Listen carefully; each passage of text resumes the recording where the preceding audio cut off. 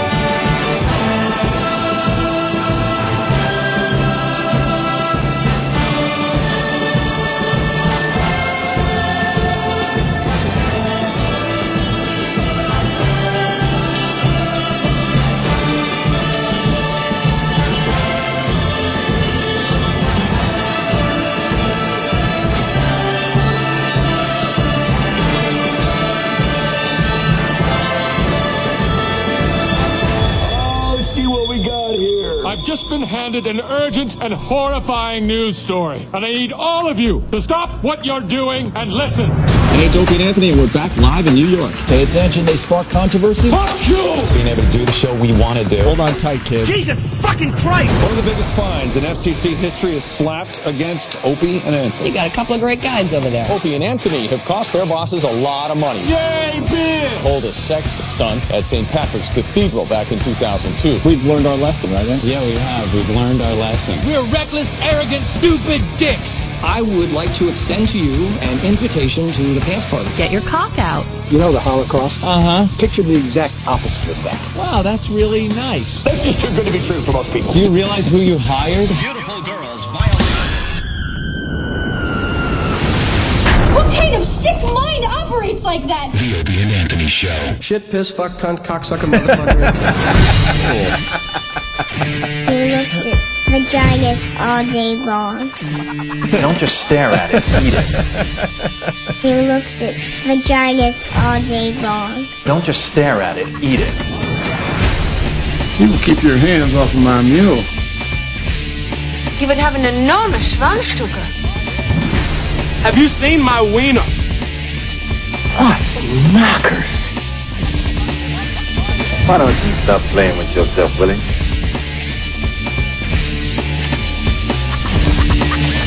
Do you know what a boob is? Boys have a penis, girls have a vagina. Don't just stare at it, eat it.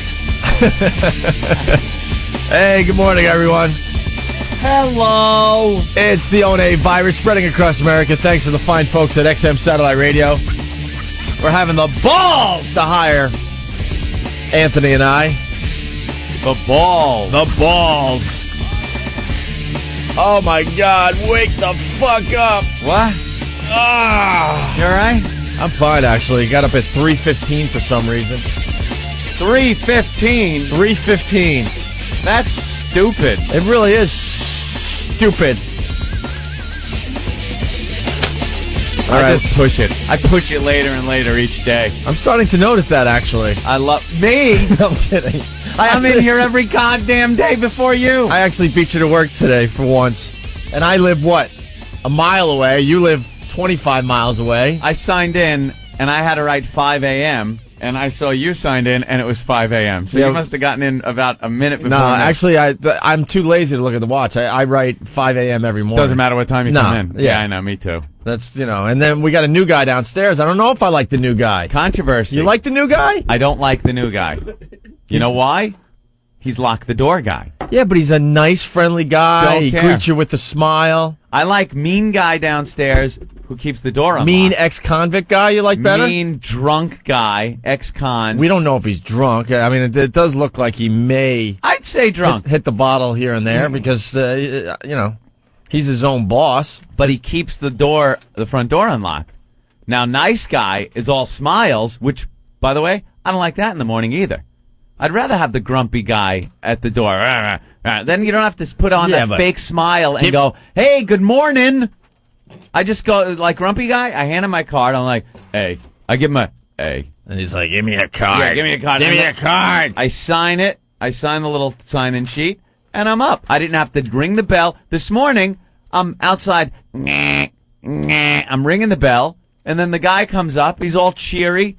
Hey, good morning. Good morning to you. And then I got to plaster on I feel compelled to put on a fake smile and go, hey, how you doing? Like all of a sudden I have to give this energy, this performance that I really don't want to do. Yeah, well, all right. So me, I don't like new guy. I want old drunk guy back.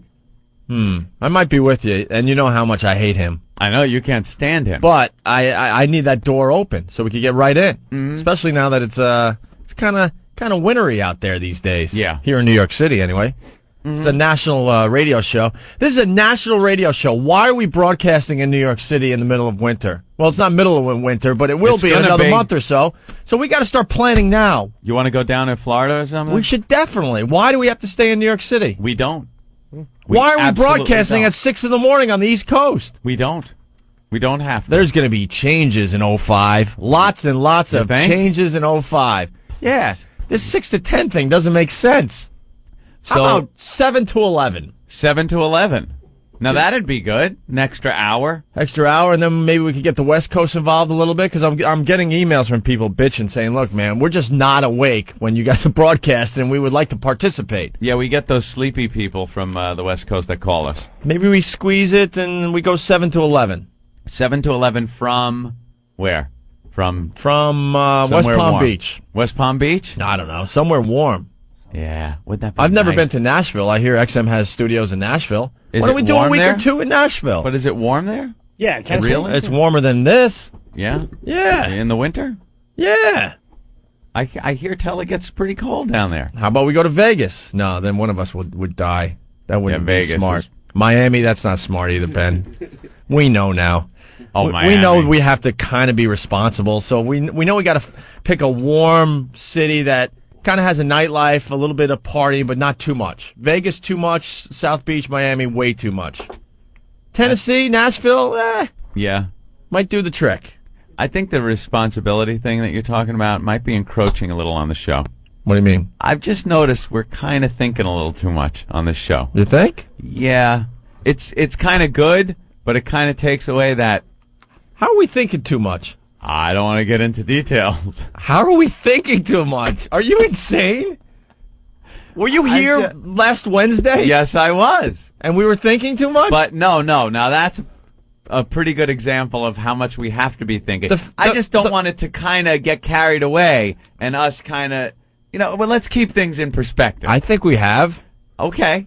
I'm not saying we haven't. I'm not saying we haven't. Let me get that straight. I'm not saying we haven't. We made some changes after Wednesday's show. I know we did. I think they were smart changes.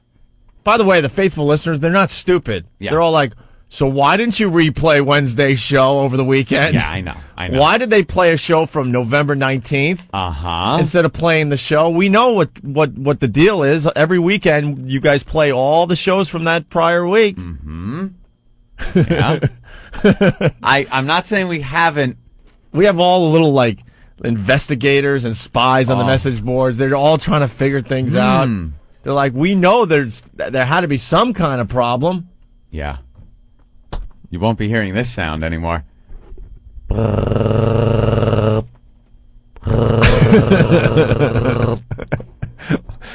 sound would that be? Oh, let's just say a certain machine. Don't worry, we're not going to overthink things on this show. That's all I'm saying. I think a lot of us got a little paranoid after Wednesday's show. Yeah. I just don't want that to affect anything maybe in the future that we might. And we want to be here a while. Yeah. We actually want to be here for a while. Just for a while. Just a little while. I don't think we'll make 10 years at XM Satellite Radio, but... You don't? But 3 or 4 would be nice. You don't think we'll make 10? 10 years here? Yeah, I don't Holy think so ass. You kidding me? We haven't made 10 years anywhere. No, we make about 3 years at every place we go. That's it. That is true. Why is that? Our shelf life is about 3 years. 3 years, and then we start to rot. Actually, NEW, we made 4 years. That was good. Did we make 4? Yeah, we sure made about 4. That? Yeah, we signed a 3-year deal, and then we signed our big deal, and we made it a year into that deal, and we got canceled. I thought it was only 3. No, we made 4, which was a new record for us. So we were really rotting. There are radio guys that just spend their whole careers in one city, one station. One station. We're just assholes. We are. We really are. God.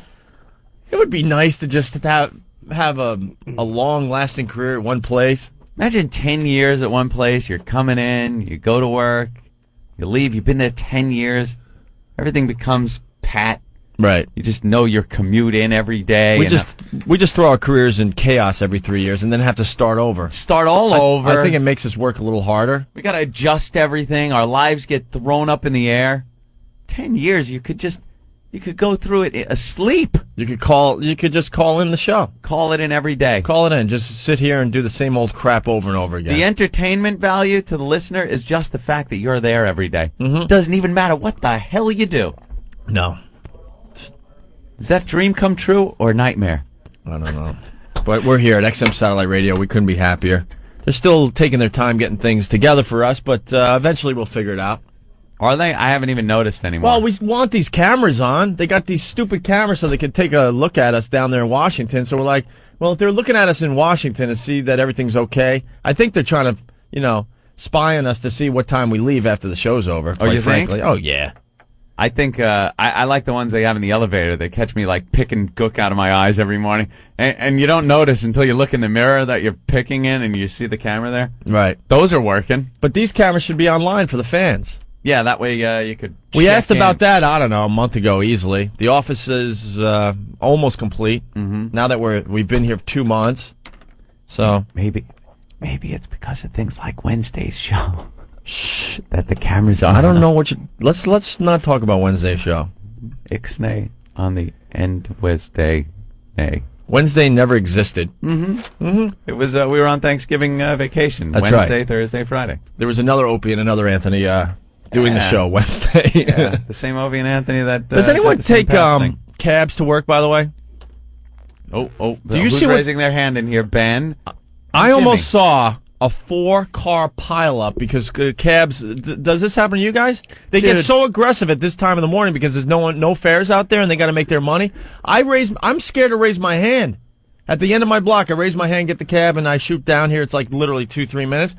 But I have to make sure there's only one cab in the distance. Oh, really? And I forgot today. So I raised my hand. There were 3 cabs and then a delivery truck The delivery truck was in the middle, and all three cabs are going as fast as they can and making hard lefts to the left side of the of Columbus Avenue to try to pick me up. There was almost a horrendous accident just to pick me up. Cars skidding and everything. A white guy at this hour with blonde hair. You know what a rarity you are, though? Yeah, right? For a cabbie, what a treat. Oh, he doesn't have to worry. Yeah. He can just pick you up and take you there and know he's going to get his money. An aptly-cheeked blonde boy. One car. No gunfire involved. The car that won, stops, jams on the brakes. The other cab missed him by literally an inch. And I'm sitting there like horrified. I'm not kidding. It was unbelievable this morning. And then the guy's like, "Get in." I'm like, "Whoa! I think I think I might just walk to work today."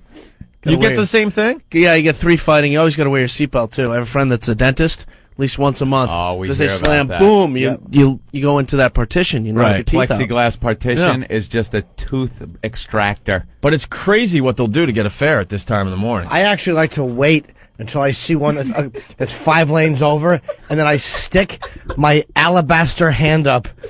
And I watch him just shoot across. Shoot across. And I'm hoping one of these animals is paralyzed. Trying to pick up the tipping white man. The black guy in a Santa hat today was my cabbie. Oh yeah, really? Yeah, black dude in a Santa hat. Oh, now they're dressing up, trying to get their tips. Yeah. I yell at these guys too because some of them try to take the long way. I'm like, dude, it's 4:45 in the morning. I'm not a tourist, obviously. I'm going to work. What are you doing? How do they try to take you? Like around Columbus Circle? No, they try to shoot down. I guess it would be 8th Avenue. 8th Avenue goes up. 9th Avenue. 9th Avenue. You go down 9th? Yeah, and whatever. Oh, I see. For people in Alabama, they don't care. Well, let's just say they're trying to take the law, and they're trying to. There's an obvious way to get to where we broadcast, 57th and 6th Avenue, and some of them like to take, shoot down 9th and then cut over, which adds a little money to their fare. I'm like, how desperate are you for money? I yell at these guys every morning, and right at that moment where it's obvious they have to, go left, I'm always screaming, because at 50-50 they want to go straight. It's like it's so out of the way. It's not even funny. Needs explosives. Yeah, they're every dollar counts. You're going to be having a big Christmas party at your 54th floor penthouse apartment this Christmas. Who? Oh, nobody got that? No, 54th floor. Yeah, Who's he got it. Anthony got it. Oh, I don't know. That was bad. 54th floor he lives on? I don't know. He was talking. What are you doing, Ben? I don't know. I don't know what you mean, Ben. Ben's doing shtick. I'd like to go to a party. Ben was very confident to step up to the mic and he blurt was that out. And then I messed up. He blurted that out like a pro. I ain't even dressed for a party. Went nowhere. Awful. I have no idea what you're talking about. What happens if I'm at the party and I'm putting salami in my pocket and the woman goes, "Don't steal it"? And I'll go, "But if it's free, I ain't stealing it." What happened to you? Like, I slept on a banana peel. That's the greatest line in Midnight Cowboy. They want to know what happened to his bum leg. All right. Oh, Ben. Well, I didn't get it. I'm like, yeah, sure. I was making a joke because remember the last time Opie had his little football party and we talked about the party and now he's talking about a which neighborhood. Is even worse. Yeah. But seriously, if you're having a party, I do want to go. I like Christmas parties. All right, maybe I'll throw a little party. I don't know. You really should. Soiree, Opie? Why not? BYOT. It's a bring your own table. I'm getting new stuff every day, by the way. Are you? Oh, yeah. What do you have that's new? Well, you helped me get the computer. That'll help. I got a Posturpedic mattress to go downstairs so I can sleep in the cave because people keep me awake. You go to bed at 8:30 and you get pissed off at the people still walking the sidewalks and the cabbies driving down your road and stuff. And also I got homeless guys that like to sleep outside my window for some reason. Really? Oh, yeah, and they just babble in languages you've never heard before. You got to get the... Because I don't want to explain where I live, but it's a perfect little nook for homeless guys right outside my my bedroom. You got to open up the window, especially in the winter? No. Cold water. Cold water? Pour it right on them. They freeze up. They'll leave immediately. Got to go find a subway grate to defrost on. I don't know if you want to attempt a homicide in the winter. It's just homeless Scalding people. water in the summer. That's a homeless guy. No one will notice. Why don't you just no go one out will and care. No one will notice. Take your mule out into a little docking. All right, what are people talking about this morning? Nothing, right? The Preppy killer is going back to jail. Yeah, that's what they're saying. The prosecution wants to put him back in jail. Found some coke and some heroin residue on some tinfoil and a straw in the back seat of his car. I don't like this guy any more than anybody else does. You want to tell the people in Tennessee who the Preppy killer is? I think it was a anybody national story, I guess. Yeah, but anyone that remembers back then will know who it is. Other people might not know because they just don't remember. But he was involved in some rough sex in Central Park. In Central Park, and with strangled this this Jennifer Levin, Jewish broad. Some Jew broad in this day and age. Yeah, and strangled her. He said it was rough sex they were having. Others said that he just strangled her. And he went to jail for 15 years. 15 years. Got out. Got out less than a year ago, right? Did his sentence. Or is it out. a couple of years now? No, less than a year, man. Okay, less than a year ago. And when you get out, you got to be good boy, which doesn't include doing coke and heroin. So they found this, and they're trying to send him back to prison on it. Yeah, I don't know about that residue thing. If you catch somebody with a bunch of drugs in their vehicle, fine. Do what you want. Put them in jail, whatever. I love watching cops, and they get these people, morons that are doing like 85, 90 miles an hour. They get pulled over. They come out sweating bullets and shaking. The cop goes, "You mind if I search your vehicle?" Why? There's nothing in there, officer. And I'm laughing my ass off because you know what's coming. They pop that trunk open and they're pulling kilos out of the trunk. And you're like, why is this bonehead why isn't he just doing 55 miles an hour? Why does he have a taillight out, not using his blinkers and doing 85, That's fine. Take him in. He's a moron. And obviously he's dealing the drugs or something. If you get some residue on a piece of tinfoil, what business is it to arrest somebody like that? Yeah. They're saying most of the money has cocaine residue on it. Yeah, sure. You got some 20 that wants to curl up at the corners. There's probably some coke on. But the Preppy killer, he was driving without a license. Inspection. And he had a suspended license because of a traffic ticket he hadn't paid. Right. Who hasn't Why done is he that, driving too? around like that with drug paraphernalia in his car? Yeah. Is he nuts? He's He stupid. just got out of prison. So if you're someone like that, it's pretty stupid because you're going to get sent back to prison because everyone wants to send you back to prison. The newspapers are putting you on the cover trying to get that outrage going. They're trying to get the froth going so people will get pissed off. We know how that works. They put your picture on the paper. They do it a couple of days. They put some nasty stuff underneath it, and then you're the scourge. Yeah, they come up with cute headlines like Opie and Dopey. Opie and Dopey, church sex scandal. Yeah. Things like that. And it gets people, what? Well, I never. And they get outraged. And then the public officials feel compelled to do things because they think the people are outraged because it says on the paper that the people are outraged. Mm-hmm. So you get someone like the Preppy killer. They put his face on the cover a couple of days. They rekindle the outrage of him killing that young girl. And then the public officials feel compelled to throw him back in prison. So that's what they're going to do. They'll throw him back in. For how long? I don't know what he Couple can get years, for maybe? that. Maybe at least a year. And you brought up something as we were preparing for the show. How they I did? They showed the video. Yeah. Oh, yeah. When he was on probation for the he was out on bail, right? Awaiting trial for killing Jennifer Levin. What am I saying? Out on bail. And he went to a party. And at this party, there's a videotape rolling. And this is back in the old days where, you had the big, bulky camcorder on your shoulder. And I guess people just did it because it was kind of a novelty. And he picked up a doll. And he started twisting the head around like he was choking this thing. And he was imitating the doll's voice, going, "My name is..." And then he almost is going to say Jennifer. The girl and then he killed. decided, he goes, no. And he put the doll down. Well, that thing ran like crazy on A Current Affair and all those tabloid news shows that were all the rage back then. And it really got public opinion against him. And again, the outrage and the public officials and everything really pushed to get this guy put in prison for as long as they could. Right.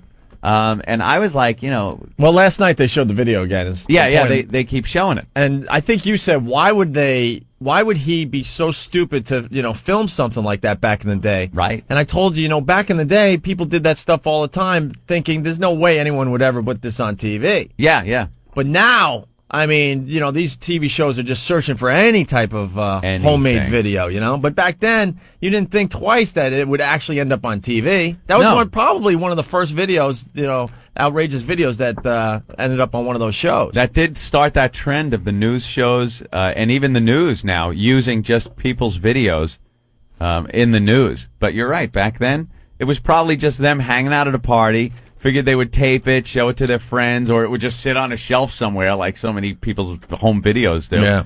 And then it ends up on the news, and there he is choking this doll. So really made him look bad. So he's effed. Without a doubt, he's effed. And then, speaking of dead bodies, do you watch The Coroner? Oh, by the way. You watched The Coroner? I watched it last night, actually. You did? All right, we're going to talk about that. What were we going to say? Just talking about things that, I don't know if we even talked about this yesterday, that I got out of another speeding ticket. Oh, no. Yeah. And this goes with the stupid people that do stupid things when they're driving. Yeah, but it's kind of working out for the better. Remember a while back I talked about my inspection on my vehicle? I picked up a brand new vehicle and I decided guess it was not August. to get it inspected. I have not gotten my vehicle inspected. But don't you, when you buy a new car, isn't it already inspected for you? Yeah, for like 2 years, right? No, it's registered, but it's not inspected. You have to go and get it inspected. When did that change? I don't know. I thought you didn't have to for 2 years. No, that had to change. When you drive a car off the lot or whatever, it's already not inspected. No, it's not inspected. I have to go get it inspected, which I have always, for years, I've been stupid with this. I never get it inspected. It doesn't have an expired inspection sticker next to the Reggie, mind you. It just does not have an inspection sticker. No, it's just my Reggie. No, it's funny that we are so similar. Aunt and I hate doing regular crap. Yeah. Stuff that everyone does. Yep. We will Can't stand avoid. it. We will avoid. And it has nothing to do with who we are. And No. I've been like this since I was 18. I once got arrested. It's the only time I've ever had handcuffs on and been arrested for driving with a suspended license. It was suspended because I hadn't paid a ticket for inspection, which I didn't get. I got an uninspected ticket. I let it go and go and go. This was years and years and years ago. So I'm driving upstate over the weekend, and I get pulled over because I'm speeding. I come over the hill. There's the cop. I'm like, son of a bitch, man. Woo! Get the lights, pulled over.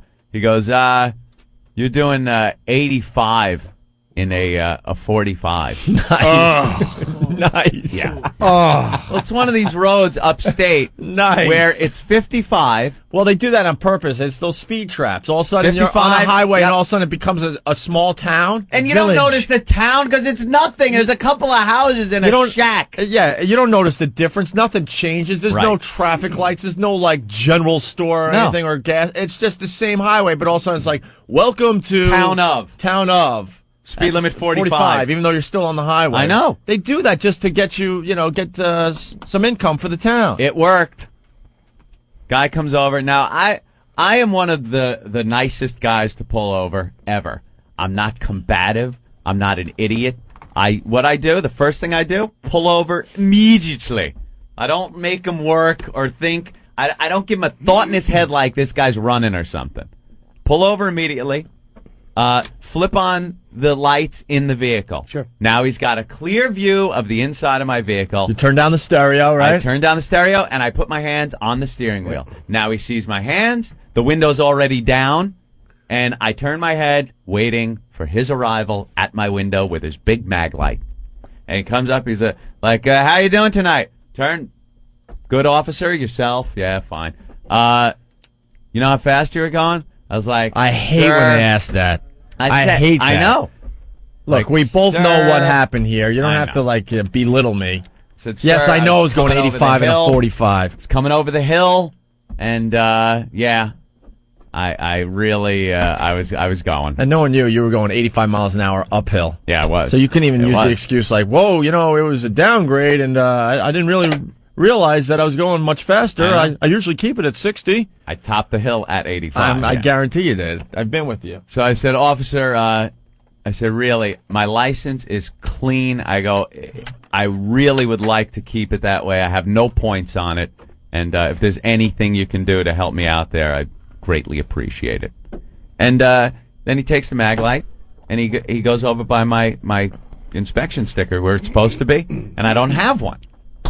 So he goes, oh, no inspection. I go, yeah, lazy. I haven't gotten inspected. What an ass I am, blah, blah, blah. Give him the license, Reggie. He goes, oh, we'll see what we can do. He comes back after a while with the uninspected ticket. He goes, look, I let you off the hook on speeding. He goes, just watch yourself, especially around the towns. And he goes, guilty on the inspection thing. He goes, if you decide to fight it, he goes, we're going to have to meet in court, and I'll start telling people in court why you were pulled over in the first place. I go, no, I'll pay this. Believe me, don't worry about it. So then I'm starting to think I'm never going to get my inspection because it's the out the cop is looking for. Anything he can use to keep from giving the worst ticket, they usually do if you're nice. So if you're uninspected, he's going to opt to give me the uninspected instead of the speeding ticket. All your police paraphernalia didn't help you on this one? I don't have it. It's all expired. That's what happened. 2 years off. And I've been off 2 years. I don't have crap left. I mean, I laugh when people come up to me and go, hey, you want a PBA card? Or, hey, look what I got from my friend, a PBA card. I'm like, ha, ha, ha, PBA cards. You should see what my friend Anthony has. I had a window placard. He had placards. I think you have the siren on top of my car, bubble. You have a siren. You got a police uniform, I believe. I mean, hey, whatever worked. Officer, I'm on the job, too. PBA cards. I laugh at you. Card. We got little sergeant pins. We got all sorts of stuff from our buddies at the NYPD. But now... But all that expired? Yeah, it's all expired. I have nothing now. Any officers out there want to, hook me up with some stuff. I had something from the bridge and tunnel cops right after 9/11 that got me through the Battery Tunnel, Lower Manhattan. I'd go in from Brooklyn. No one else except dump trucks full of debris were in and out. And you pop out the other side, it's the surface of the moon over there at that time. And, I was able to get into work on time. Yeah. Because that's the important thing. That's what the tunnel should have been used for back then. Me. I'm so selfish. I also got I'm really horrible. I also got an expired inspection sticker ticket over the weekend. Oh, you did? Yeah. See, you're lazy too. Well, I park on the street in my neighborhood, and these asses, they have nothing better to do. Starting at midnight, they just go up and down all the streets, making sure everything is, you got your inspection sticker and your Reggie is all up to date. If you're parked illegally, that's fine. That's what their job is. But now they're going around inspecting your vehicle on the street. Yeah, this is the second time it's happened to me. I blew it last year and I blew it this year. That's like if you lived in the suburbs, a traffic cop coming into your driveway, and looking and saying, "Oh, he's unregistered. Let me." Well, people like me that have their car in the city and parking on the street. Yeah, that is your driveway. That's kind of my driveway. It's your driveway for the night. And and they're just walking up and down the streets, just giving out tickets for inspection stickers that have expired. Registration stickers that have expired. Oh yeah. How is that fair? It doesn't seem very. That's for sure. But I got one as well. Yeah, so I say, keep a little violation on your car at all times, unless you're, toting heroin and coke around. Well, we have a cop on the line. He's going to explain to us why they ask, do you know how fast you were going? Oh, we got an answer. Dennis, what's up?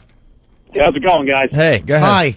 All right, the reason we ask you why you're going so fast, or how fast you were going, is because what we do is we back the ticket. So in court, we could say you admitted to going 85 and a 45. Right. And so forth. Mm-hmm. Oh, really?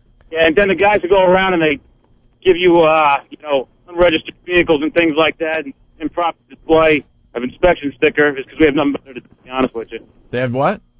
The guy, when your vehicle's parked and we come around and write you the tickets while your vehicle's parked. Yeah. Yeah, those are the guys. We pretty much have nothing better to do with that. He's got nothing else to do with that hour. So. But are those cops doing that, or those parking violation people? Those are real cops. Asses. Yeah, those guys are scumbags. The ones who do traffic direction and everything like that, they're the worst. In my neighborhood, I watch these scumbags, and they are scumbags. Yep. They will stand right next to a meter knowing there's like 2 minutes left on it. Mm-hmm. And I have seen like women, that are running on the sidewalk with their pocketbook. Yeah. Knowing, they time it out that they only have an hour or whatever. I have watched this more than once. Running to their car, and as soon as that meter, is now in violation mode, they're already writing the ticket. And there's knowing the woman is it. running down the sidewalk, and that's the the woman that you're writing the ticket for. They're wannabe cops. And then the lady will beg and plead like, and they don't even listen. They don't. They're always these fat, uneducated messes that are just writing the tickets. It's a power trip that they have over everybody. They weren't good enough to get into the NYPD. So not they're good doing enough. This. They didn't want to exercise a little bit. So now they're like, they feel the power. There's a lot of people out there that have stupid jobs that feel like they have all the power in the world. Position. Anyone, position. You could be the lowliest piece of crap with a crap job, and if you have the best crap job around your group of people, you will play your power.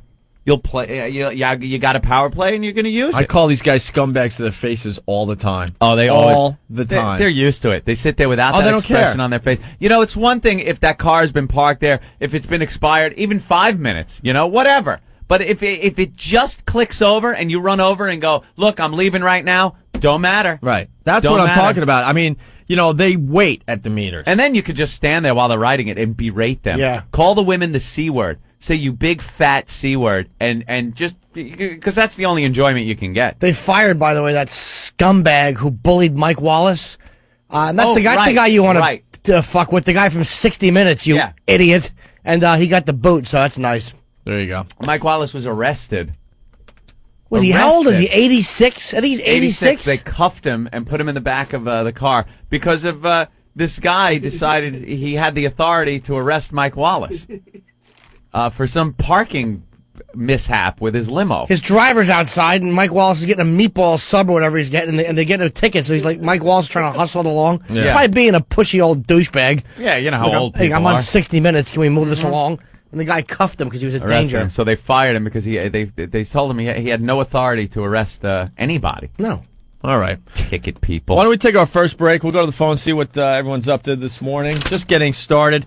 We have the MiFi thing that we're going to start. Do we start this week? I'm all confused. I don't know. This week, next week? Yeah. We get confused with the weeks around here, don't we get confused when, you know, the gang in Washington tells us things, and then all of a sudden they're promoting it for another week. The gang in Washington sounds like the mob. Whatever. Hey, dude, the gang in Washington wants their cut. Oh, the big free play week starting, June 11th? Jesus. Yeah, it's a real big deal, and they're running promos for the wrong week. Ouch. How does that happen? I don't know. Just in case you're wondering, if you got friends of yours that don't have the Opie and Anthony show yet, but they have XM, starting this coming Monday, so a week from yesterday, for the whole week, we're going to be available for the whole XM platform. Okay, Ooh. And we've been talking about this for months, like since we started, and all of a sudden they're running promos that it's starting, a week 12th. after. I don't want to confuse people, but the 12th. I'm like, how does that happen? Eek. But it's next week, starting Monday the 6th, right? So for the whole week, we're going to be available for everybody on the XM Satellite Radio platform. Yeah, there you go. It's just unbelievable, the incompetence at times. I just got to say it. It amazes me. It absolutely amazes me. I got to agree But with we're you. the asses. Because we complain about it, because we are. Because we wanted, sorry doesn't that we matter. want to be on top of the radio world again. Sorry we bother you with little minor details. Well, that call today is going to be good. We're going to have a little meeting today. Oh, that should be fun. I forgot. It's call meeting day. Yeah, That's right. Where we all hustle into the only room with a conference phone, which is it's a cell. It's the 8x5 cell that we all go into to smell Jimmy fart. Oh, did I gas in there last time? Oh. I'm sorry. All right, we want to take a break, but there's a couple of people on the line we should get to. Sean on Long Island, what's up? Nothing much. Yeah, I know what you guys are like. I did this for 2 years, and I quit when I got called every bad word in the alphabet. Oh, you were the one that wrote out the tickets for expired meters? Yeah. You scumbag. That's Dick. right. Anything else you want to call me?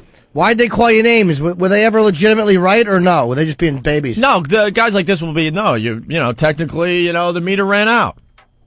But how about human decency? How about seeing the lady running with her little kid in tow, knowing that the meter just ran out, and you sit there with an expressionless face writing the ticket right in front of her. She's begging for forgiveness and saying, please, please, please. I kind of like that, actually. Whatever, dick. Dragging that dumb kid down the street, bothering everybody. That's right, bitch. Stand there and take your ticket.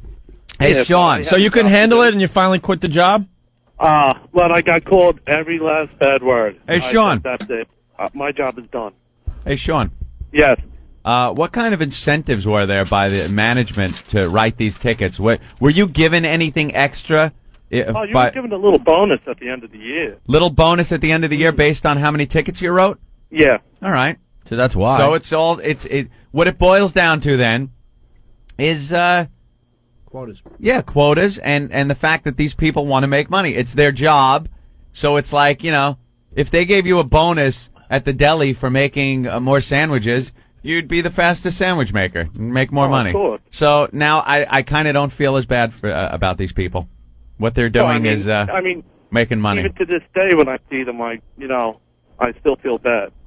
Nah, I just feel bad writing those people They are off, scumbags, but at least they're doing it for the right reason. Scumbags. Yeah. Cash. So, Sean, what did you want to be when you grew up, and then you turned into one of these meter guys? I wanted to be a cop. I told you. Why couldn't you make it? I had bad knees. Bad knees? Yep. All right. What are you doing now? I work for Con Ed. There you go. All right. Thanks, Sean. Thanks, fellas. All right. On it. John in Georgia. Slogan. Yeah, what's going on, guys? You tell us. Let's go. Well, you know that up there in New York, that if you're sitting on a milk crate outside your business or whatever, you can get charged a $25 ticket for misuse of a milk crate. Yep. I know that has happened. That's made the New York papers. Also, you can't lay down in the subway. If you take up 2 seats by maybe just leaning the wrong way, they'll give you a ticket. Leaning the wrong way? Or taking up 2 seats? Well, 'cause I agree with that. Those they'll lay down, I'm sleeping. I love watching them getting rousted by the end of a nightstick. But we're not talking about the homeless guys. We're talking, once again, maybe someone that just works 16, 18 hours. They're on the subway, and they're like, they got a long commute. And tough. What about the guy that's got to stand up because he can't sit down? I'm not even talking about that. There's plenty of seats, and it's just being, these guys are just being a pain in the ass writing tickets. Obviously, they don't need extra seats, and this lady or this guy is just kind of leaning and taking up 2 seats. They'll give you a ticket if they're in the area. There was a cop out there in L.A. that saw a woman driving with her knees, putting on her makeup, talking on the cell phone, driving 80 miles an hour down the interstate, pulled her over, started to write her a ticket. His pen ran out of ink and told her, well, woman, this is your lucky day. I don't have a pen to write you a ticket. Hell, if I was that damn cop, I'd have borrowed a pen from her purse. All right. Well, that's got to be an urban legend. He doesn't write the ticket because the pen runs out of ink? Yeah. It made the papers. Oh, it did make the papers. Well, then it's got to be true. Out there in L.A. All right. He was trying to rape her, but he ran out of clear stuff. Thank you, John. Louie in Brooklyn. What's up, Louie? What's up, brother? How you doing, man? Pretty good, man. There ain't nothing worse than standing in the streets of Manhattan with the trafficking Americans standing on the corner. You're asking for directions. They can't even help you out.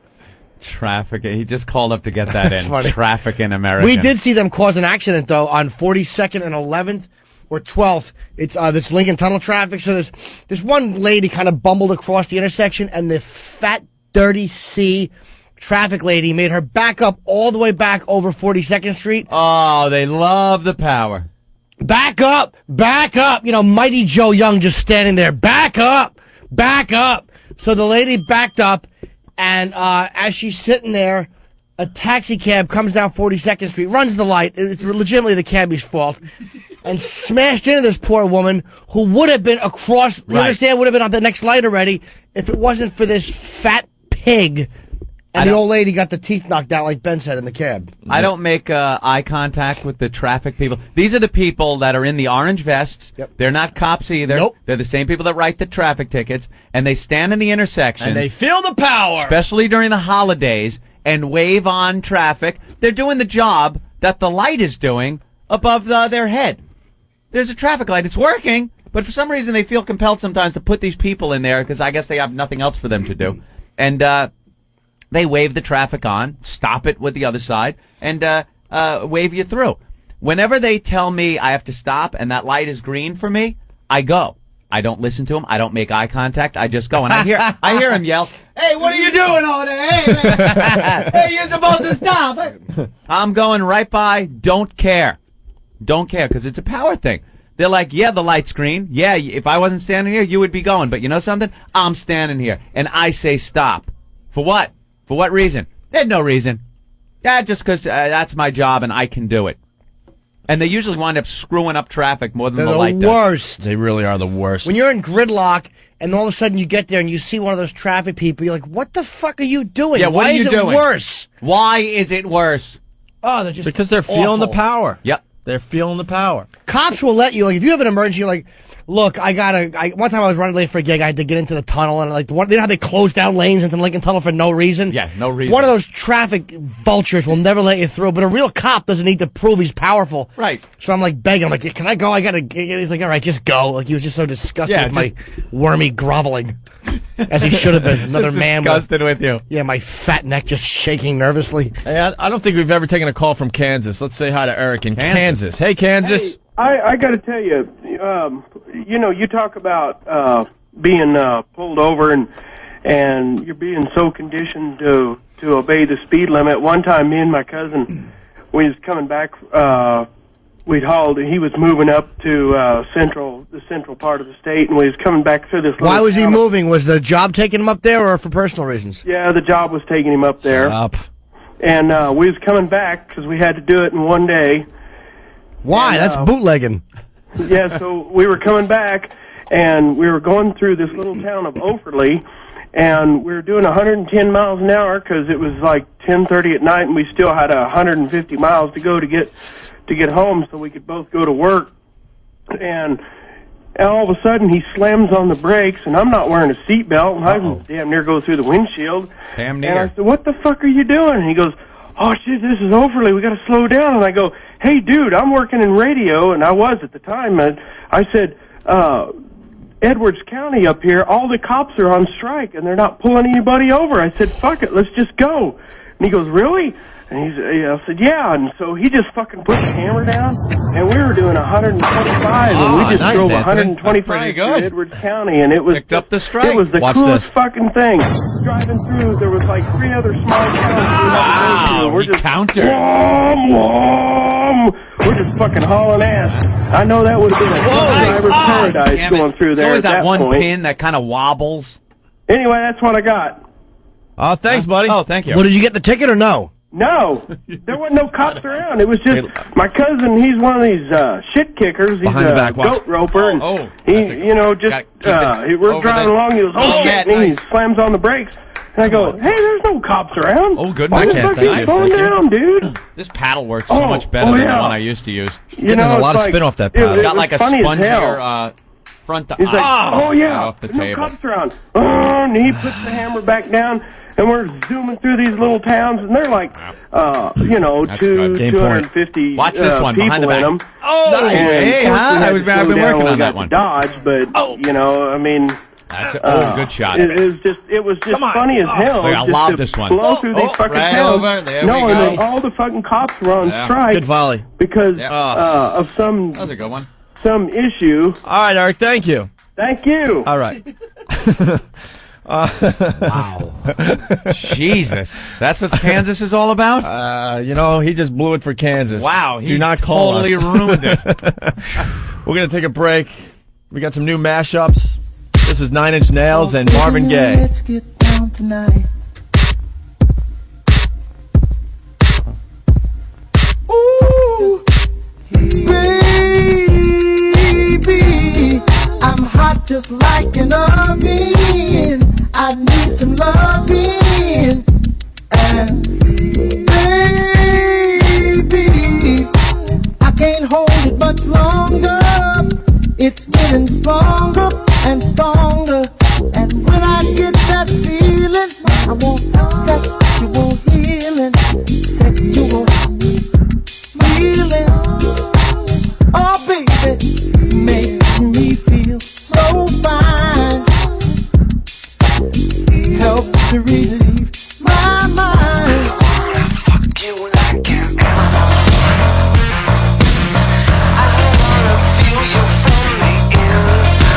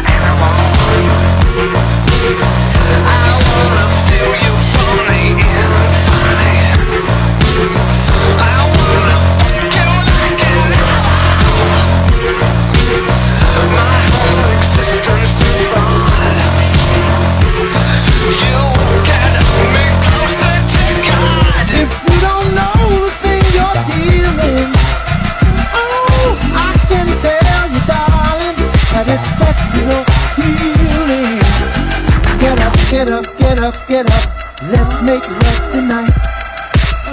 Wake up, wake up, wake up, wake up, 'cause you do it right. Baby, I got sick this morning. A sea was storming inside of me. Baby, I think I'm capsizing. The waves are rising and rising. And when I get that feeling, I won't sexual healing. Sexual healing is good to me. Makes to me so fine. It's sexual.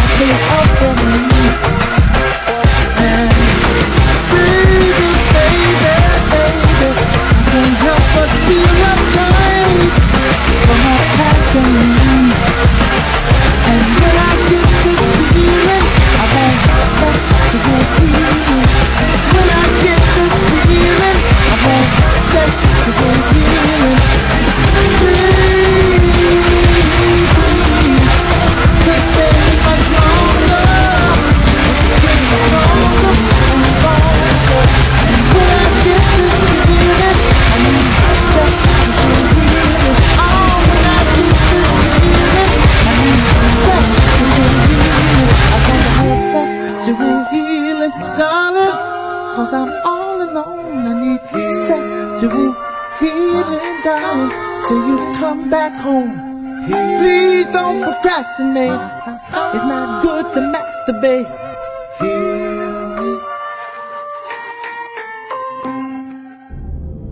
In a world without vibrators, honey, can I wash your socks for sex, please? Women are tortured. Please, just this one time. Come on, pretty please. You can put it anywhere. Yeah. Okay, yeah, even there. Just fuck me. Women are brought to the brink of insanity. I'll invite all my friends over and we'll clean the house topless. Just if you just have sex with me, just please have sex with me. Anyway, just do me right now, please. God, I can't take it another day. I miss my pocket rocket so much. In a world without vibrators, a cucumber. That's all I need. I need a cucumber. That's it. And I'll be fine. Coming soon to the Opie and Anthony Show. Voss seem to have it together. No, we never do anything. We're just here. Prejudice is a bitch, though, because it's just so much weight to carry. I wish sometime you guys could go out and just be black for a little fucking while. You guys have no idea. You know, you see a concept, you think somebody's just being in a bad mood. But the concept of somebody fucking with you because of your color is really strange. You know, you're going somewhere and you get that look before you get there, you know you ain't getting a job. You get ready to show up with all that energy, you see that look.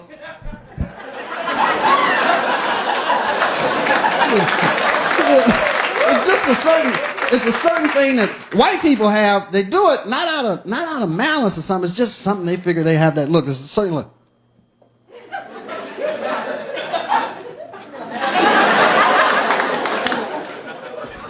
It's funny. I like to confront that. What you looking at, motherfucker? I'm talking about you. If I don't get no job, ain't no motherfucker in here getting one. So we gonna turn it out.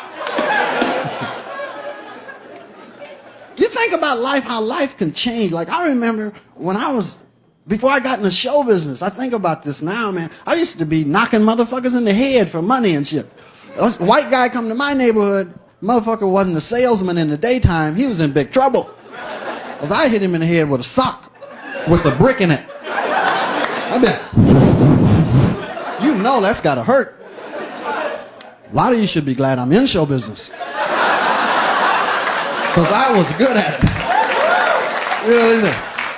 Hey, let's take this motherfucker out. Call Pryor. Richard, bring your sock.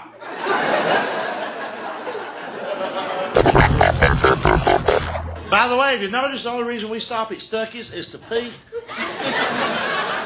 Nobody buys anything. That's why those stores are so neat and clean. Nobody's ever touched that stuff. Oh, we'll look at it. Like, oh, look, honey, they got pecan logs. You better put that log down and go pee. Hell, we got to get going.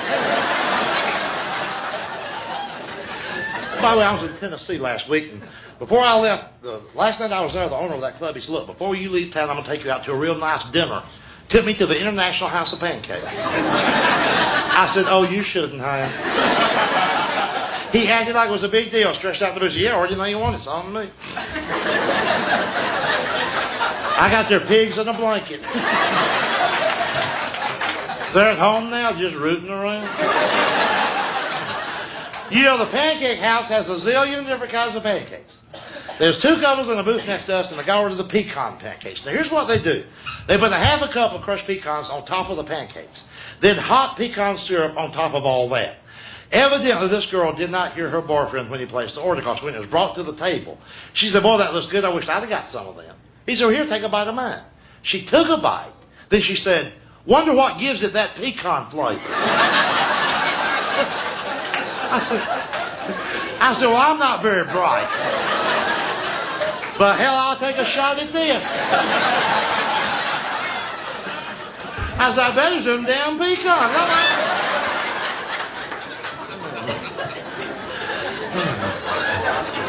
You know something, idiots come in swarms, you know that?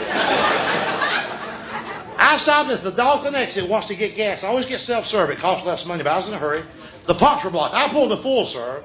The guy walked up to the window, and I said, fill it up. He said, with gas? I said, what else do you have? He said, I always like to ask just to make sure.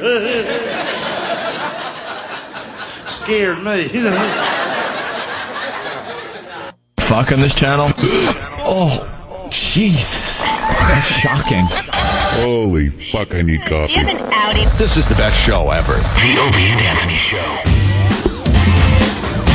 I hate this place. Nothing works here. The medications don't work. I've been here for 7 years. Nothing works here. I hate this place. Nothing works here. The medications don't work. I hate this place. Nothing works here. The medications don't work. I can't get enough of that thing. It's the O&A virus spreading across America. I love that guy. Yeah. Love that guy. He's just having the time of his life over there in Bellevue. I hate this place. Man, a lot happens when people are asleep. Notice that gazing into these TV screens while we do our show. We have the news on every day. And there are so many wrecks in the morning. And then they just seem to hose it down and life goes on. Yeah, the average person wakes up and has no idea what's going on. No. We get here nice and early, and the news starts up with the latest horrific accidents. Disasters. That's closing off major arteries, but no one's on the arteries yet, so it doesn't really matter. It doesn't matter. What was today? I thought I saw a car flipped over or something. There was an upside-down car that they had just put out, I guess, and another car that just had no front end on it a few yards away from it. And there's, firefighters walking around.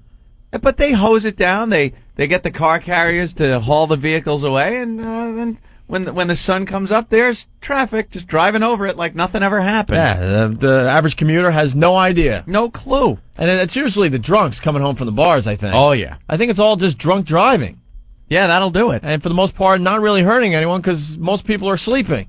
But these accidents every morning are just horrific. Yeah, and it's every morning.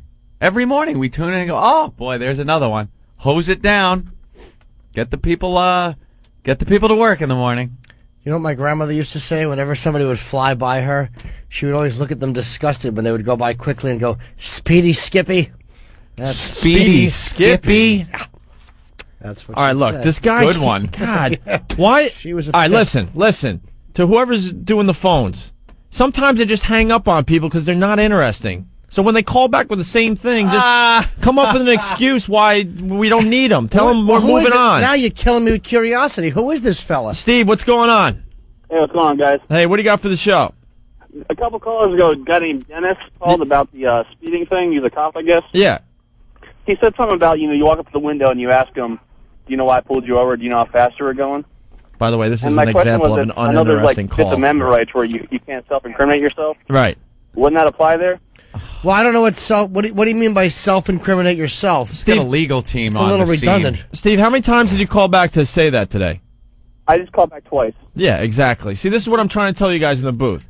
We don't have to be nice on this show because we have a radio show to do. So sometimes I just hang up on people because we're trying to keep the phone lines clear for other things. Oh, do you have to keep Steve on the phone while you do this? Oh, Why? I don't know. It's nothing personal, I'm getting Steve. that gushy feeling. Steve, we kind of we already covered we covered this when we were talking about being stopped. All right, my fault. All right. No, it's all right. We didn't need a 20 to 30 minute conversation why the cop says, do you know how fast you were going? I don't care. Steve?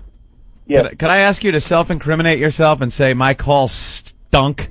Yes, my call stunk. All right, There very he goes. good. Thank you. Self-incrimination. You guys rock. Thanks, buddy. Well, we're not on the same page because I'll look at the phone screen. I'll see 4 or 5 things I just don't want to go to, and I know there's other people probably calling with maybe something that could be the next brilliant Opie and Anthony Right. bit. So I hang up on people. I mean, I noticed that. I was looking and I saw your little mouse cursor moving around, hanging up on people, and I thought, Ope's figuring out how to clear the lines. Right. So then apparently the guys that are screening the calls, the guys call back and put him right back through. Yeah, because I think I got hung up on. That's hysterical. Listen, if you're going to be a fan of this radio show and you're going to be an active fan where you call up with stuff, that's great.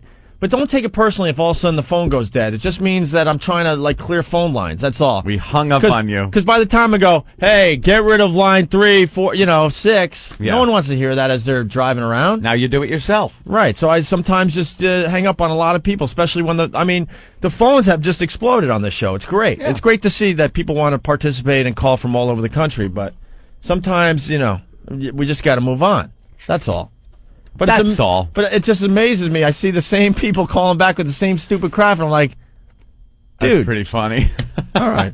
Anthony, we're going to be giving away MiFis. You want to explain what a MiFi is? A MiFi? This is something that the little dog company won't have anytime soon, because those stupid idiots over there decided to take all their work out of house. Yeah. You want to explain that? MiFi is a way to take XM with you. Take it along with you. Right. Like you would a Walkman or an iPod. See, here's the huge difference between XM Satellite and the little doggy company. All their technology stuff stays in-house. Right. So they take it, they Who make stays in house? all the new technology they're coming out with, like the MiFi and XM, stuff. okay. Yeah, XM. They do all that in-house. They got engineers that are just working for XM, okay? The little doggy company sends it to other places, and then, these other places, they have other things they have to do for other clients as well, and then it's not a priority. Right. And that's why XM Satellite Radio is way ahead of the game. Leaps and bounds. And that's why they're the first with the portable unit, the MiFi, which is just absolutely amazing. Yes, it is. You take it wherever you want and listen to XM Satellite Radio on the go. You could record this very program, and then you can go down in a mine shaft in Pennsylvania and listen to the program without even seeing any daylight or sky or nothing. Right, and you can fast forward through segments. Yeah. You hear a song you don't like? I don't want to listen to that. You don't like that Marvin Gaye mashup? Right. You fast forward right through it. Well, technically they can't, because listeners have been telling me that they have the MiFi, and because of the display, there's no way to fast forward. You can't just go... I don't know. It's a technical issue that they're trying to work out, I guess. Because, the display on high voltage, I guess that has to change so then people know what they're fast forwarding through. Oh, really? I guess. Well, you could probably fast forward without knowing exactly where it's going to stop. I don't even know. I think it could only fast forward through whatever's displayed on the screen. You gotta be shitting me. Well, how can they fast forward if we haven't said it yet? Oh, that's true. Well, because you could record it. Can we just fast forward it and see how the show goes? See if we did good? Time to play What Did We Learn on the Opie and Anthony Show. We learned absolutely nothing, and this show flew by. We're out of here. Thanks. I don't know. We're getting a little too technical. They're going to figure it out, though. There's a bug as far as like rewinding the show and fast forwarding. Because just with this program, because some people fast forward. I'll explain, because we have some freaks out there that it's not good enough to listen to us once a day. They have to listen to us 3 or 4 times a day, the same show, and then they'll go, oh, I remember when they were talking about speeding tickets. That wasn't that great of a segment, and then they'll fast forward to the next segment, which hopefully is this segment, which is so brilliant. There you go. Of course it is. So we're giving away MiFis, and we asked casually, what would you do for a MiFi yesterday? How would you do that? Ask casually. Just casually went, Go, hey. We're thinking, you know. What would you do for a MiFi?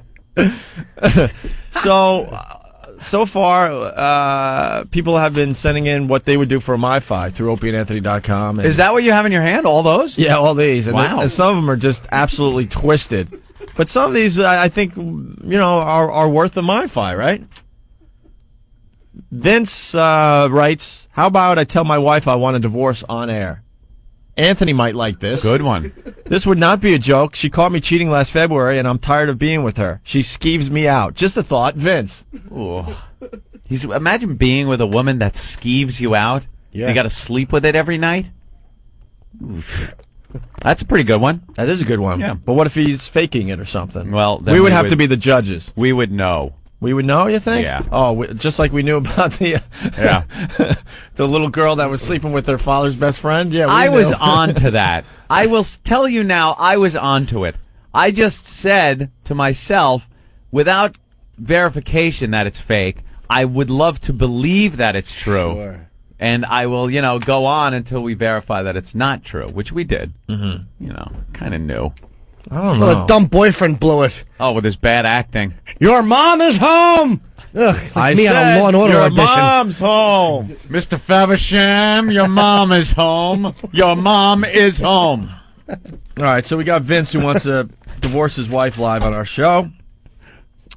If any of these sound good, you guys got to tell me so we could get this going, because we got all their phone numbers, okay? Norton's Beefy Tits at AOL.com. His name's actually Paul. Hey, guys, I would lick the nasty shit behind Rich Voss's ear.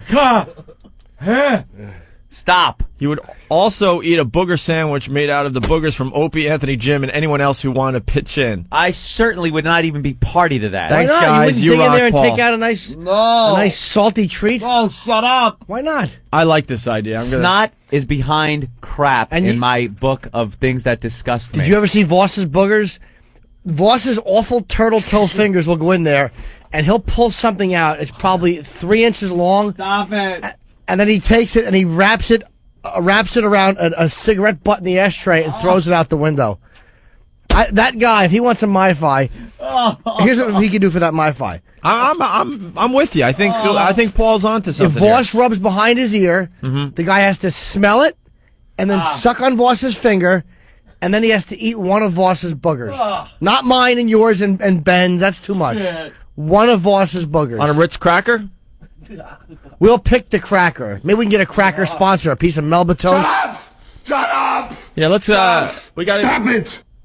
One of Voss's boogers. We got to put it on a Ritz cracker. Shut up! All right. Do you guys like this? So we're blowing off Divorce Guy because that could be kind of fake? I don't know. Oh, yeah. We can get someone to suck Voss's finger after he gets a good hunk of ear cheese, though. Shut up! Oh. Maybe after he gets the good hunk of ear cheese, the guy has to smell it, and then Voss rubs it on his teeth and scrapes it on the guy's teeth. Quiet. Nice. Stop it! Quiet. Where's Anthony? You all right, I can't take stuff like this. I know. It's Would you let him eat? I am gagging. You wouldn't want to see him eat one of Voss's boogers? Stop it. Dude, Voss's boogers, I'm not even kidding. They should be hanging off a gutter in the winter. They're awful. I like Paul's idea. So disgusting. I'm gonna vote for Paul so far. Yes, me too. All right, let's put Paul over here. Norton's beefy tits at AOL. I find that, by the way, to be a very offensive email name. Of course it is. It's very hurtful. Very hurtful. Well, Josh from Long Island. Hey, boys, I think you guys should do Run Around Park for Erin for the MiFi contest. We got to find a girl named Erin. Yeah. All right. Could be any girl with an E last name, first name, actually. True. Doesn't have to be Erin. Run around the park for Eddie. Ellen. Just chase a retard and rape him. Well, this one could be interesting. Matt, I would give Stalker Patty a gyno exam for a MiFi. I'm not a doctor, but I have some medical background. I got some skills. Some medical background. You're a school nurse. Puts on brass knuckles and punches his way in. So far, I like Paul. Do we have one to give away this week? I think we can give one away. Yeah. Cool. Yeah, plenty of them. Is Voss around this week? I don't think so. Let's have. He's coming in next week. Let's have somebody give him a jingle. All right. We don't have. All right. We could do it next week, actually, as well. All right. As we move on here, the MiFi contest. What would you do for a MiFi? This guy, B. Height, it looks like, from Allentown. I will smash my manhood with a Sirius satellite suitcase-sized radio. Or eat the guts out of a Sirius satellite radio. Something there with a Sirius radio. Not really. No? Douchebags. All right, you're right. Johnny writes, I want to give my girlfriend a golden shower for a MiFi. That's kind of easy, though. Kind of easy. The XM owes me about 300 MiFis. That's easy? Yeah. How about you let someone take a leak on your girlfriend? Yeah, who wouldn't want to do that? You just think of all the times that bitch talked during the game. Well, where is he located? I don't know. Oh, 610. What's 610? That's Pennsylvania. Philadelphia, right? Why don't you let her take a dump on your chest? Be a real man. Yeah, that's a little too easy. That guy's going to have to think like a little a harder. kiddie pool, and she could be in That's it easy. naked, and he Just takes a leak on her? She's got a dump on his chest. That's a nice enema dump. That's amateuristic.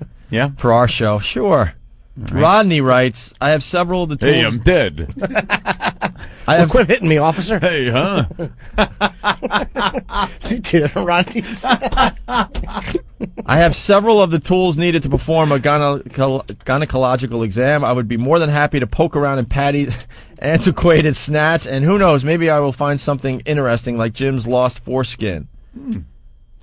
I would also be willing to take the dildo up the... up the A. Yeah. And this is a guy, No, but I would like to see the thing first. Way to get the gay out. No, he wouldn't. We got to get the one that sawed through and use that one on him. Just cut up his intestines. That death machine that they brought in. Ladies and gentlemen, Rich Voss. Voss! What's going on? Hi, sweetie. Hi, Butterfly. Where are you, Voss? I'm sitting outside my room at Doral, ready to go play the blue course. Oh, look at the life of Rich Voss. Yes, I am.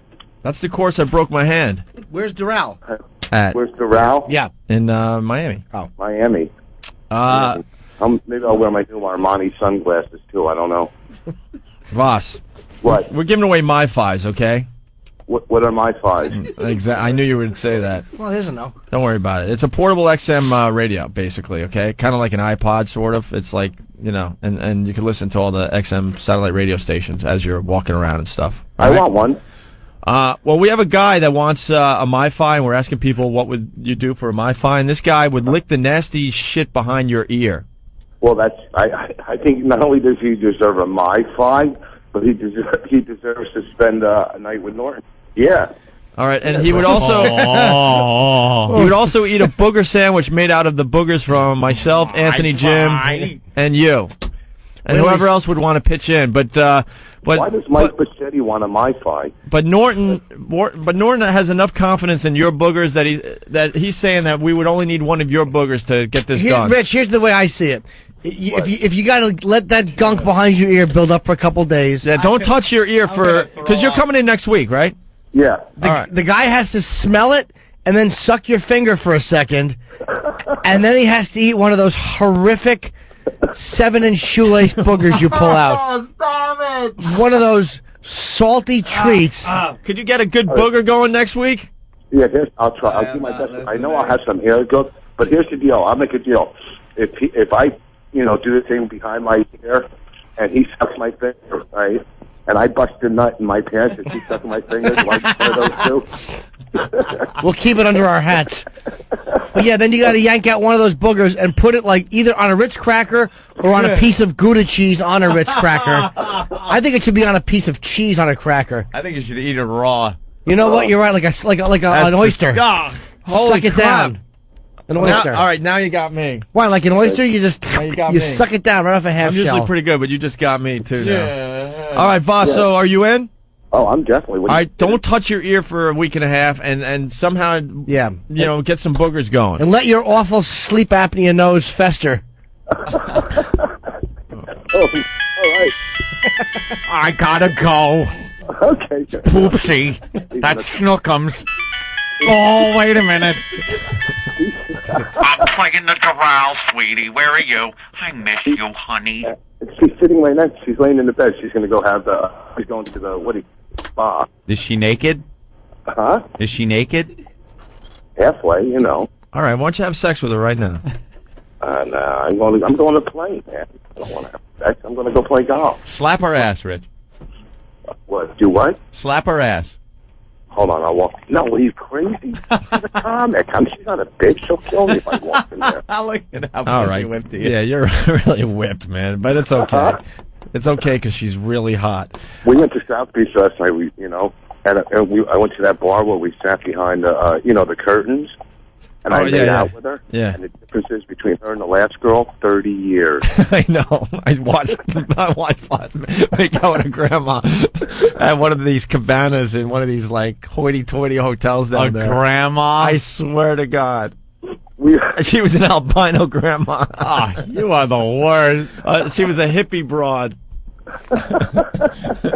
And her daughter's name was Maranatha. Maranatha, little hip broad. And all right, listen. All right, go have fun, Voss. I'll have my ears all juiced up for next week. Yeah, don't touch them. Go to the gym a couple days before. Get that sweat where the gland just starts to pump and fester. All right? Little juicy gland. Did you get my message, Norton? Yes, I did, sweetie. I found a nice banquet hall for us. All right, excellent. A what? For our reception. A banquet hall, yes. All right, Voss. For their wedding. Bye. He's like a ferret with the glands like... Oh, it's great. What is that? What is that gland? That's how you ward off attackers. Yeah. It's like a defense mechanism that Voss has. Hecklers get a little too much. He sprays the front row with his scent. So far, Paul has potential. Yeah, I think Paul's good. But what if Voss doesn't have a really good booger going? Voss will get one going. I have faith. I know. I've seen that I'm rotten shivering little... over here too, Ben. His awful Ratso Rizzo nose. Believe me, something will come out of that. There's 10 guys that work on the show, including everyone in this room. So between us, someone's going to have... Yeah, I can use a backup booger, you're talking? talking? We're going to have to go with a backup booger just I'm in not case. always good. Like right now, I got nothing. Stop it. I'm trying to talk to you, Move man. on? Please. What's wrong with you guys? Look at us. All right. Skeeved out. Have a tissue. I got one on my finger. Yeah. All right. Nothing. So what would you do for a MiFi? We're asking you guys. And, it's got to be things you can do, you want to do. Because this is a really big deal. Everyone wants to get their hands on the MiFis this holiday season. Well, Jesse from California writes, hey there, folks, for a MiFi, man, I would do a lot of S. I'd fillet ant if I could. Sadly, I'm a 14-year-old male, so it doesn't look good for him. Oh, dear, yes. Bring him on. I'll give him a MiFi. Woo! Is his name William? His name is Jesse. I'll call him young William, yes. Warning! Warning! Run, child, run! That man is a pedophile. I don't even know what that means, but I love his little yam bag looking like a plucked chicken. Wow! Give him the MiFi, yes. Just reach into my pants. That's where I keep it. Oh dear. What's his name again? Jesse. Jesse. I wish I had Jesse's yam bag. I got nothing. All right. I'll get you out of this. Booger guy's on the phone here. Paul, what's up? Hey, what's going on, guys? So you're serious? You'll come in and do this, huh? I swear to God, I will do it. All right. So you have to smell the crap behind Voss's ear. Again, we got to go with the description. We have to just let him know. Yeah, because Anthony, people are just checking in. They want to feel like they're part of the program. They don't want to feel like they're missing anything. And then after Voss, rubs the little cyst on the back and gets the scent. You have to smell it real quick, and then suck his finger, and then he'll pull out a booger, and you just gotta suck that booger down real quick. That got me. Just like an oyster. Yeah. No problem. Paul, you don't understand. I've seen personally 3 people puke doing the Voss smelling the. Paul don't care. The ear thing. You don't care. I'm a trooper. Paul don't care. All right. He's a man's man. Well, we got your phone numbers. We might just have you on next week to do this, okay? That sounds good, man. All right. Thank you, Paul. Later, dude. Bye, fella. All right. He's for real. He sure is. Right down. This guy, George, writes staple gun challenge with other people for it. I would even wear white pants. Oh.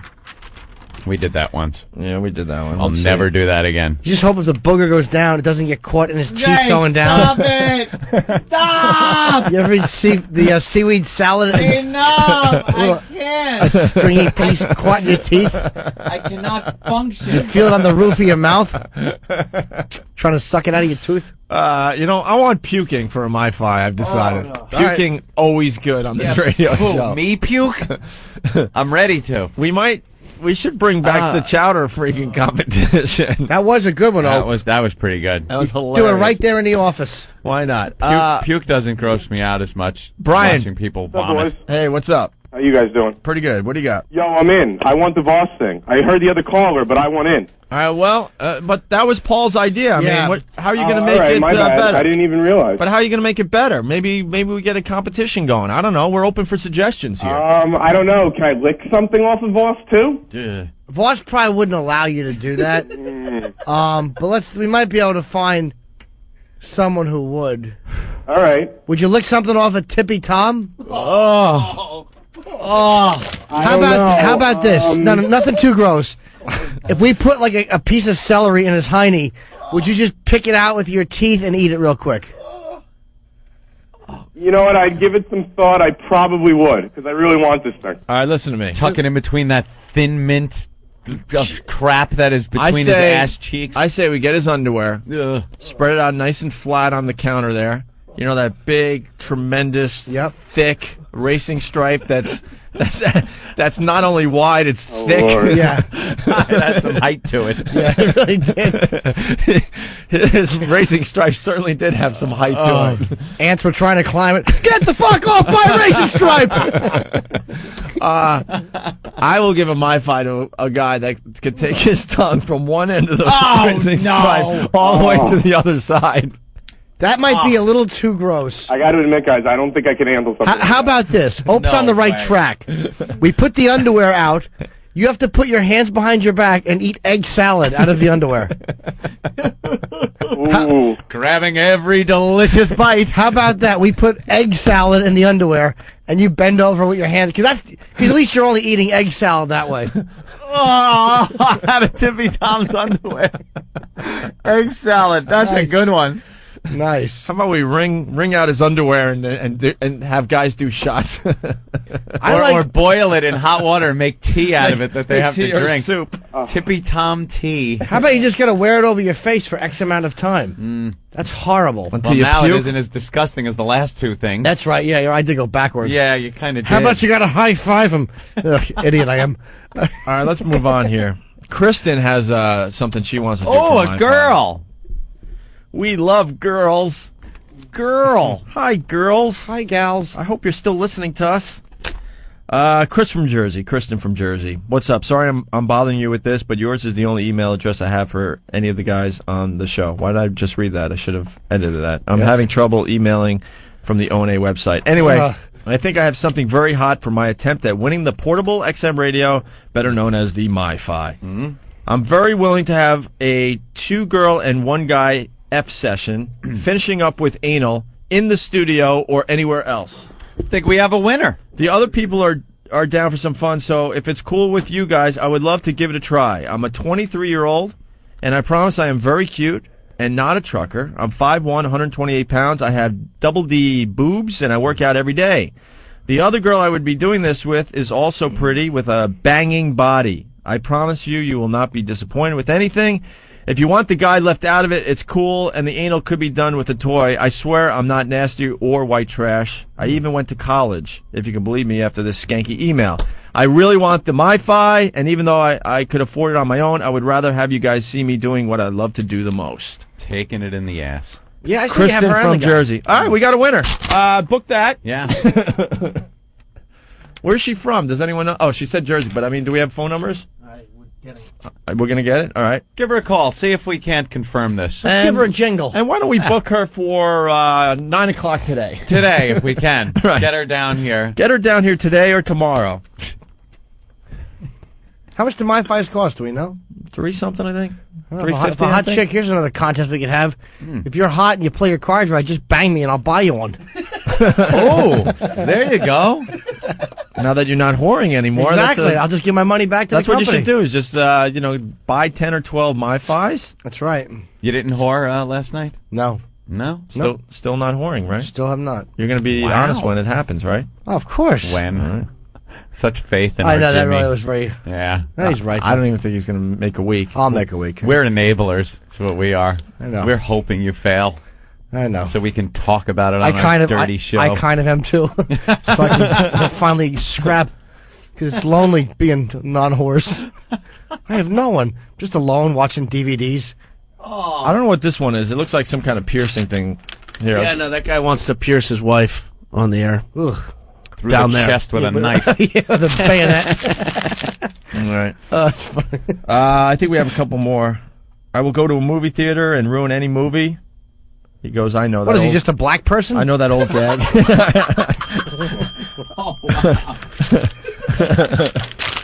Yeah, they, say what you want, but they love to talk at the movie theater. Oh, that's my phone ringing. I bet that's CJ again. CJ, what happened to movies? Where are you? And you're sitting there just trying to watch. You don't dare say a word because you have your white fear that you're just going to be killed and it's justifiable. Oh, I hate that. Can't go to the movie. I haven't been to the movies in I don't know how long. I don't go on weekends. You know what, though? anymore. I live in suburbia now, so it'd probably be a lot nicer. No. You think the one Nope. movie theater in Nope. Great Neck isn't going to be Nope. nice? Nope. I get this. Nope. Oi, vey, Earl. I have to pick up a dreidel for Christmas and the menorah. Eek, I'm going to hang up now. This is too expensive to call. And I'm Jewish. That's the joke. Oi. Why is someone calling Bela Lugosi? Ooh. Eddie, let's shoot this fucker. Home, I have no home. Carlos couldn't smell Voss's ear. That might have been Carlos? funny if I didn't say Carlos. Carlos. Oh, Carlos. Show Carl off the tree. What a jerk off. Oh, call off the Mamba dancer. All right, well.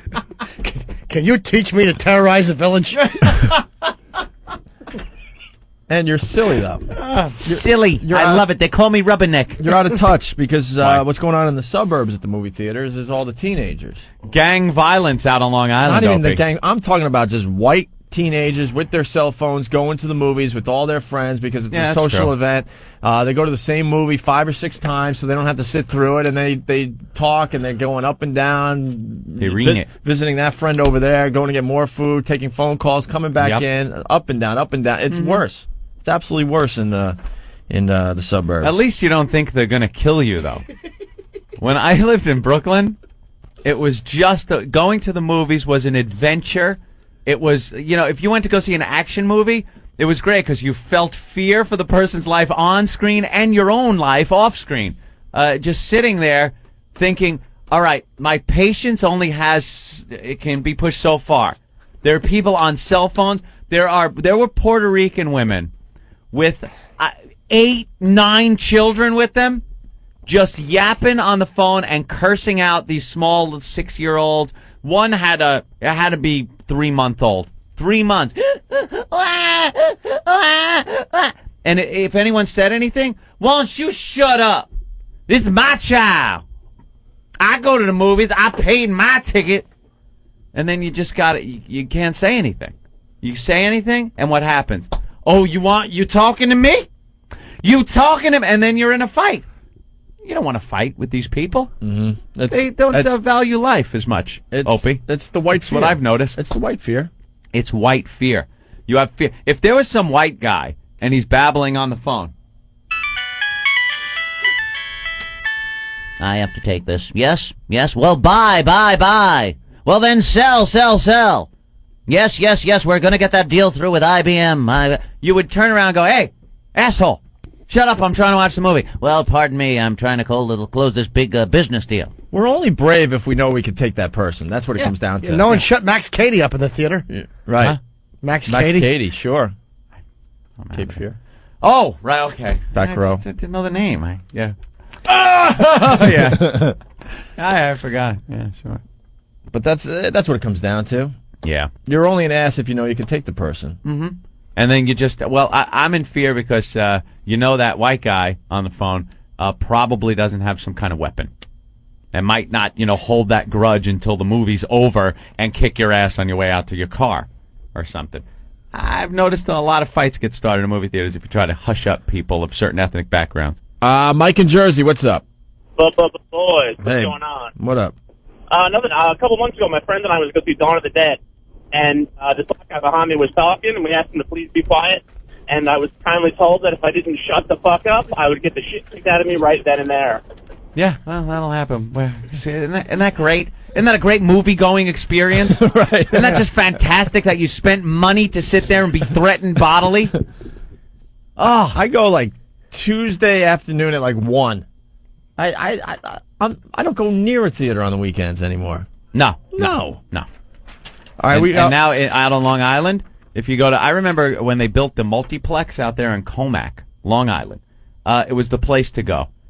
And now you could choose from a lot of different movies, like almost 20 movies. Yeah, and it was Comac, Long Island, so it was nice neighborhood, very suburban and everything. Now you go there, and what do you get? Gangs from Brentwood. These are wannabe city gangs, Bloods and Crips, that are out in Brentwood. Bunch of Hispanic guys that go there and just terrorize these theaters. You can't go in there anymore. So I choose not to go, Opie, because I'm a pussy. I'm a white pussy. There's a shooting every other month, it seems, over there. A stabbing. They love stabbing each other. The Hispanics like stabbing. Yes. Black people love to shoot. You go to the movie, you say anything, and the quick reach over the chair, and you're stabbed in the neck. That's wonderful. I went to there you are, laying in your own blood as life is fading away, watching some bad movie you paid $10 to see. Watching The Incredibles. Yeah, as you hear the scuffle of a bunch of Hispanic guys running out of the theater. Yeah, The Incredibles are on the screen, and your what a way to die. Life fluid is draining from your body. SpongeBob SquarePants is playing. Your kid is still enjoying the movie, and you got a horrific head wound. Because you just wanted to hear SpongeBob. Right. What did SpongeBob say? Just because you wanted to have your kid shut up for 2 hours. Yeah. What's that, Holmes? Right. Oh, could you please keep it down? Would you say, Holmes? Could you keep it? Oh. You got to stand up for yourself. I don't No, care about you gangs. don't. I stand right up and I go, I'm a member of a gang, too. It's called the We Came to Hear This Movie crew. I think there's a few more of us in this theater, right? Exactly. Yeah, exactly. nothing. Swarming like Oswald when they're pulling him out. I sat in a theater and watched white people horrified and terrorized by a group of, I guess, 5 black guys that were moving around the theater. They didn't know where they wanted to sit, being so loud and just cursing up a storm and moving from seat to seat in the theater, trying to get, I guess, the good seat to sit in, and not a peep out of Whitey. We all sat there like sheep for the slaughter, just looking, watching. Everyone was pissed. There was no getting away from it. You were all pissed off. And we just sat there scared. We're pussies. That's the white fear. It is. It's a fag. Look at this. All right. Hey, well, look where he's calling from. I know, Boston. Boston. It's a different story in Boston. Boston knows how to take care of their blacks. And they're Italians. And they're Irish. And they're pregnant women. Keep everybody in their place. That's what you guys do in Boston. And they're all better people for it. All right. What's going on, Phil? I just wanted to say, Anthony, you're such a friggin' pussy. You're like Howard Stern light. I mean, everything. It's like I skeeve this.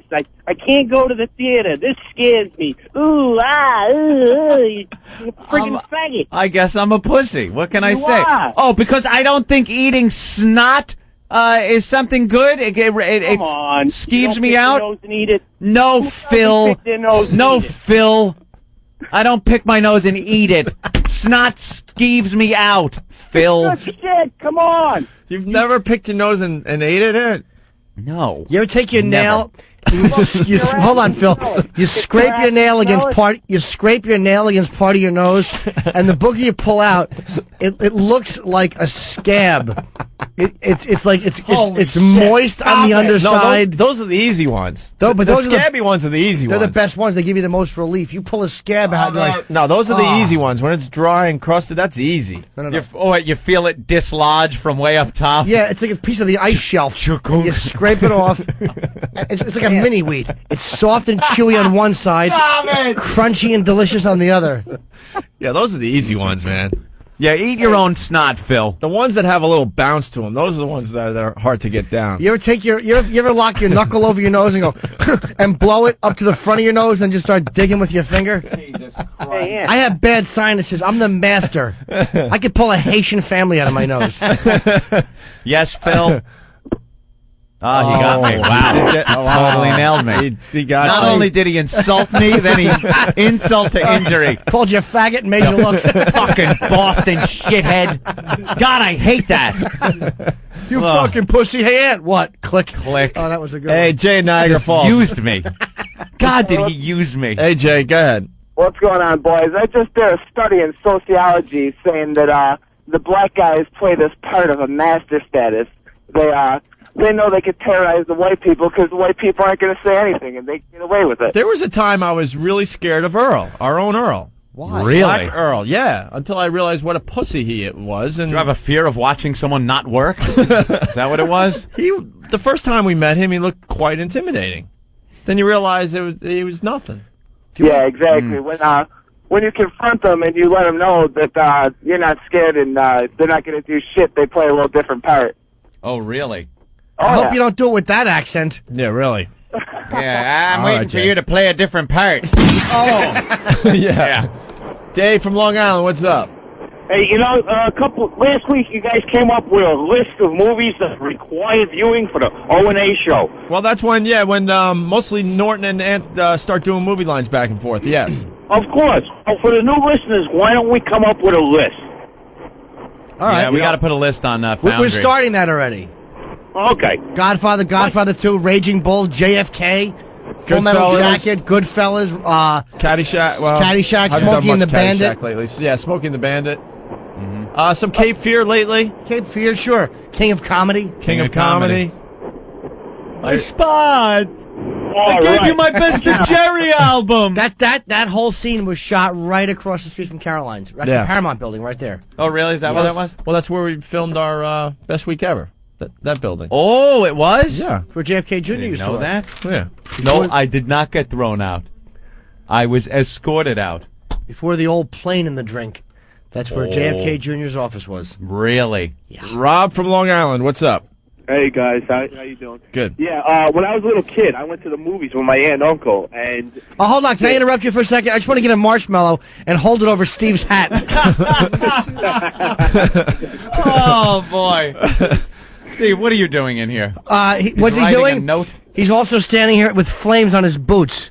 You got let you me got see the flaming boots. boots today? You got the Yeah, flaming boots. Let me see. Put your Okay. foot up on the counter there. Oh, my God.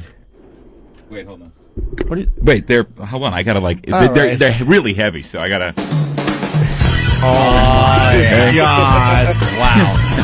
Are you joining Kiss? Look at the Aren't they? Look at the Dude, these platforms are on as those. close to Gene Simmons boots as I've ever seen on a consumer level. Could you kick Jimmy down the stairs with those boots and then cuddle him? I would do it inadvertently, unfortunately. That is something. Wow. Looks like someone put a matchstick in there and gave him a hot foot. He really is on fire at both He's ends. just flaming. That's what happens when you have a problem. You say you don't want to light Steve at both ends. I was actually just in here writing down the required viewing new movies. That's all. With those shoes, required viewing would be Philadelphia. Wow. All right. Hey, so go ahead, Rob. Yeah, so I when wear was the shoes of hell's fire, and I bring you fire. I bring you to burn. Steve shoes. Dun, dun. Might as well add Backdraft to that list. Go ahead, Rob. Okay, when I was a little kid, I went to the movies with my aunt and uncle. I must have been like 7, Yeah. and it was over in Queens, so there was like a ton of black people in the crowd, and somebody must have been throwing candy at that little kid's head, because right in the middle of the movie, these 2 black people jump up and scream, "Who the fuck is throwing candy at my little kid? I swear to God, if I catch the motherfucker throwing candy at my kid, I'm gonna beat the living shit out of him." So this 6'4", like fucking moon cricket, jumps up, starts walking up and down the aisle. He says, "I swear to God, if any one of you looks me in the eye, I'm going to beat the living shit out of you right here." I'm a little kid staring at this guy. I'm like, "Oh my God, what am I going to do? What am I going to do?" And he kept, I would say, for about 10 minutes, walking up and down the aisle. Well, he had a reason. Yeah, but I mean, come on, you blew up. The guy had a reason. Some idiot is throwing candy at his kids. He's got a reason. Yeah. It's not Oh like my you're just God. sitting there watching a I'm a movie little kid. and people are yapping on the cell phone. What's a moon cricket? I don't know what a moon I think it was cricket a is. racial I epithet, never but heard that. I've never heard it. All right. Finally, the last one that came in today. Oh. What would you do for a MiFi? Went off on a little tangent there. Still on that. And if you want to come up with something, you could get to opieandanthony.com and email us, right? It's up on that one? All right. Go to a movie in the Bronx? No? This is probably, we've heard some sick ones today, but I think this is the sickest. I think this is the sickest one. What happened? He tried to get Ben. Anytime you hear Jim go like, "Ben," real low in the mic, that's Yeah. him trying to get Oh. people. Yeah, this one involves Master Poe. Oh, it does. Yes, it does. I would get into an octagon with Master Poe. What's an octagon, by the way? Not the octagon. The octagon ring. Oh. 8-sided ring, right? Okay. Poe? Yes. Usually an octagon has 8 sides. Yes. Okay. Right? Yes. Okay. With Master Poe for 3 to 5 minutes. UFC rules. Well, 3 to 5 minutes if Poe can last that long. is what Ultimate this- Fighting champion? Yeah, this guy's getting really cocky, saying if Poe can last that long, if I make it through the time without tapping or getting KO'd, I win the MiFi. If I knock him out or submit him, I'll not only win the MiFi, but I'm known as the Poe Killer, and I get to call and taunt him on his loss at least once a month. If he beats me, I'll walk around wearing a I'm Master Poe's bitch T-shirt wherever I am directed to. Wow. That sounds like a challenge. That's like when little Danny from the Karate Kid went up against Cobra Kai. All the guys from Cobra Kai. And you know what he did? He kicked their ass, Opie. If I may remind people of the plot of the Karate Kid. Well, let's get this guy on the phone. I want to talk to him and see what he's about. That's right. So it sounds like a tough guy. He's very cocky, so we'll get him on after the break, Ant. Don't make me come down there to get you too, tough guy. I stink. The line. All right, we're gonna break. We're gonna break. Guy from Boston threw me. Yeah. Totally Old Phil. used me up. I'm old Phil from Boston. I'm his used condom in the toilet. Are we on break? Yeah. Why, you got something to tell us? Are we on break? Yeah. Yeah. Are we on break? Are you sure we're on break? Why? I'm asking you, are we on break? Yeah, we're on break. We're just sitting here waiting for them to tell us to come back on the radio. Yeah. Okay. Why are you guys putting me into this? Putting This you is into not what? good. You're going to have some idiot coming down here. Right. And I'm going to have a lawsuit on my hands. This is bad. You think you'll kick his ass? I don't even know the guy. What if he's like, It doesn't matter. it might be Ortiz or somebody. That's wonderful. Hoist Gracie. That's wonderful. Hoist Gracie, right. Probably afford a... How much time before we're back from break? 2 minutes? 3? Oh, 2 minutes, all right. 2 minutes. I got a whiz. Do you brawl people you don't know? I fought before. I'm not here for that. I'm here to protect you guys. You got it? Yeah, why are you protecting us? I don't know. Supposedly you had some people that didn't like you in the past. Yeah. Yeah, a couple, but we can take care of them. That's good. I'm glad. Yeah, because you don't even know it, but Ant and I carry. That's good. Yep. Glock? Just a little, 9? little something, something. American Express. And Yeah. I have a MasterCard. About all I carry. AIDS. Carry AIDS. Get back or I'll bite you. Well, I got to take a leak. Well, we'll talk to the guy when we get back from break, and we'll see what he's about. All right. All right. Cool. I got to take a leak. Yeah. I want to hear this Richard Cheese thing. Baby got back. Richard Cheese is going to perform on our show, I think. Yeah.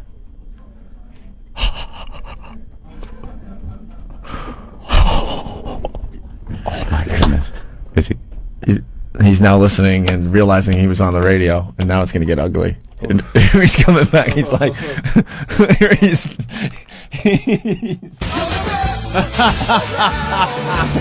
he's pissed. Oh boy. I'm not even leaving the studio. You have to go in the bathroom. He's gonna kick your ass all over that bathroom. I'm not leaving the studio. He's coming back in. Oh man, is he You pissed? fucking guys! I've been through a 5-year litigation. You think I want to get on the fucking air with this asshole? Now I'm pissed. Master Hey, Flo. Guys, it was Anthony's. Radio's radio. Hey, I didn't say I anything. went through a 5-year litigation. It was Anthony's fault. Look, I've been through the look, coals look. with lawyers. Look, it was Anthony's fault. Hey, what are you pointing at me? I didn't do shit. Jim, It's 5 years. It was Anthony's fault, 5 right? years. They took everything. I can't believe Anthony Now I'm would do gonna that get to some you. pendejo on the phone that's gonna say that he wants to Norton. challenge me. What? Whose idea was it to make believe we were off the air? Anthony's, right? What are you talking about? Rewind the tape. Opie's the one going, no. That is stupid. Yeah, that was When really Master, stupid, when Anthony. Master, when Master Poe asked, are we off the air? Who's the one that said, yes, we're off the air? That was you. Bullshit. It was Opie. Jim? Guys. Who was the one that said, hey, how long until we're back on the air? 2 That is 3 not- minutes? That is not why I'm here. Clever ruse, Opie. That is not why I'm here. Right. Okay? My skills do Here, not pertain get on the to mic because sport. we're on the radio now. Oh, we are. Yeah. This is fun. Oh, boy. Oh, Hello? my God. No, the guy's we're not on the here. air. You're talking to us. Okay, yeah, okay, now, what? No, the guy You ain't on guys the air. pissed me off, man, I'm telling you. I know, Anthony. I can't 5 years believe of litigation. The worst combat in my life. Oh, boy. The worst. What happened? You can't just reach over. Are you allowed to tell what First happened? insurance. judge. Wow, no, first a flood. all right, Wait, hold on. but what happened? No, I'll tell you. 1999, I was hit with Hurricane Floyd. 3 years of litigation with that. Yeah, and but that has now, nothing to do with fighting somebody. wait a second. We're talking about litigation. We're talking about legalities here. Is he trying to say he tried to fight a hurricane? Opie. Is he smiling? No, I'm Yeah. not. No, it's not a smile. It's more of a growl. Okay. And then, All right, Hurricane and Floyd. then after that, and then my divorce. I mean, come on, whining. any man that's out there. Stop whining. Okay, Look, my hands are above the table. Look, guys, I don't push those buttons. guys, I don't push those buttons. you brought me into this. Look, I'm going to explain. And that is not why I'm here. I'm not here I handle to the phone entertain. calls. Anthony does the sound bites, right, Anthony? I'm not doing anything. Well, technically, the guy did. You really didn't do anything because the guy just called and asked for it. You Yeah, said that's no. all. You said What- no, yeah, I you can't do it. actually I'll hurt said the no. guy. I'll have a lawsuit. I didn't say anything. I didn't even talk to the guy. But you fought a hurricane and you got divorced. That has nothing to do with beating up somebody for the radio show. Litigation. But this guy's saying he could kick your ass. Well, and I had enough what's confidence with to the say that litig- Master Poe I'm not could here. kick this guy's That's ass. not why I'm here. You want to put him on the phone? You want to put him on the radio? No, not if That's the fine. litigation thing. What's with the litigation? Yeah, what's with the litigation? 5 years of going through court. Yeah. Dealing with. Oh. Is that it? You're setting me up. Wait a minute. I had nothing to do with that. Opie! I had nothing to do with that. This is going to be fun. Somebody's Are you going to attack. insane? Somebody's going to attack, and I'm going to duck, and it's going to hit you in the eye. Pow! Are you insane, Anthony? I'm not doing anything. Let Master Poe tell his little story. No, I'm not going to say nothing. Holy crap. You got me pissed off. All right. I don't get angry. What's up with the litigation? Nothing. Huh? You're going to hit the laughter button. I don't have laughter buttons. Don't lie. I don't have laughter buttons. I love how me and Opie will just throw each other are under you the bus talking at about? a moment's notice. We got to play something going into the real break. That's all I'm doing. That's all I get to play here is music. Trust me. Well, we're not on break. We're on the air. Yeah. Well, Yes, I I'm getting know we're ready. on the air. I'm getting ready to play something into break. That's all. Go ahead. Now, what about the litigation? I just told you.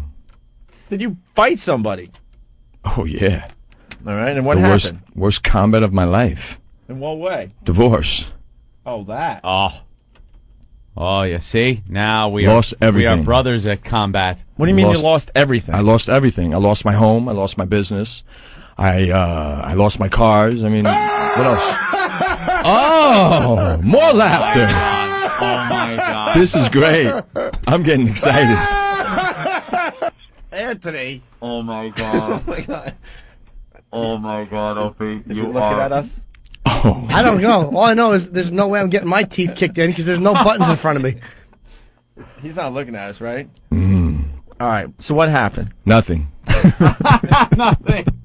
Oh, Jesus Christ, we're in trouble. Not a thing. All right. I'm going to... Why don't we go into a break? Because I have to tinkle. Could someone open that door? I think I can make it. Mm. Oh, you think you can make it past him? I think so. I think you'd be clotheslined in a second. You want to have a push-up contest? Sure. All right. So is a bad divorce? Is that your phone thing ringing? What's that noise? No, I don't know what that In is. my headphone? It's not mine, though. All right. Yeah. Look, I have nothing. Look, my hands are up in the air. That's nice. You know it's Norton, Good right? place for it. You know it's Norton? He cues things with his feet. It's just a matter of time before it becomes the Master Poe show. You know that, right? Oh, he could take over this place anytime he wants. Mm-hmm. All right, well, see, this is what I'm doing. I'm going to play some Richard Cheese. He's a really good friend of ours, and he's coming in soon. I'm actually shaking. Richard Cheese. Yeah. So are you better now from the divorce, now that it's over?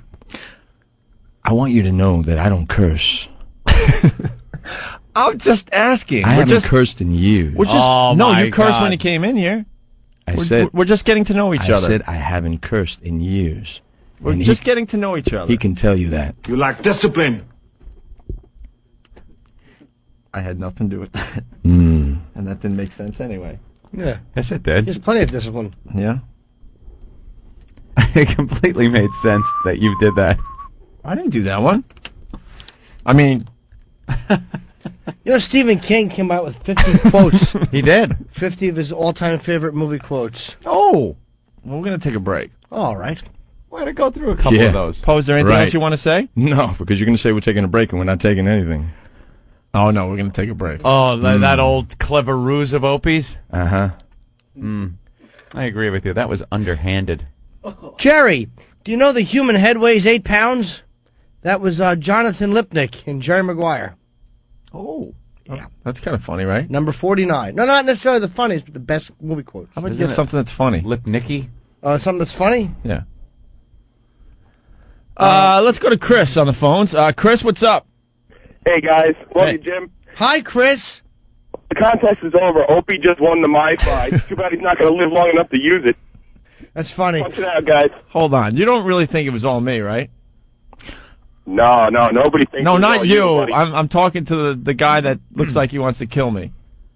You We know could- it wasn't all me, right? We're going to find out if a MiFi works up the human rectum. It'd be an interesting little experiment. So, I'm not bad. I'm just drawn that way. That was Jessica Rabbit in Who Framed Roger Rabbit. Oh, what number did that come Number in? 40, Ant. Number 40. Let's say hi to Jeff in Arkansas. Jeff? Come on, Marshmallow Man, run past him. Go ahead. I'm sizing up the room, trust me. Fag. There's You only ain't one gonna way do out. it. That's the problem. Marshmallow Why don't you put Steve's boots on? Oh, you could run faster if your boots are on fire. Yeah. Yeah. All right. Thank you. You're welcome. Bye. Fag. Wait, what's going on? Steve C. and closed by Pass me that. hibachi. What? Pass me the garbage can. Why? No, he's going to put them in a garbage can. Now I'm going to protect myself. Oh, all right. You want me to try to get over the counter? Opie was just No, so that's your bathroom for fearful now. right there. No kidding, dude. You were just like, uh-oh, what am I going to have to do? Joey, do you like movies about gladiators? Oh, airplane. Airplane. That was Peter Graves. That was number 31. 31. What are you doing, every 10? Oh, I don't know. I'm just skipping around. Just waiting to see which one of you two is assaulted first. I have nipples, Greg. Could you milk me? That would be Meet the Parents. Yeah. My nipples, they feel like kind of tingling. My nipples are very sensitive. What was that from?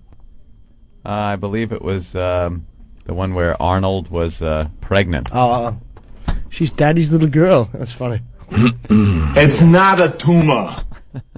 It's just a lump on the side of my head. Junior, that was the movie. Junior. Yes, I'm in the movie Junior.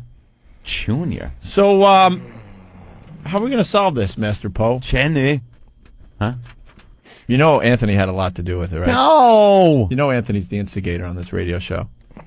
Why is He's the puppet master. The puppet master. Yeah, I'm quite a puppet master.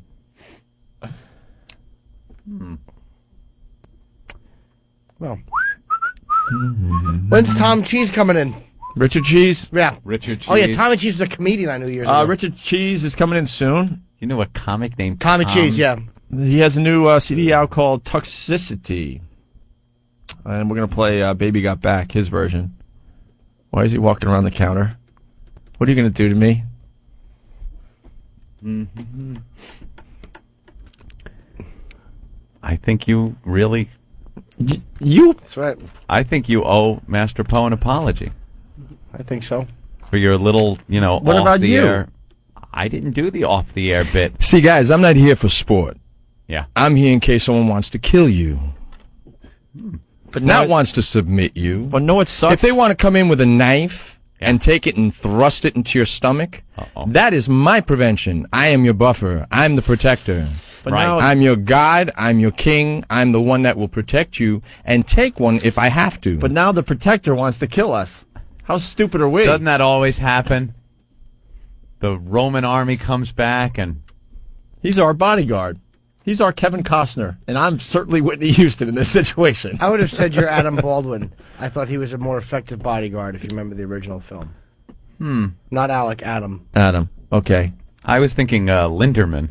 That's what I meant, Adam Baldwin. That was his real name. Was it? Adam Baldwin, yes. And Opie is Chris Makepeace. Well, I guess... And then friend with the awful right. sinuses, Linderman. Well, I guess we learned a lesson here Isn't today. Matt Dillon in that? Yes, and maybe and that would be Steve can be Moody. Moody. And Ben can be the Ruth Gordon character, the grandmother. You're among friends, Ricky. His little slash wrists. Come on, Hobson. Wow, you have seen that a few times. My father took me to see that in the movie theater.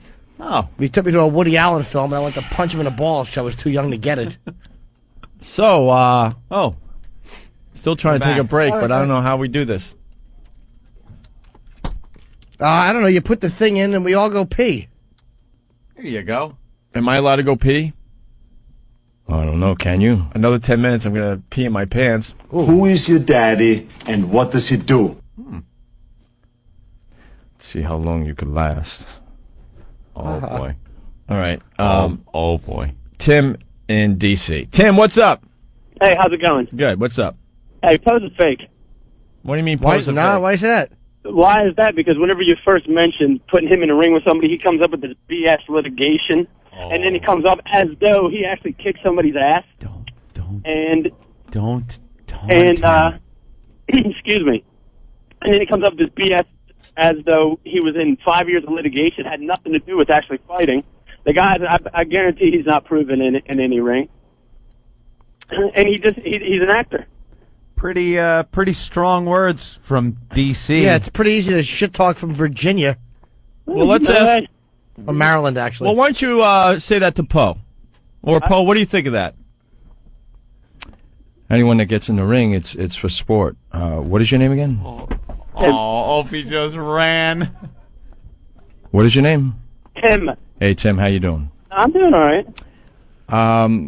So what you're saying is that because I don't get in the ring and... No, that's not what I'm saying. What I'm saying is, why did you make up the story about being in litigation and make it appear as Tim, though... I don't think he made because you're anything up. Yeah, I don't think You're so just either. trying to stir things up, aren't you? Yes. Yes, you are. Jesus, Tim, you But could have... it's an observation of truth. It's not masked behind some, I'm a badass bodyguard. Oh, hang up on him. I've had it. I don't like him stirring things up while we're sitting in here in the cage. I don't like him kicking the hornet's nest while we're sitting in it. Exactly. A lot of people wondering if Opie is sitting down to pee right now as he's in the bathroom. All right, we'll take our little break, and then we'll be back after Opie urinates.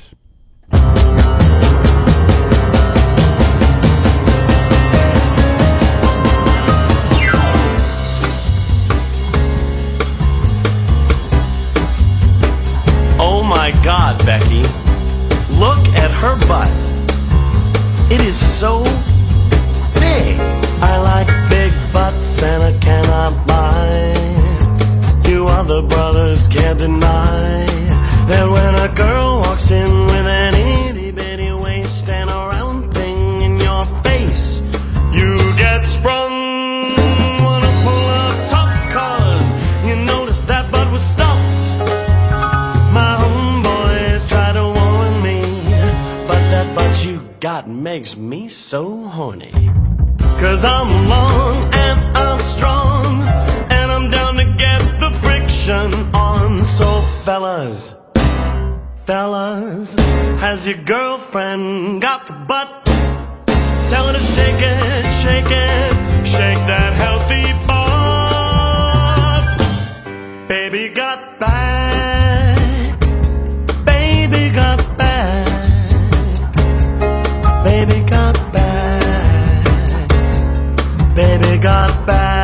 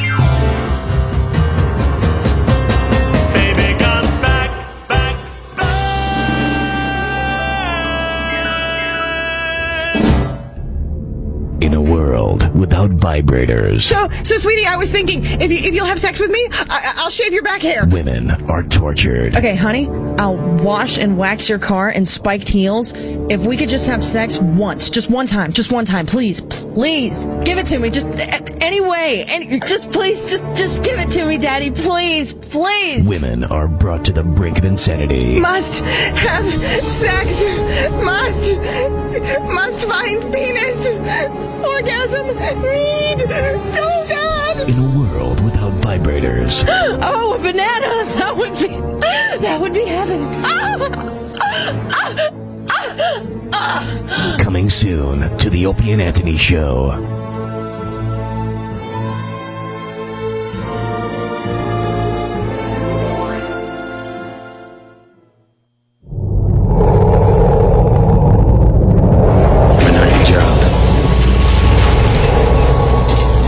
Not how much money you have in the bank. Not the car you drive.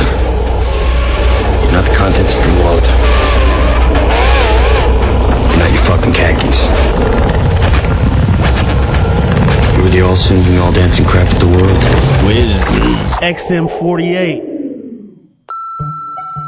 Yo, man, this is Phil Austin from Des Moines, Iowa, and I just want to call you and thank you for playing my music on the air and for being the coolest radio station ever. Thanks again, guys.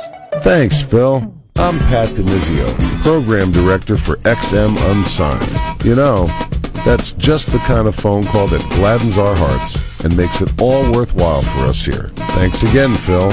And rest assured, XM will be here to help all unsigned artists and independent record labels. XM Unsigned. You're going to like the way you sound. I guarantee it. Okay, this is voiceover for 20 on 20 interactive countdown. Let's do this. Okay, Jim, we're all set. In a world where countdowns are king. Hold it. No in a world, Jim.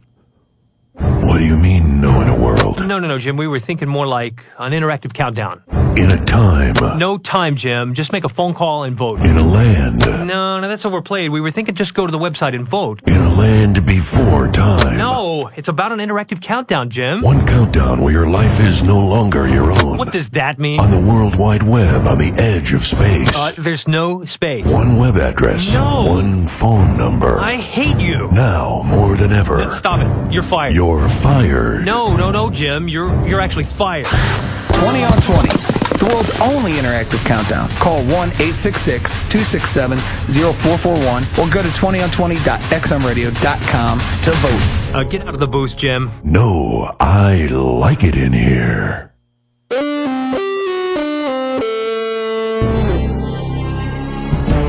XM Talk and Information. Everything, all the time.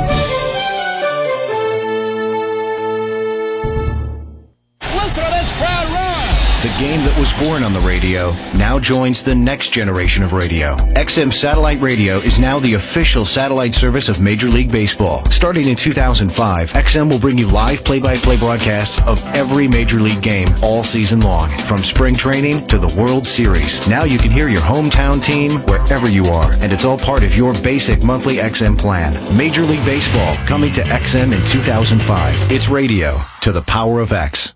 This is XM Satellite Radio. Radio to the power of X. It's everything 24/7 XM 202. The O&A virus. It's everything all the time. That's right, boy. Sit down when you play. Why are you doing this? The Opie and Anthony Show. And we're back with the Opie and Anthony Show. I'm still shaking. No joke. Now I got to smooth things over with our protector. The instant feedback went nuts, Anthony. Hey, Opie, distract him with the flying poker chips. Lots of balls now, huh? He will break you like you did to Stalker Patty's frame. Al from whackbag.com. You need to hire somebody to protect you from your protection. Yes. Let's see. Yeah, Opie, you're going to pee, but you're going to have to sit down and do it. Let's see. Poe is going to reach through the phone and choke this genius. Jason from Delaware. Will XM be able to figure out how to live broadcast from 2 funerals? Angel from Jersey. Master Poe, relax, dude. Master Poe, if O&A and Jimmy love you, they will include you in the show. It's the nature of the show. Just chill out. Don't kill them, please. I've waited 2 effing years for my dudes to get back on the air. It just goes on and on, Anthony. I'm not afraid because I, Opie, am a level 18 sorcerer on EverQuest 2. So you know how to handle this situation? I could stun him with my freeze spell. Yeah. And make quick my getaway. Yeah, that'll work. Maybe I could use the shackles on him and freeze him in place as I run for the zone line. Sure. Patrick from Brooklyn. When I went down to the studio, Poe scared the shit out of me and my friends, and Old Dirty was mentally altered by Poe. He's the real deal. Well, you know what else you can do? Like what a lot of EverQuest guys do when there's real controversy? The old trick of kneeling and taking the zipper down with the teeth and going... I haven't seen that in my offense book or anything. My spell book doesn't have... You throw a flaming mouth at the man's genitals. Oh, look, it's hitting for a lot of damage. Henchman, my dignity level is going down. Henchman from Brooklyn. Hey, guys, I heard music soothes the savage beast. Maybe a little more Richard Cheese will help the situation. You know, I think we should clear the phone lines. I don't need to get in any more trouble. You notice how quiet Steve was during that little thing? His little Lebanese temper didn't flare at all. Oh, yeah. And Johnny Baby from Canada, did you read that one? No. 5 years of litigation, worst fight of my life. Nothing works here. I hate this place. Shut up. All right. You had a Sucks to Be You over there, Anthony? Oh, yes. Let me pop that up here. Look at that, all unprepared. This is a Sucks to Be You. Lava lamp left on hot stove top explodes, killing man. This is from Kent, Washington. A man who placed a lava lamp on a hot stovetop was killed when it exploded and sent a shard of glass into his heart. Whoa. Philip Quinn, 24, found dead in his trailer home Sunday night by his parents. Why on earth he was heating a lava lamp on the stove, we don't know. But after the lamp exploded, Quinn apparently stumbled into his bedroom, where he died Sunday afternoon, authorities said. Police found no evidence of drug or alcohol abuse. Why would he put a lava lamp on the stove? That's crazy. And then it says, sucks to be you, but almost an unlucky lottery. What are the odds that the shard is going to, go right into your heart like that? Right. And it's a heaping helping of stupidity, I think.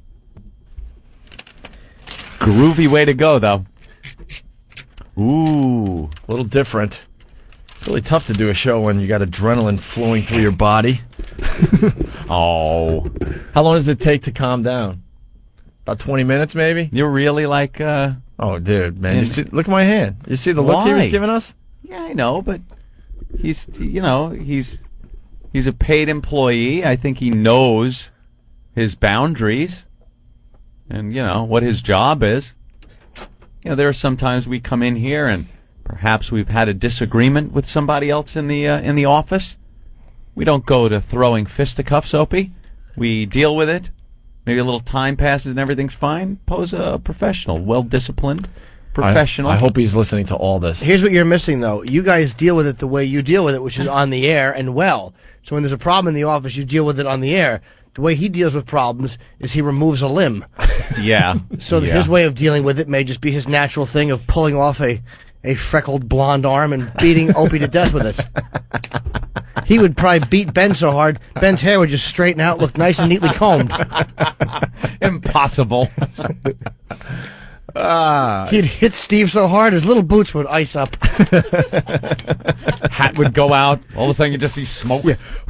I noticed Steve was awfully quiet during that That's whole what I'm thing. saying. He didn't say anything. It's amazing. I know. Yeah, I don't want him to throw water on my boots.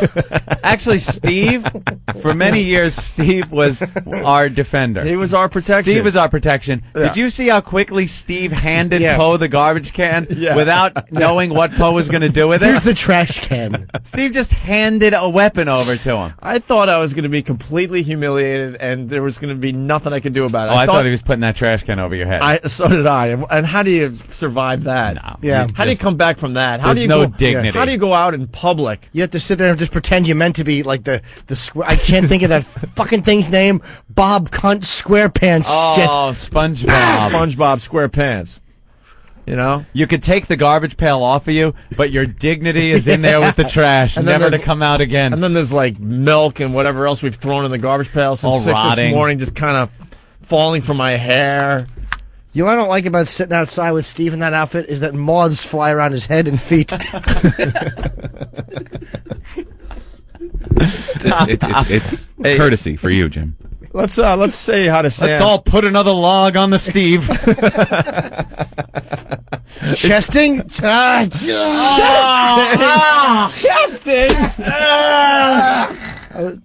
I was going to sing Chestnuts Roasting by Steve Sweet, but of You're course... so eager to get it all out in one word. Chestnuts Roasting. Chesting. Chesting fire. Fat neck, little thin lips. Oh, so eager to please. Old Komodo dragon torso. Dragon? Just shut up. Stop the pain. Dragon. I am... Oh, what a mumbling fucking mush. Sam from Florida, what's up? Sam. Yeah, man. Hey, Opie, that's not adrenaline. That's fucking pussy juice. I can't argue with you today, man. Dan from Wisconsin. What's up, Dan?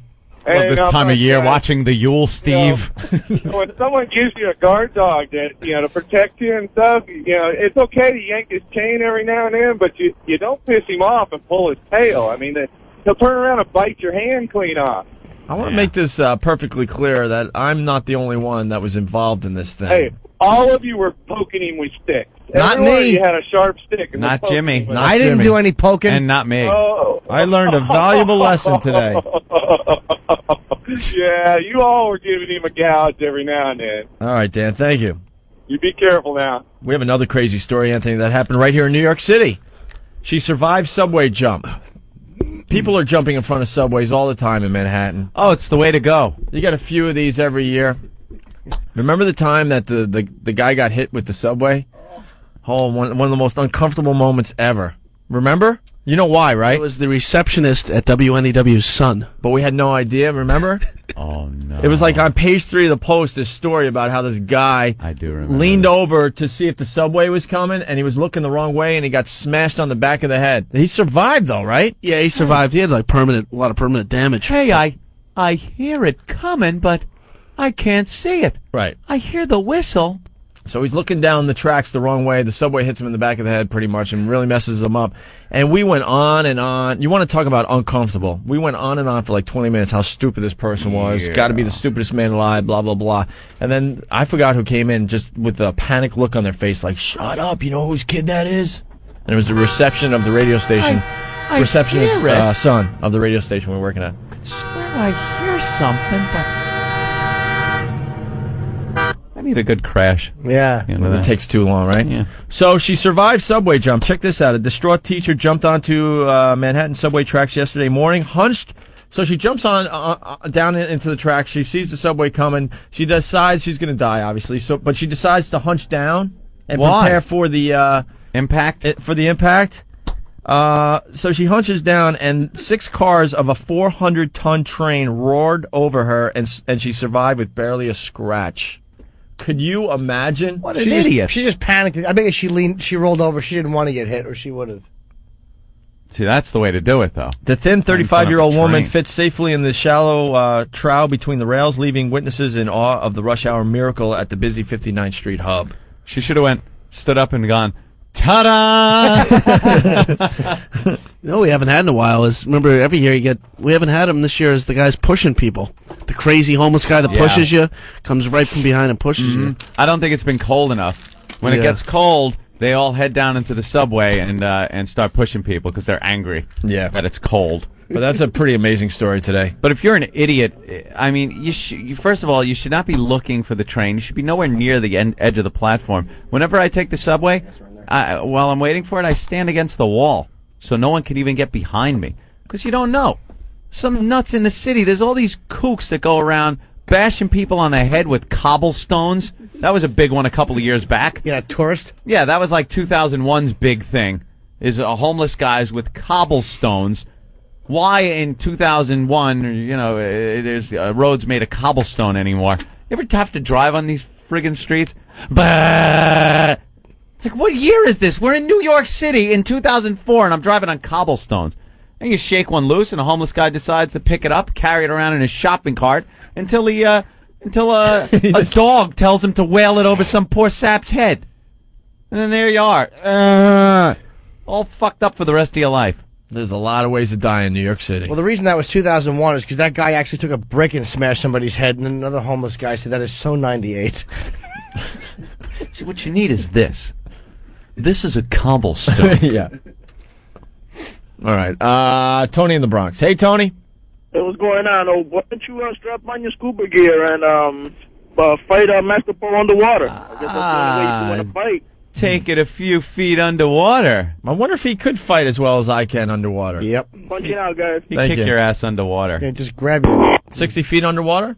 I would never even fight as good as you can. You had one fight underwater with a Frenchman. Well, how many fights have you had underwater? None. But Jim, how many fights have you had underwater? I've had about 4.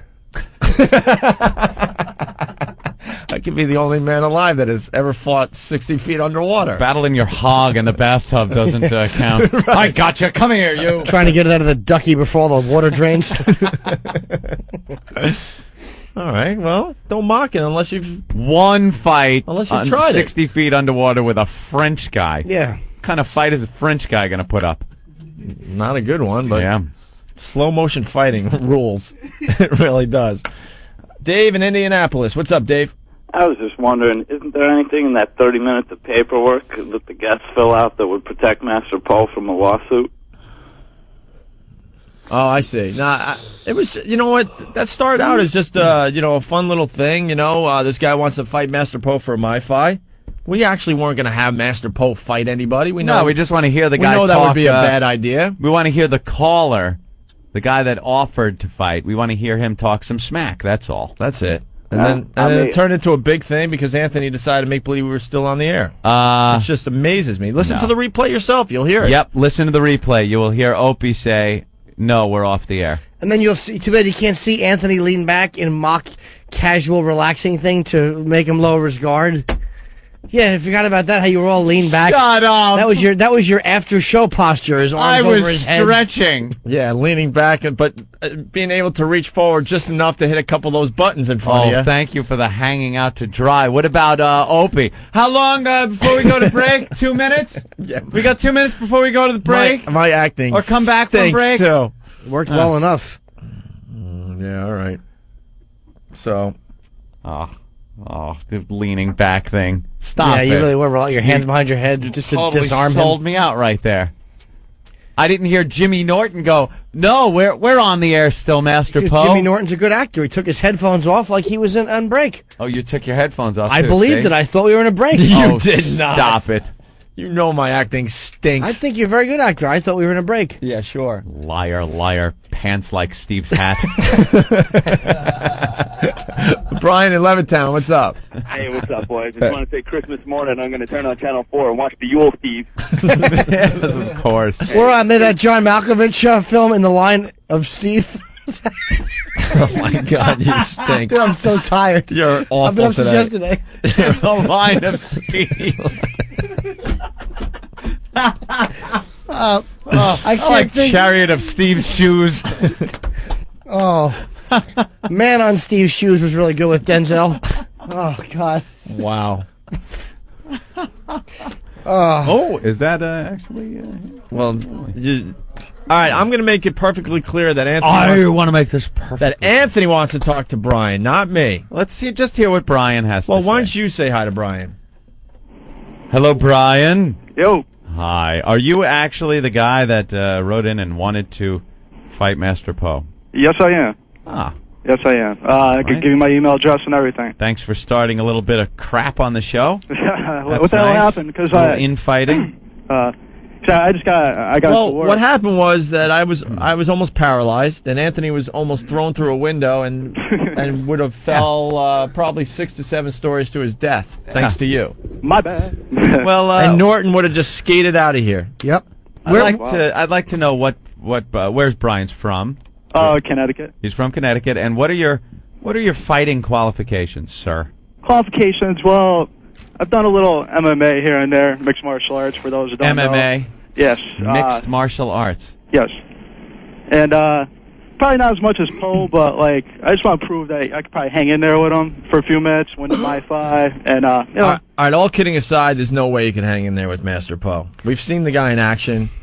Look at me kissing Master Poe's ass now, but it's the truth. Are you a big guy, or you're like a wiry guy that could kick some ass? No, about 6'1", 210. We've seen Master Poe spar, and it's pretty ugly. I'll spar with him anytime. Yeah, I don't know if we can get this done. We can't, only because if he hurts you, and he probably will. Yeah. That's what he was talking about with lawsuits. He'll get sued because he's here to protect, and all of a sudden, we have him ripping people's arms out and smashing them with it. I usually end up hurting someone real bad. Yeah. Well, hey, you know what? If I had to sign a waiver, I'll sign a waiver, whatever. All right, Yellow Belly. Harvey. All right, well, Harvey. It's a thought. We'll see what happens with that. We got your info, all right? All right, dude. All right. Well, there's the guy that started all the trouble. Hey, get a load of fatso there. So the Dick Ebersol plane crash is pretty tragic. I don't know why these... 1 second, I don't know why these business executives and these Hollywood types are still flying these private jets. Those are the things that are going down more often than any other aircraft. That's what I was going to say. 1 second, you're on your private plane. You got your handsome family with you. You're rich. You're winging all over the United States, going to things. And jam with the stones. Jam with the stones. And then the next minute, you're stumbling around a flaming wreckage. One of your kids are dead. And, you're freaking out. Can we discuss? This sucks. Just the way the different papers, there's 3 papers we have here. One is Daily News, and here's the article. Students grieve for Teddy. That's the kid's name. Yeah. And in the, it looks like one of the other papers, it said, body of youngest Ebersol son found. So those are, pretty normal headlines for a tragedy such as this, right? And this is the Post, I believe. Yeah. NBC jet kid dead. That's exactly the way they phrase it. The Post. NBC jet kid dead. It's so impersonal and there's no reason to write a headline like that. He doesn't work for NBC. No. It's just stupid. NBC jet kid dead. Jet kid dead. But then it says underneath, body of Ebersol's son in wreckage. Like, that explains it.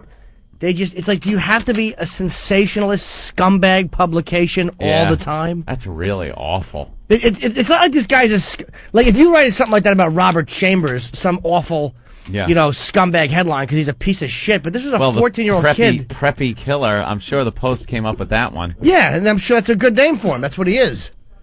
Preppy. Jew neck twister arrested. Jew broad neck twister arrested on drug charge. I remember when Lennon got shot, the Post was so insensitive, the headline read, "Chink lover eats lead." Holy shit. What is wrong? Well, that's what the Post would write. I didn't say that. The Post wrote it. I understand what he's going for there. That's what the Post would write. They're insensitive. I didn't tell them when George Harrison passed away to have the headline read, "Adios, Puddinhead."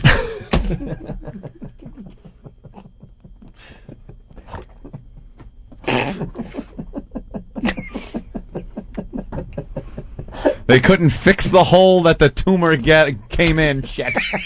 Yeah, now you got me doing it. See how much that hurts? It really does. Jesus. Oh, my God. That's just a very tasteless way Well, to... the Post is known for their headlines, sure. They really are there. So, yeah. I gotta pull my nose. I wish that guy was here to eat it. Tissue. Nah. I need a tissue or a napkin. There you are. What a mess. Thank you, Jimmy.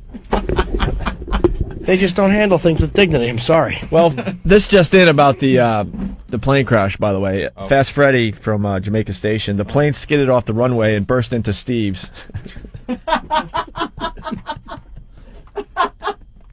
Oh, it's awful. Oh, God, my nose is running. Same joke over and over again. Eco from Philly. I wonder if the plane went down in a huge smoking inferno of Steve's shoes. Wow, these guys get it. Jerry Lee Lewis from Whackbag, Charlotte. When you say flaming wreckage, do you mean wreckage of the Steve variety? Wow. All right. NBC jet kid dead. That is just awful. Very insensitive. It's just, and it's not necessary. I don't mind something insensitive if it's necessary.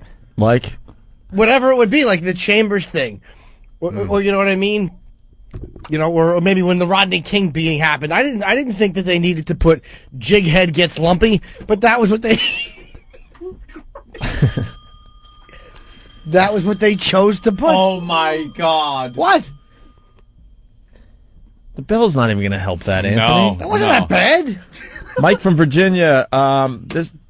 This is how the Post had the headline of Reagan's death. President Reagan, forgetful man, forgets to breathe. Not bad.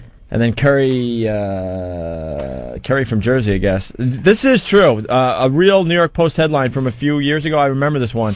Headless body and topless bar. Yep. Do you remember that was one? A good one. I do remember that one, yes. Very good. Thank you for But dude, I'm sorry, but it was unnecessary. When Nancy Reagan had the mastectomy, for them to have the headline, 1 down, 1 to go, was there any real reason for that?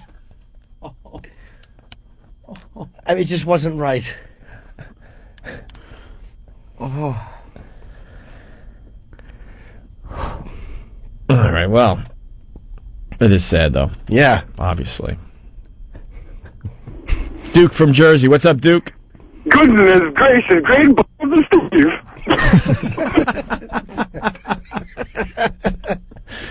Pappy from Jersey. Morning, fellas. Hey. Morning, Sugar Pants. Hi, Angel Eyes. I'm sorry. I have a mouthful of smoothie. Yeah, it's smoothie time. Yep. A little earlier than usual, but... Hey. Back when this guy in California killed all these guys working at McDonald's, the headline in the Post was Big Mac Attack. Yeah, And that that's was the true real too. one. Big Mac attack. Wow. Punching That's what's sad about this.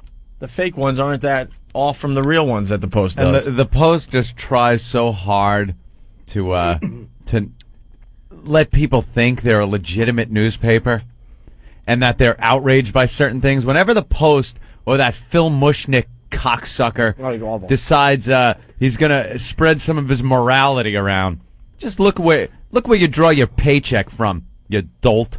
His last name is Mushnick. He is a Mushnick. Ugh. Sounds like a Yiddish insult.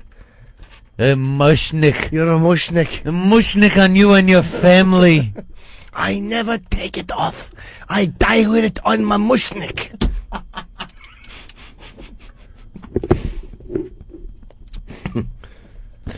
Yeah, we forgot. Yeah, this guy reminds us this was a real New York Post headline when Arafat died. Arafat lady sings. Mm-hmm. Yeah, it had his big fat wife on the cover. Arafat lady sings. Good one. Oh, Booby Man from Brooklyn checking in, Anthony. He writes, "Hey, I lost my job today. I was Steved." Oh. Slappy C from Jersey say, Norton is on Steve's shoes this morning.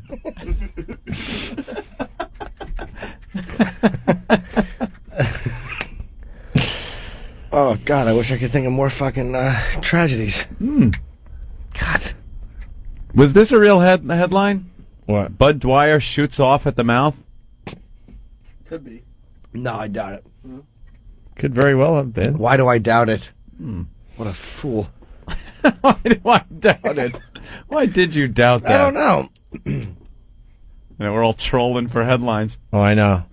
Why can't this refresh faster? Trying to get the listeners involved. So this Opie. show could have some timing. Mm-hmm. Nope. No, that didn't work, Iron Jeff. well. Sorry. No, Last no. time Michael Jackson was accused of rape, the Post headline was Jacko gets some cracko. I don't think Jacko gets some cracko. I do remember, though, when Michael Jackson was doing that Pepsi video and somebody threw one of Steve's shoes at him.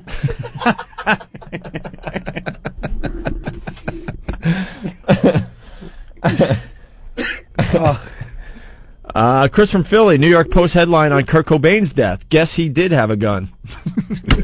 That's a good one.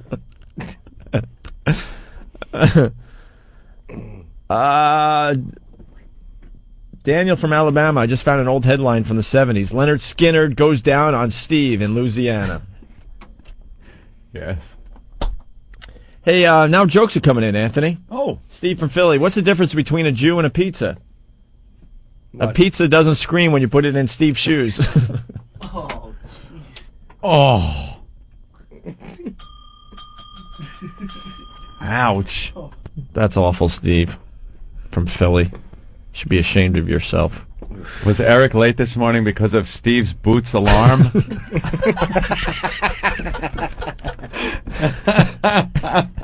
Slappy from Jersey. Headline, Calgary Steves win the Stanley Cup. And James is learning something in Toronto. He learned today that my favorite Hendrix song is actually called Steve. I do like that one Johnny Cash number, Burning Ring of Steve's Shoes.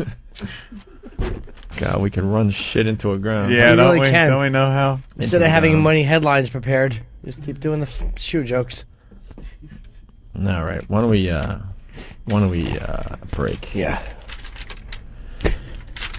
Yeah, I can't think of any more headlines or Steve. Yeah, no, shoes, how can but- I've been looking at this goddamn NBC Jet kid then and getting annoyed all morning, and I only had 2 of them ready. Yeah, 2 fine ones though, I must say. Yeah, I should have had like 6 or 7 or 8. Yeah. Overheard at the end of the episode of The Apprentice. Your Steve hat. Something tells me on the break, we're gonna find a couple more headlines. That could happen. Oh, really? I think so. I'm looking. All right, we'll do another mashup then. All right. I like this one actually. It's Eminem, of course, and No Doubt.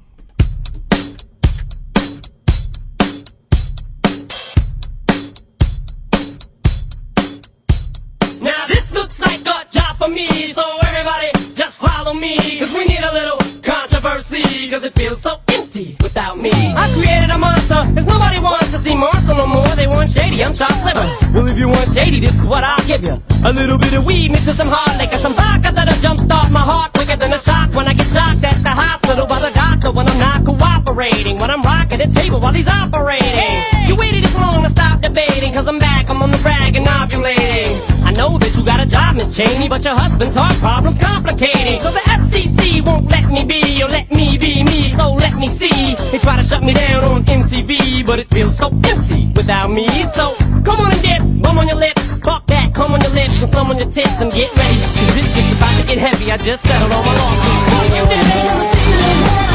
So let's just keep on dancing. Now this looks like a job for me, so everybody just follow me. You hold me like you should, so I'm gonna keep on dancing. Cause we need a little controversy, cause it feels so empty without me. Little hellions, kids feeling rebellious, embarrassed, the parents still listen to Elvis.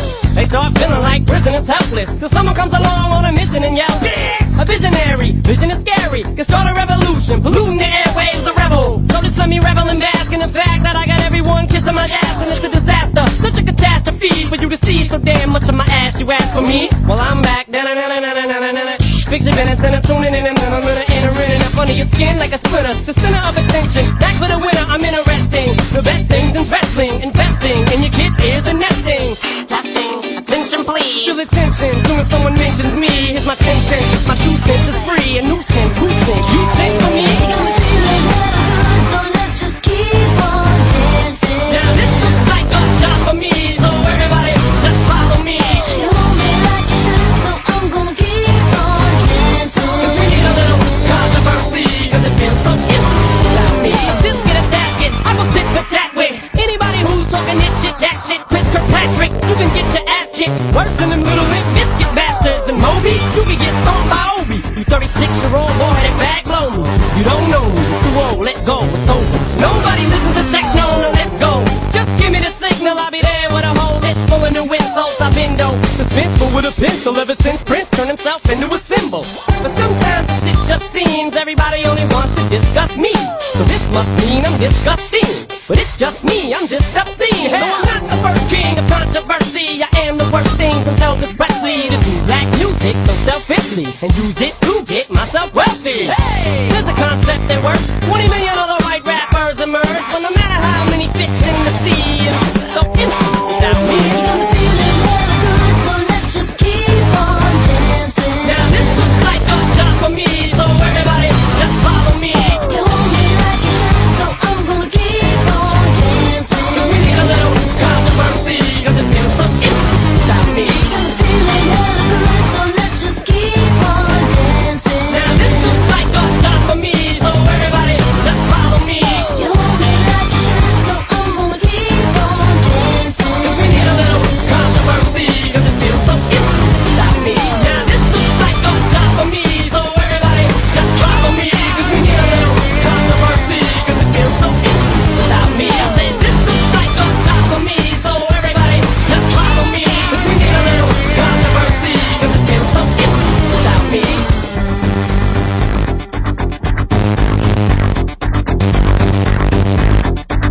La la la la. Cash up, niggas. All my niggas in the P now, right now. Bubby, Hoggy, Bubby, Shoot. We doing it out here, niggas. We about to take all the millions. You hear me? All I got to say to XM Satellite is suck my dick, cause they ain't give me no money. The Opie and Anthony Show. XM Radio, cash up, all day, everything. Get that bitch, nigga. Stop pushing me. Fuck you, bitch. The world's first portable XM satellite radio. The Delphi XM MiFi. The first satellite radio that goes where you go. MiFi. With its very own earbuds and rechargeable battery, you can listen to it just about anywhere. It lets you store up to 5 hours of programming, and it's effortless with no need to connect to the internet. So wherever you are, you'll have the ultimate playlist. XM MiFi. And don't forget, the XM MiFi makes the perfect holiday gift. Go to xmradio.com for more info. This holiday season, what are you giving your sports fanatical dad? Your country music loving mom? Your news junkie brother? With 100% commercial-free music, 24/7 news and talk, and Major League Baseball in 2005, XM is the perfect gift for everyone on your list. Plus, add it to your family plan. You can add up to 4 additional XM radios for only $6.99 a month per radio. To buy radios, gift cards, and gear online, go to xmradio.com. It's an Opie and Anthony Wow Sticker Stop. This Wednesday from 6 a.m. to 10 a.m. Get to Cruisin' with RCs, 53 East Main Street in Ramsey, New Jersey. Whoa, those aren't real. Yes, they are. Get to Cruisin' with RCs, 53 East Main Street, Ramsey, New Jersey, and pick up your Wow stickers. I'm getting an erection as we speak. Once again, here is how it should sound. The Wow Sticker Stop. Brought to you by your pals at the Opie and Anthony Show. XM's 100% commercial-free music channels are now available online at listen.xmradio.com. XM Radio Online. All of your favorite XM music channels, streamed anywhere you have an internet connection. And you can hear shows from top XM personalities, Bob Edwards and Opie and Anthony. Plus, we have channels you'll only hear online. We brought back Special X. Hello, comrades. And On the Rocks. Online only. Sign up at listen.xmradio.com. What if you could give the ultimate Major League Baseball fan access to every team all season long? Now you can. The game that grew up on the radio joins the next generation of radio. XM is the official satellite radio network of Major League Baseball. Every team all season long on XM. Coming in 2005. It's the perfect holiday gift for the Major League Baseball fanatic. To check out and buy the latest XM radios, go to xmradio.com. We've made it even easier for you to give XM. Why not share the XM experience with your friends and family, especially with XM gift cards, now available. It's a convenient and flexible way to give XM service. And now you can order gift cards, XM radios, accessories, and gear at the XM Radio online store. Check out XM's new online store at xmradio.com. This holiday season, give the gift of XM. Win the world's first portable satellite radio, the Delphi XM MiFi. To enter, sign up for one of XM's premium services, High Voltage featuring Opie and Anthony, Playboy Radio, and XM Radio Online. The more premium subscriptions you have, the more chances you have to win. Visit xmradio.com today. No purchase necessary. Must be legal U.S. resident, 18 or older. Official rules and complete entry and prize details at xmradio.com now through December 31st, 2004. Void where prohibited. What if you could give the ultimate Major League Baseball fan access to every team all season long? Now you can. The game that grew up on the radio joins the next generation of radio. XM is the official satellite radio network of Major League Baseball. Every team all season long on XM. Coming in 2005. It's the perfect holiday gift for the Major League Baseball fanatic. To check out and buy the latest XM radios, go to xmradio.com. Opie and Anthony on High Voltage, XM 202. XM News, Talk, and Information. It's everything, all the time. The Opie and Anthony Show.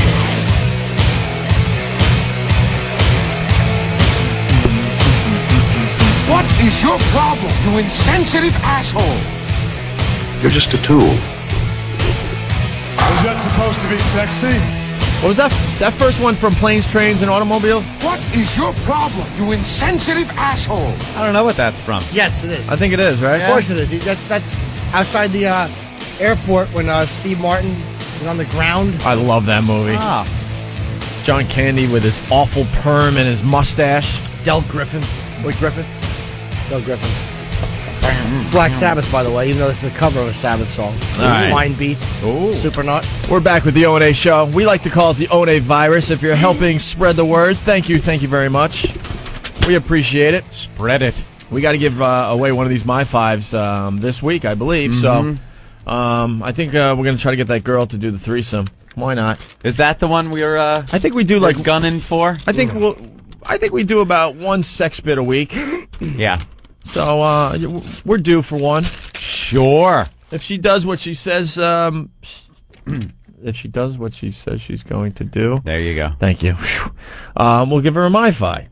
Cool. And then next week I think we'll do the Rich Voss one, unless better ones come in overnight. What could be better than eating one of Voss's boogers off a cracker? listening to a CD, maybe. But I mean, And aside from smelling the crap that builds up behind his ear. And then licking the finger that peeled sucking it out. Sucking. Sucking. He's got to suck. We've seen 3 people clean that puke. finger. Puke. Smell it. Smelling his finger. So it is horrific. You wouldn't do that, Ant, for $1,000? No. And one day, can you just take one for the team and smell what he's You got gotta going smell on? it once. I've done it. I don't care. Norton's done Don't it. care. I've done it many Sex times. Bagel's done it. We'll never do it. Really? All the We'll guys never have do done it. Never? Nope. Even Because for the that'll team? remain in my memory. No, it goes away. It's like, it stinks, and you're done with it. No? No. All right. How about if he just rubs it in your mustache? Oh my jeez. God. Stop it. No. No? Just sits there. Yeah. No, I won't. Ugh. Well, Anthony, the list of dangerous toys is Christmas. out. Every year there's a bunch of toys that are made and get recalled. And they get recalled. There's a little Tykes choke on stuff. The New York Public Interest Research Group. I guess they buy all the toys, test them, and then decide which ones are very dangerous for your child. Throw them in 10 cribs and count how many living babies there are after the day's worth of play. Yeah, I wonder how they do their experiments. And the news, man, bunch of blue. The news, they're just a bunch of scumbags. Because I saw this the other day. Coming up is the child. Jesus, I got it now. Is the toy your child playing with dangerous? Yeah. We'll tell you after this. And there's your little Johnny in the other room playing with all his toys, and you're wondering if one of those toys is going to kill him. But you have to wait through the commercial break. You gotta 'cause these scumbags want to, get their ratings up. I've seen ones that it's not even a commercial break; it's a teaser for the news that isn't even going to come on till later that night, and they go, "Toys could kill your children. We'll tell you which ones at 11." Are you driving a dangerous car? Tune in at 11 o'clock. For our inside investigation. A popular food poisoned. We'll tell you what it is. What? I can't eat until... What? 11. They love that. They love doing absolutely that. love that. And then they call us scumbags. So now they got the toys, the recalled toys. But... What? I know we were moving on, but... Oh, no. Joe from Staten Island. Go ahead, Joe, real fast.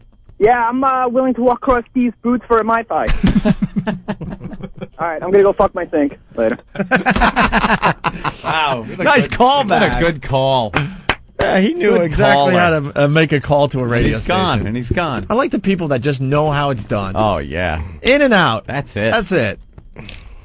Very good. So there's a list of the dangerous toys that we should be watching out for. How dangerous are these?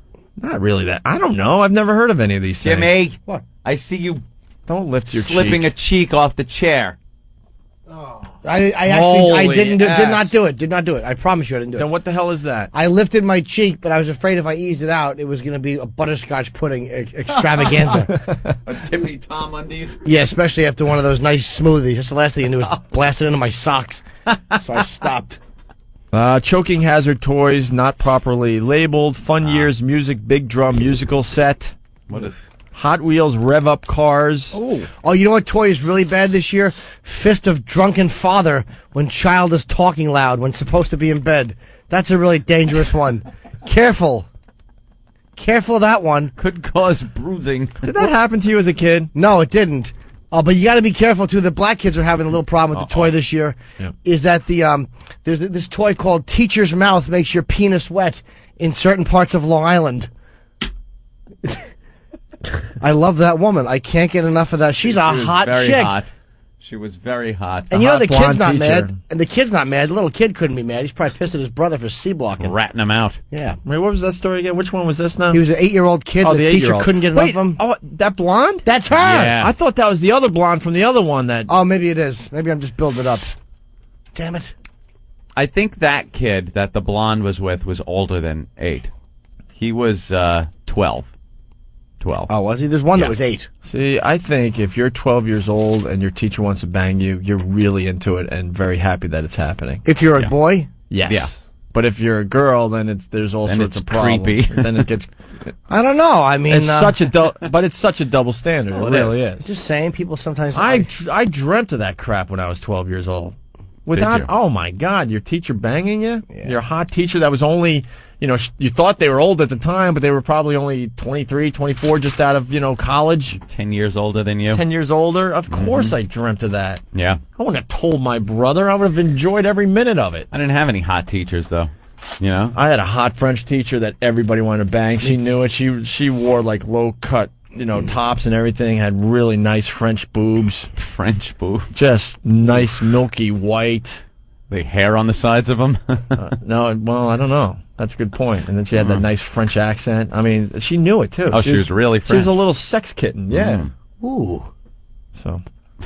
Careful of those kids' toys. But I think then, under 12, then maybe then people should be outraged. But every 12-year-old boy out there is dreaming of getting laid by an older woman. 12's kind of a weird time, though. You could either be 12 and be pretty mature and be a pretty good representation of what you're going to be, and physically, you're kind of grown up, or you can be a little kid that just... Dude, we're trying to have a serious conversation. Oh, man. We weren't paying enough attention to you, that you had a fart, so then we have to acknowledge you again? No, I don't. Just go ahead. I don't want to be You acknowledged. just go home reeking of Lysol. Ben will pick that up, and I swear he looks like he's spraying a fire hose, 1963. He sprayed me like I'm a hornet on his egg salad sandwich. I just sit here and shamefully take it. Can we start recording them at least? I meant to be Can quiet. we set up some kind of recording device in here where we can at least record them? Why Do it in not? Steve's studio. Yeah. Oh, like please. he's going to do that. Please, yeah, I should hold one of his shoes up to my ass and watch it. See, and we all have ADD in here. I don't know what we were just talking about. I do. What were we talking about? Dangerous kids' toys, and then you were talking about 12 years old being a strange age. Right. Oh, it's one of those. Or you can just be a little kid where you look and act like a little kid. I remember probably going into being 12, I was pretty immature and, like little kiddish. And then coming out of 12, I was more like I was going to be during my teen years. So it's kind of an odd time. But banging your teacher? Sure. Why not? Why not? At 12? Sure. Why not? Dangerous toys, Anthony. Hot Wheels, rev-up cars. What's wrong with that one? I don't know. They don't tell you what's wrong with them? Not really. Just like little pieces? Yeah, we're talking... Well, these are the choking toys, so... Choking hazards? Got to be parts that fall off that the kids could choke on. But there's other hazards, too, Ope. It's not just choking toys. Choking hazard. No, they got categories. In South Carolina, they're saying that you have the minivans are very bad for kids. Oh, boy. Especially when put in reverse. Ben, they still hate your heckling, by the way. Ben can laugh and have fun. Fisher Price Loving Family Pony Parade. Oh! You could choke on that. You could choke on it. Choke on the... You could choke on it. Choke on the pony penis. Horse gag. The Baby Annabelle with pacifier and rattle. Ah, the pacifier, I'm sure. And Just Like Home Stove with sounds, I guess, has parts that the kids could choke on. Mm-hmm. Strangulation hazards, Anthony. The water yo-yo balls. Water yo-yo balls? Wow, we're out of touch. What the hell is a water yo-yo ball? I've never heard of that, but you can strangle yourself with it? Yes, it's what happened was the water yo-yo balls is the toy that they sold in Houston, Texas, and a woman named Andrea Yates she puts her children and they bob up and down in the tub like yo-yos. Up down, up down. That is hazardous. Then the bubbles stop. That is very hazardous. And another strangulation toy is the bungee ruse, whatever that is. Bungee ruse. And Does then, that come with a colorful little cowboy hat and boots? Boots with little taps on them to do a little dance in Colorado? That could be a choking hazard.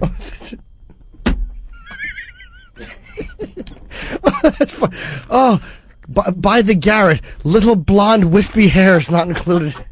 Oh my God. We are never getting listeners. No. Oh, come on. It happened years ago. Yeah, You please. can talk about it now. I didn't tell her to look that good. There's a problem now with the new Joel Steinberg play toy set that they say that the handcuffs are hazardous and radiator not included. Oh, like the little Katie Beer's dream house. Underground dungeon sold separately. Or the Etan Pats hide and go seek game.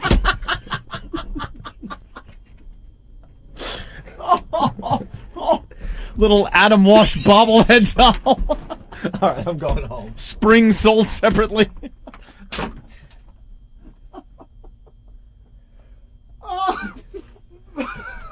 Okay, maybe I went too far with that one.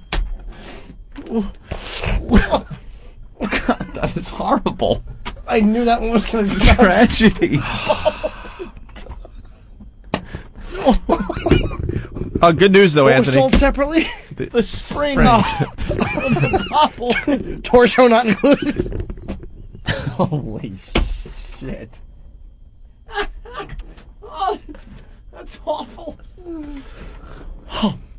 Anthony, this just in, Booby Man from Brooklyn. Yeah.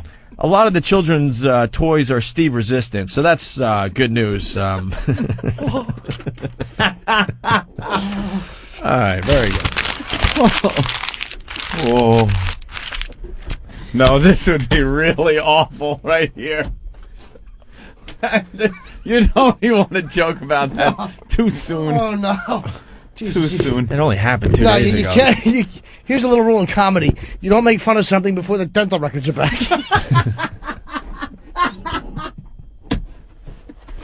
Holy crap. Huh. Awful.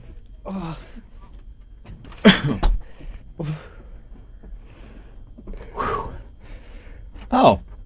What is this? That's a yo-yo ball. Oh, the yo-yo balls? Yeah, that does Oh, look I've seen these dangerous. things. Okay, yeah. It's like My a nephew rubber and niece. ball My nephew and niece have these. on the end actually. of a rubber bungee thing Yeah. that you put on your finger and use like a yo-yo. These but things are actually addicting. They're kind of cool. They have a little soccer dangerous. balls like this almost. That you tie around your waist. Seriously, I'm not even joking. And you kick them, and they teach you how to like kick a soccer ball. But there's Wouldn't a it long. snap back into your nuts? It's not. It's like it's not necessarily a rubber string. It's more like a regular. Oh, got ya. All right, Anthony. There's also excessively loud toys. Oh, for the little tots that Right. have their ears that are still developing there.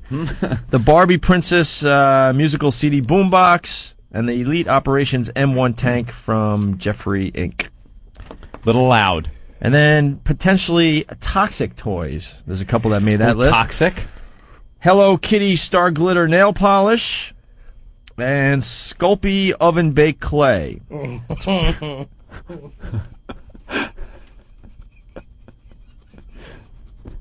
Yes, Jimmy? He's biting his hands so hard. Oh, so I know. He's trying to control himself.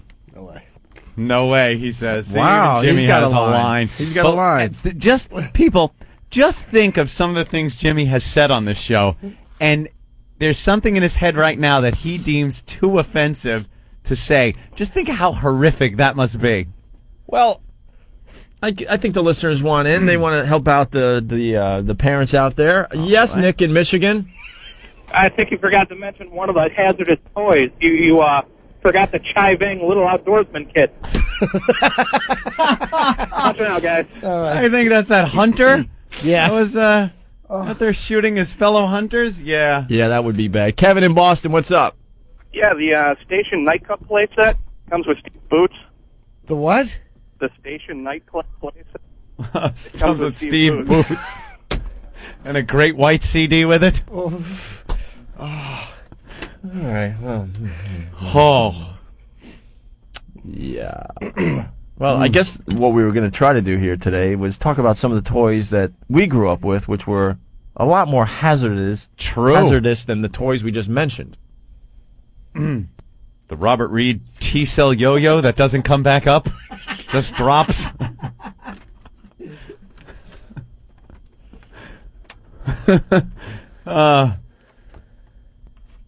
The little Matthew Epen baby shakes a lot. Wow.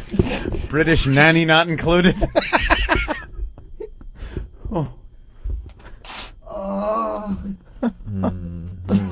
The Connor Peterson father-son fishing game. Anchors Away soundtrack sold separately. A little. Is this? Is that? Huh. I can't. No, don't do it. Is it? Let me say, you ass. That is horrible. You cannot say that. You wrote this down? No, I don't say it. Oh. Yeah, too soon. Yeah. Too soon. You're right. Oh, whew. Rule of comedy. Don't make fun of things until it stops smoldering. Oh. All right. My first lava lamp cooking set. Oh. Jamie's Lil Lotion bucket. Who? That the girl that was in the well? Isn't her name Jamie? Silence of the Lambs? No, it was Karen. Karen, Freddie. Jamie was Jamie Gum was him. Yeah. James Gum. Oh, then I guess it would work for that too. Oh, all right, Lotion yeah, basket. yeah. But he was more Buffalo Bill. Yeah. But Jamie, that's the guy who actually knows the movie. Nice try, Freddie. Well, now we got to play that song. Oh yeah. Oh, my head hurts. God, John Peterson. All right. Oh, it's awful. Anthony from Silence of the Lambs, the musical. Yes. This thing is getting more and more popular as the weeks go on. What magazine is this featured in? Entertainment Weekly. And what, as one of the hot things that people could buy or something like that? All right. Entertainment Weekly. We're on to this first. Put the effing lotion in the basket. It rubs the lotion on its skin, it does this when it's told. It rubs the lotion on its skin or else it gets the hose. And when it's done, there's one more thing, a simple little task. It's put the fucking lotion in the basket. Put the fucking lotion in the basket. All these stupid women are the same. Helps me not to think of them as human, so I call them it instead of by their names. Mister, please no more abuse. Can't you see there's no excuse? My family's probably wondering where I've been. I'll starve you so your skin gets loose. Stop crying now, you big fat moose. Just put the fucking lotion on your skin, and then put the fucking lotion in the basket. Your chances for survival are remote. I'm impervious to all your silly whining, so wipe down before I jam a bomb right down your fucking throat. Mister, please, my mom's got money. Let me go, this isn't funny. Cops are sure to send somebody. Turn me loose, don't be a dummy. Listen to you scream and wail. Keep it down, you fucking wail. Mind the broken fingernail. The last girl climbed halfway but failed.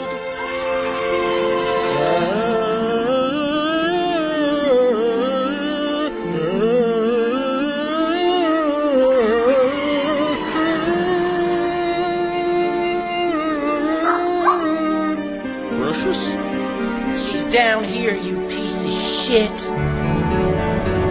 Put the fucking poodle in the basket. I'd kill you, but there's someone at the door. Don't make me go and get my gun and shoot you. It's a waste of skin, they don't sell fat girls in a fucking store. Put my fucking precious in the basket. Don't you hurt my one and only friend. You don't know what pain is, but I'll teach you. If you lay a fucking finger on my poodle's pretty head, put the fucking poodle in the basket. There you have it. From the Silence of the Lambs, the musical CD. I think you could get it by going through opieandanthony.com. Oh.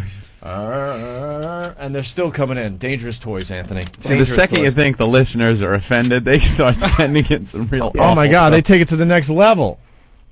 Case from Brooklyn, the Bethany Hamilton surfboard, arm not included. Thank you for that. Mormon from D.C., the Christopher Reeve rodeo playset. Yeah, I like the Christopher Reeve My Little Pony. Mikey Biggs from Long Island. The Shelley Long relationship game. Pills not included.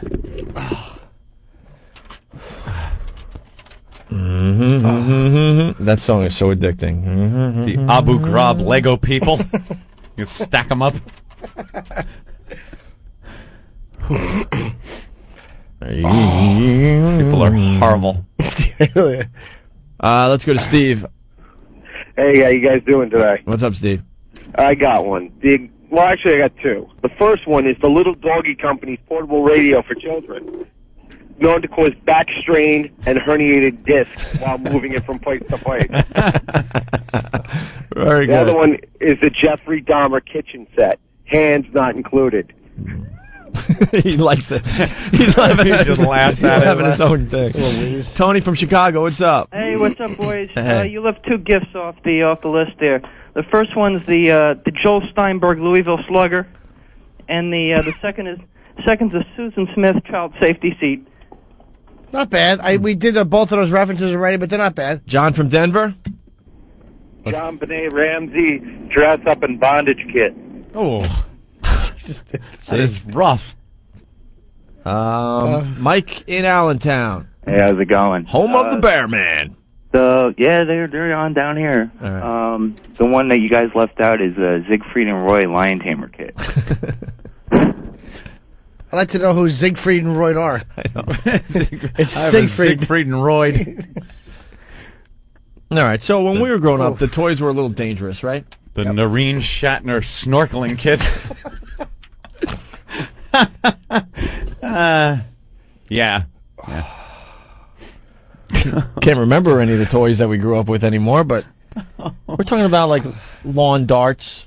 Very dangerous. Now they showed some dangerous stuff. I think those yo-yo things that you just were talking about. Yeah. That's like a strangling hazard. Sure. Because it's some rubber.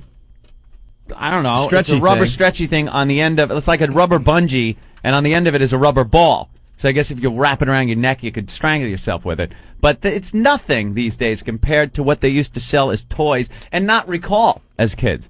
These things weren't recalled when we were kids. They were out there for us to play with and be endangered with on a daily basis. Lawn darts. Huge, giant darts. Well, lawn darts, they weren't dangerous until you started making up your own games. No, because the game itself is dangerous. It was played like horseshoes. You had to I guess throw right. the darts kind of at each other. You were at opposite ends of the yard. Well, you would stand behind a little circle on the lawn. Yeah, right. But kind of dangerous. You know? But see, we started like getting brave and standing in the circle, things like that. In the circle, throwing them real high in the air so you could barely see where it's coming down. Right. Yeah, those are pretty dangerous. I don't think they make lawn darts anymore. A lot of kids were impaled by the lawn darts over the years. Now years. they make safe lawn darts or something. You know, it's made out of rubber, the whole thing. Doesn't have a point on it. Had a big metal spike that would go like 6 inches into your skull if it hit you. The other one, my favorite, click-clacks. Remember those things? Oh, They were glass balls on the end of strings with a little loop to hold on to. And what you would do is kind of tick, tick, tick, tick, tick them together, get them going, and then really start wailing so they meet at the top and the bottom. And they would just sometimes explode, sending shrapnel like you were in the Nam, like a claymore went off. Or you would smash the side of your head too. Yeah, if you did them wrong, you could smash yourself in the temple with it. One I used to love was a super elastic bubble plastic. Remember super elastic bubble plastic? Yeah, you blew like bubbles or something. Yeah, you blew straw? these big bubbles. It came with a tube, this lead tube, like a toothpaste tube, full of this chemical that I'm sure was just the most toxic stuff ever. And you would put a blob of it on the end of a straw, and then blow into the straw, and it would blow this big balloon thing up made of super elastic bubble plastic. The problem was, when you were blowing into it, it was fine and dandy. But if you inhaled, like you took a breath to blow more air in, and some of the air that was already in this toxic plastic balloon went back into your lungs, could be a problem. You'd start hacking like you had tuberculosis. And God knows what kind of disease you'd get from it, because it was something from DuPont Chemical, I believe, put it out. Are you sure? Yeah. I remember reading about it. I wonder why that's not around anymore. Highly toxic. But kids would... What kind of cancer is that causing? I remember a kid down the block would chew on it like bubble gum. Holy crap. He'd chew on it. Super elastic bubble plastic. And then there was Incredible Edibles. What was that again? They would give you this big monster factory, or a bug factory it was called, and you would take these metal plates and put this goop, they called it goop, in it. And then you'd slide it in. It was almost like a miniature easy bake oven kind of thing. But it would use metal coils to heat this thing up to 1 billion degrees or so. And then they'd give you this metal clamp that you would precariously put in the plate and pull it out. Now you're holding pretty much a branding iron on a 6-inch fork. And if it would touch, which it would all the time, touch your hands, you'd smell burning flesh, and you'd have these angled metal burn marks in your hands. This was a toy for kids. It plugged in, it was hot, and then the bubbling little goop that you put in would cool down, and you'd have a bug. It was like this plastic bug, and when you ran but out, you could eat it. And when you ran out of the goo, you started melting your crayons, right? Crayons, yeah. I'm putting those in there because the oven got so hot it would melt anything. But you were supposed to eat this stuff, and you never knew what it was. The goop came in these plastic tubes. Again, some kind of chemical that solidified after you heated it and let it cool. And then you'd eat it. Look, I'm eating a bug. You had a lot of edible stuff when you were a kid, and you just didn't know what the hell it was. Chris from Jersey, what's up? Yo, man, what's going on, guys? Hey. Hello, Sweetie Norton. Hi, fella. Welcome to the radio program. I hear you. The worst toy, and they still fucking make it, is that Light Bright. You know what I'm talking about? It was like a white box, and it came with like 1,000,001 little plastic pegs, perfect for choking on. And I put the little frame over it, like the little plastic, the paper thing, and you poke the pegs through, and they light up because this thing lights up with a bulb that gets to be about 9,000 degrees, and they still make it. It's still in the stores. I can't believe they haven't pulled it. You go to Toys R Us, it's there. Light Bright, making things with light. Right. That was the song. That's the one. Yeah, you'd put in these little, and I'm sure those were a choking hazard, those little pegs, and you'd put them in the various colors, and it would... That's a little dangerous. David from Jersey. What's up, David? A lot of calls from Jersey today. Boys. Hey, David. How you doing? You suck. Thanks. Thank you, sir. Right. Okay. I got two for you guys. It's NYU base jumping kids. Not bad. And the Chandra Levy hide and seek and seek and seek and seek. I thought you were just stuttering. Good Very one. good. Nice. Hey, that's good. All right, Norton, you rock, man. Thanks, fella. All right. Charlie from Newark. What's up, Charlie? What's up, O&A gods? What's going on? You forgot a game. Huh? The Kirstie Alley Hungry Hippo game. Hungry Kirstie. Greg from Kansas. You hit her on What's the up? back and her fat mouth opens and grabs something and pulls it back in. You punch the small of her fat spine. Greg, what's up? Hey, they still sell that plastic bubble stuff down here. They've got a safety mechanism on the straw where it only blows one way where you can't inhale it. Oh, you can't inhale it anymore? They put a Right. little one-way check valve in the straw here. Great. Of course they still sell it in Kansas. No, it's in Texas. What? What Texas, I think. Oh, Texas? Texas. Oh, I said Kansas on the line. Oh, All right. no, that don't stop you from getting a jack-in-the-box straw on your brains out that way. Yeah. All right, let's say hi to Dan. Hey, Dan, what's up? Hey, how you doing? Good. Dan from Jersey. I got another toy for you. Yeah. Michael J. Fox bobblehead. Nice. That's horrible. And cut. Michael J. Fox would be a fine etch-a-sketch. Although not when making the picture, but like, I'm finished with this. Hold this for a second. Shaka, shaka, shaka. What are you doing? I was just showing it to you. Shaka, shaka, shaka, shaka.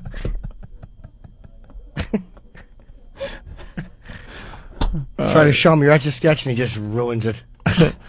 Shrinky dinks, that's right. Remember the shrinky dinks? Oh, yeah. You'd take these little things, you'd cut them out of plastic, and put them in your oven. You'd color them in, put them in the oven on a cookie sheet, and bake them, and they would shrink and turn into glass. But sometimes they would explode, and you'd get this shrinky dink explosion, which would leave little glass shards inside your oven.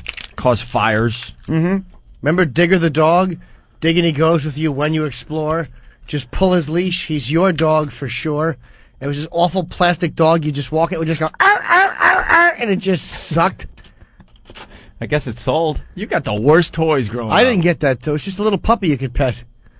Megan Kank is sold toys. separately.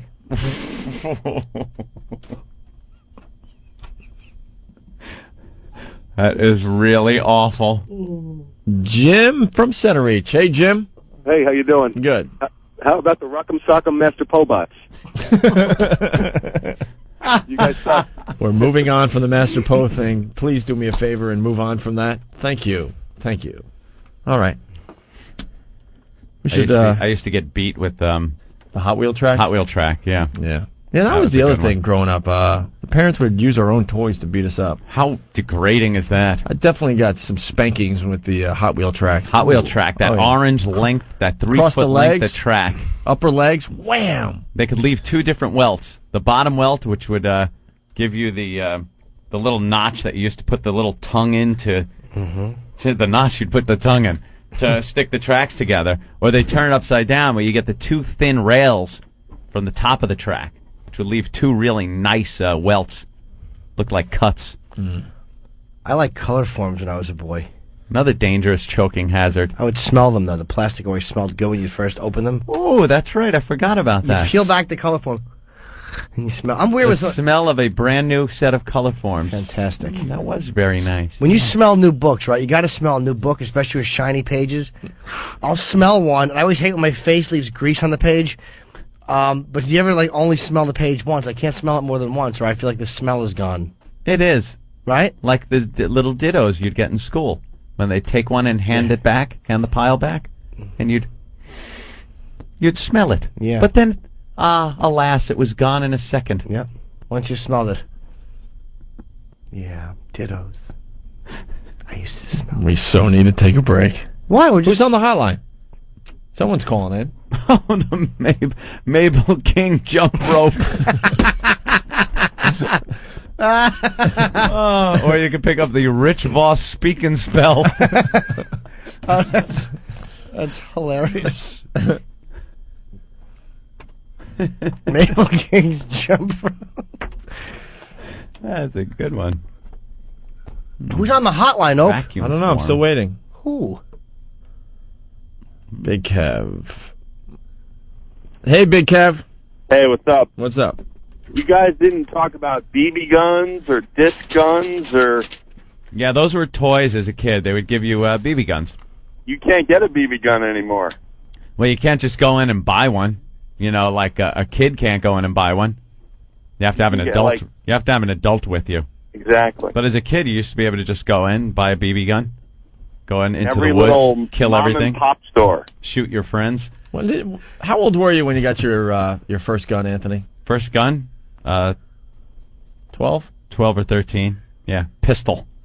Got 22 pistol. They once bought me a rubber band gun. Ooh, I know. That's We badass. had different childhoods, I'll tell you. I said, "Give me the gat. Let me show you where it's at." I was only allowed to shoot it in the backyard by myself. That was a lot of fun. Shoot it in the backyard by yourself, and it was a rubber band gun? It was a rubber band rifle. So, you stretch the rubber bands, far enough back. And you were told to, hey, now, be careful with this. Oh, yeah. Rubber bands we're talking. Oh, yeah. Oof. And then there was a mechanism where the rubber bands would stretch even more after you got it loaded. So they would go pretty far. Oh, I bet. Yeah. Wow, that sounds quite dangerous. I never heard of something that could work as a weapon and also help ponytails stay in place. All right, Kev, thank you. See ya. Bye. The Reginald Denny Pinata set. Wow. With that, a little holiday favorite, Anthony. Oh, which one? Ding fries are done again. Ah. But this is the Steve C version. He put a little music to it. He put some music to it. I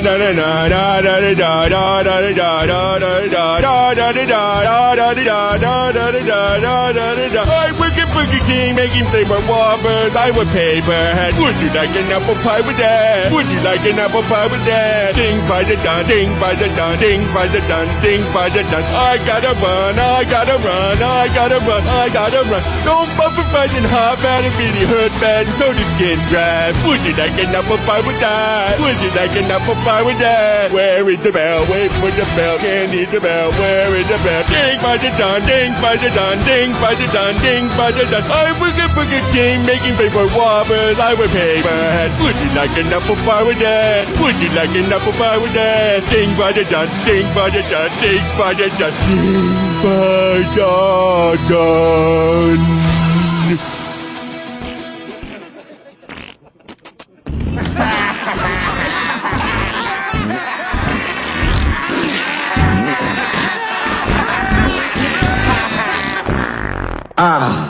Farts equal funny. The Opie and Anthony Show. Austin Lane. Do you have 8-pound balls? Have what? 8-pound balls.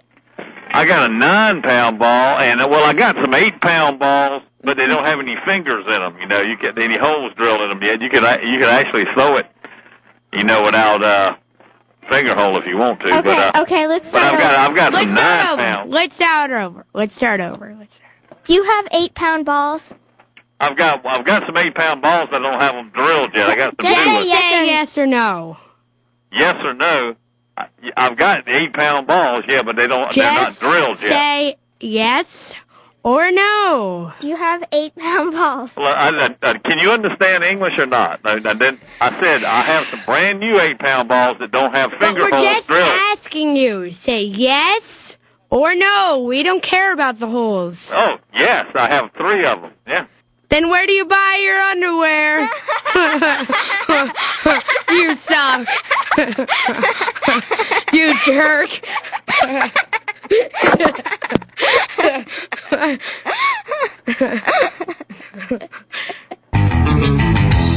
What's the definition of making love? That's what a woman's doing while the guy's fucking her.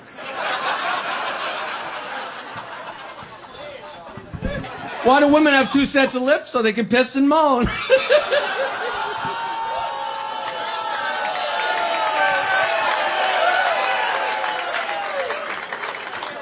The greatest thing being when the ladies moan at the joke. That's okay. Couple wakes up one morning. The wife says, I had a dream last night. It was Christmas.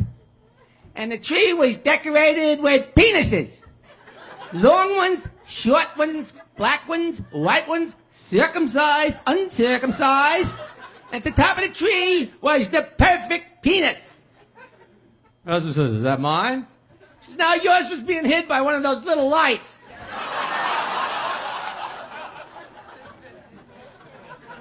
He says, well, I had a dream myself. Really? Oh, yeah. Christmas time. But this tree was decorated with vaginas. Little ones, big ones, bushy ones, shaved ones. And at the top of the tree was the perfect vagina. She was that mine? He says, no, they were using yours as the tree stand.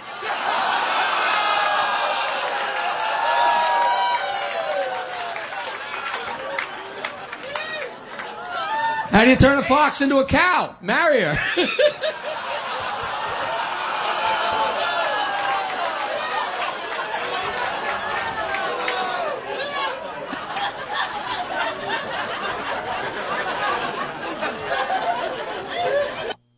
It's the O&A virus. XM 202. XM News, talk, sports, and information. It's everything all the time. Coming up next on Opie and Anthony, Jim Norton sings. Forget me not, you sightless twat. Your dog just shit on my rug. Thought that was pretty fucking funny, didn't you? How's that for a sketch? The Opie and Anthony Show. You don't do sketches, stupid.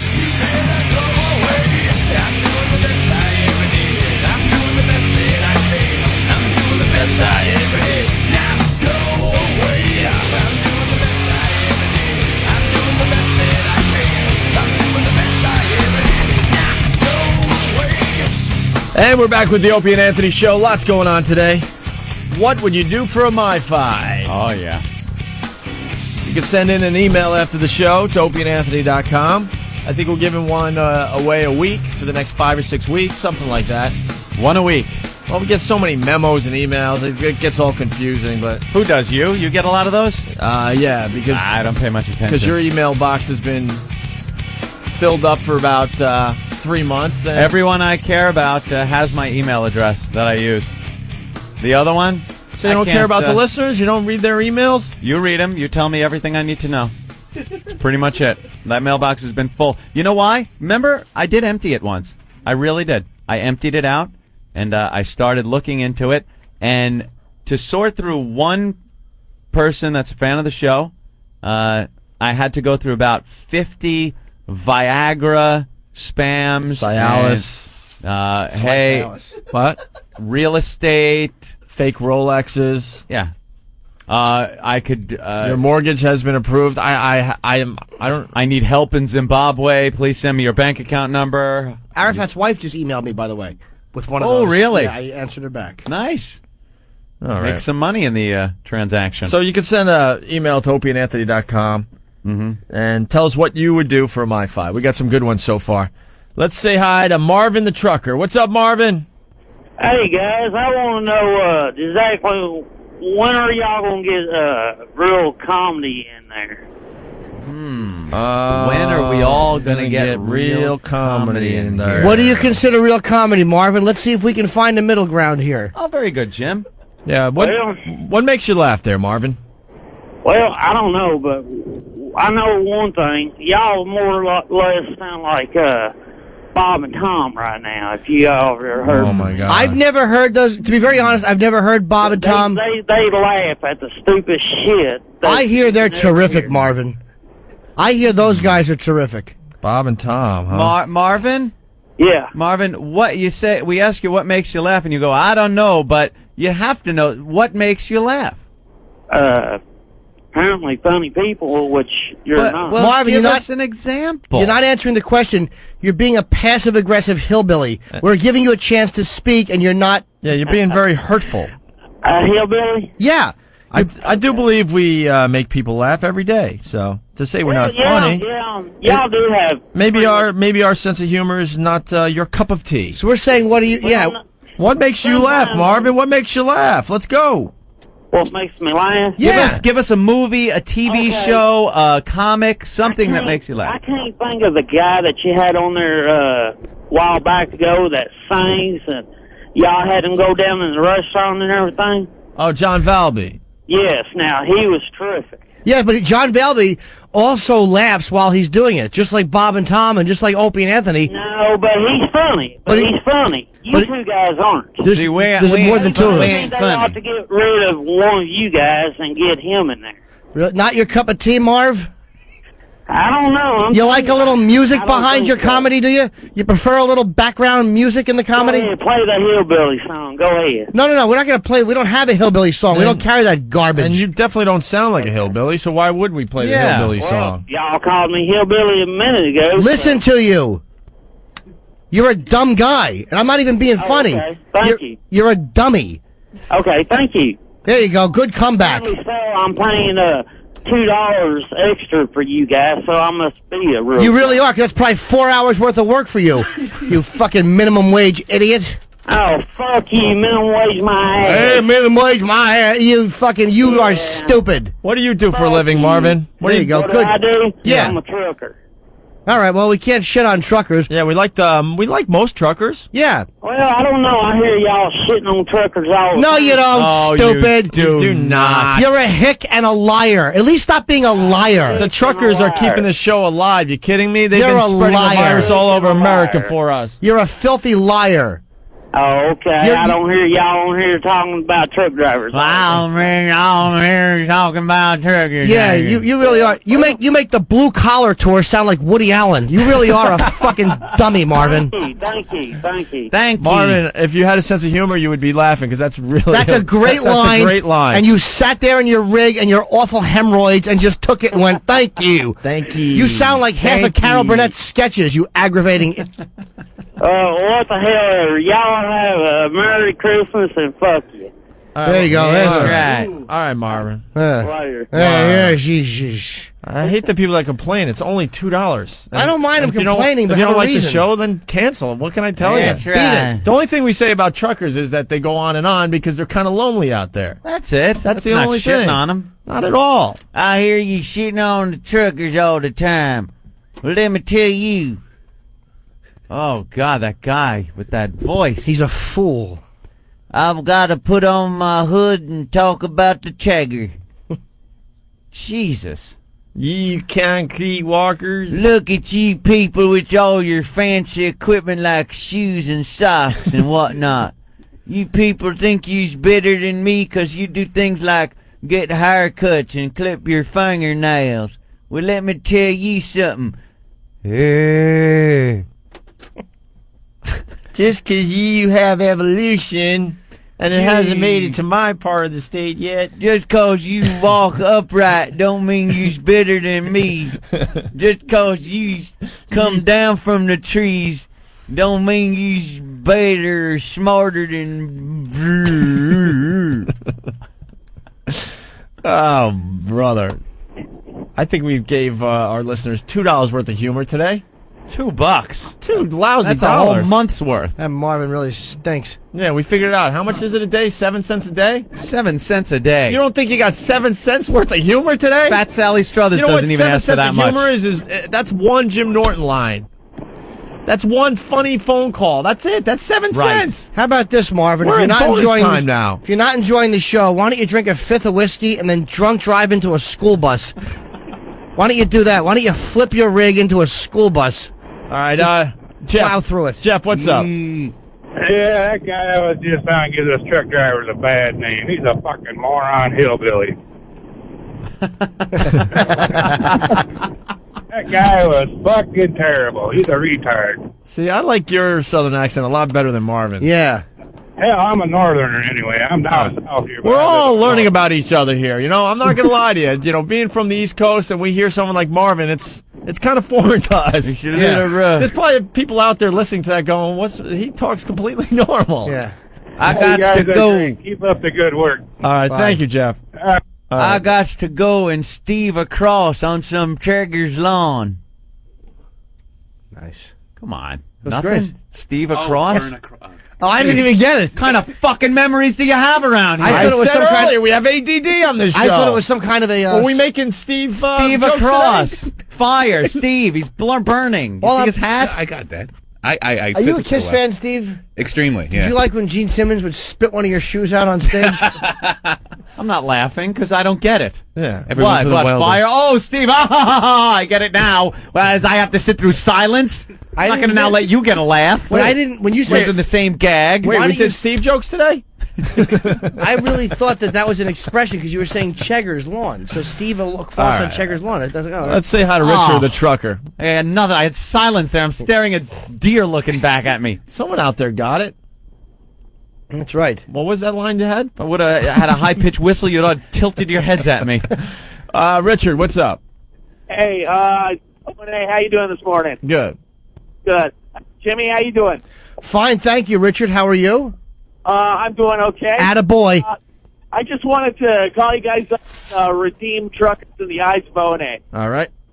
Not all of us are stupid southern hicks from some little incest-bred little town. Some of us are college educated from up north. All right. You know, we love the truckers. Yeah, we have a good relationship with the truckers. We understand. You do. You know, we have to teach you guys to keep it brief. That's about it. Just because one trucker was a dick doesn't mean all truckers are dicks. Yeah. We can understand that. And by the way, people, remember, 7 cents a day. That's it. 7 Make cents us feel a day. better about ourselves. Did we give you 7 cents worth of humor today? Yeah. What else can 7 you get cents. for 7 cents a day? Nothing. 7 lousy cents. The guy's bitching about $2. That's for the whole month. You can't even feed one of those little spoiled, fly-ridden brats for 7 cents. 7 cents. They ask for more. Yeah. Yeah. All right. Rob the trucker, what's up? Hey, hey, Norton, how's it going? Hi, Rob. Hey, guys, you know, I listen to you guys when you're in New York and in Boston. I've been, trucking the East Coast for a long time. You listen to some of these Southern guys. They just don't get it. They have no clue whatsoever is going on. You can't just say Southern guys because there's a lot of Southern guys listening to the show and they get it. Southern guys. Well, no, you listen to them. They have no clue. Everybody that calls it, you guys need to do something different. Eh? Right. All right.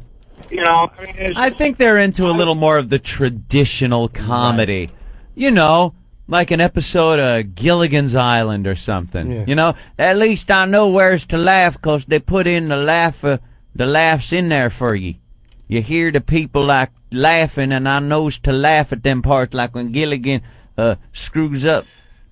Then you hear the ha ha ha on the TV, and I know to go ha ha ha there at my home. Did we do Gilligan Island jokes earlier? No, we hadn't touched on Kevin that. from the city, what's up?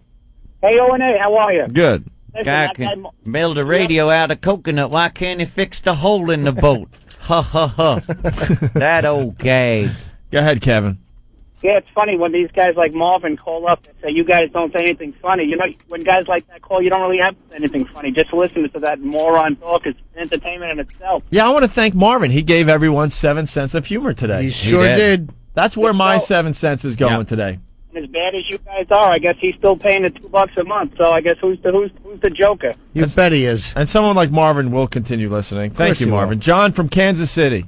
Yeah, like you guys. Oh, thank you.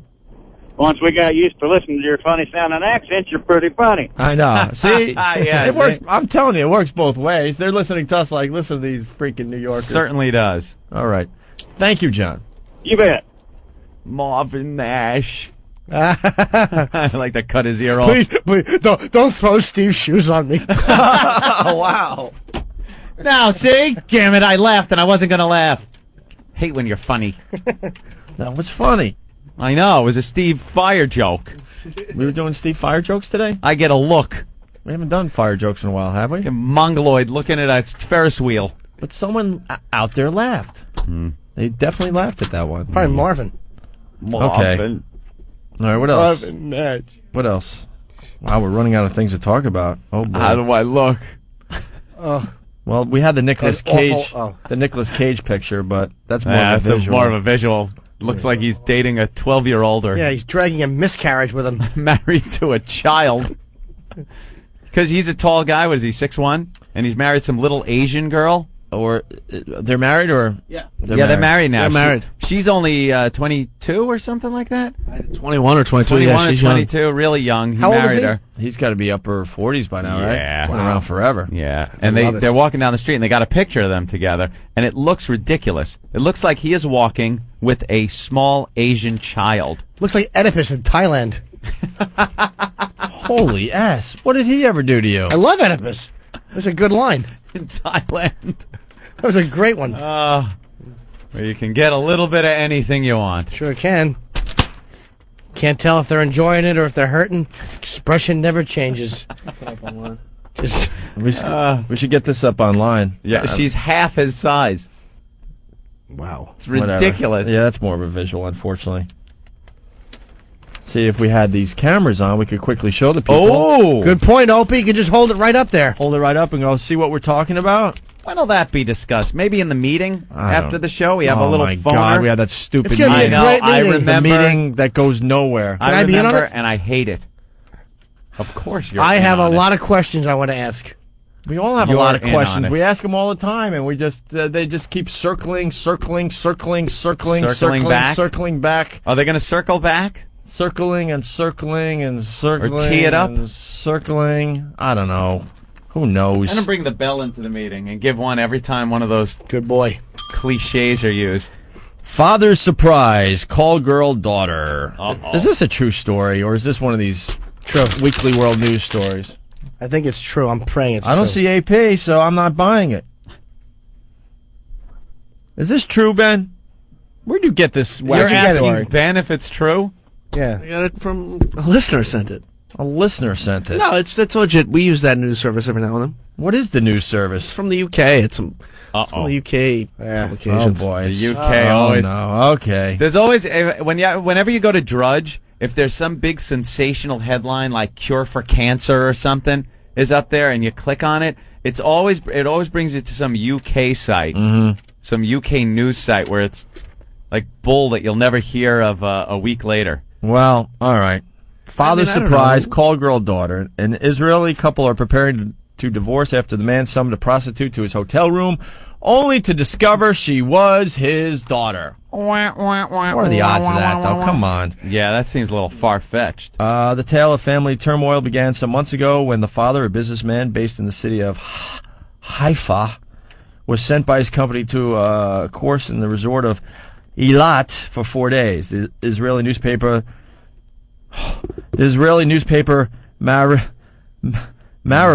Sound it out.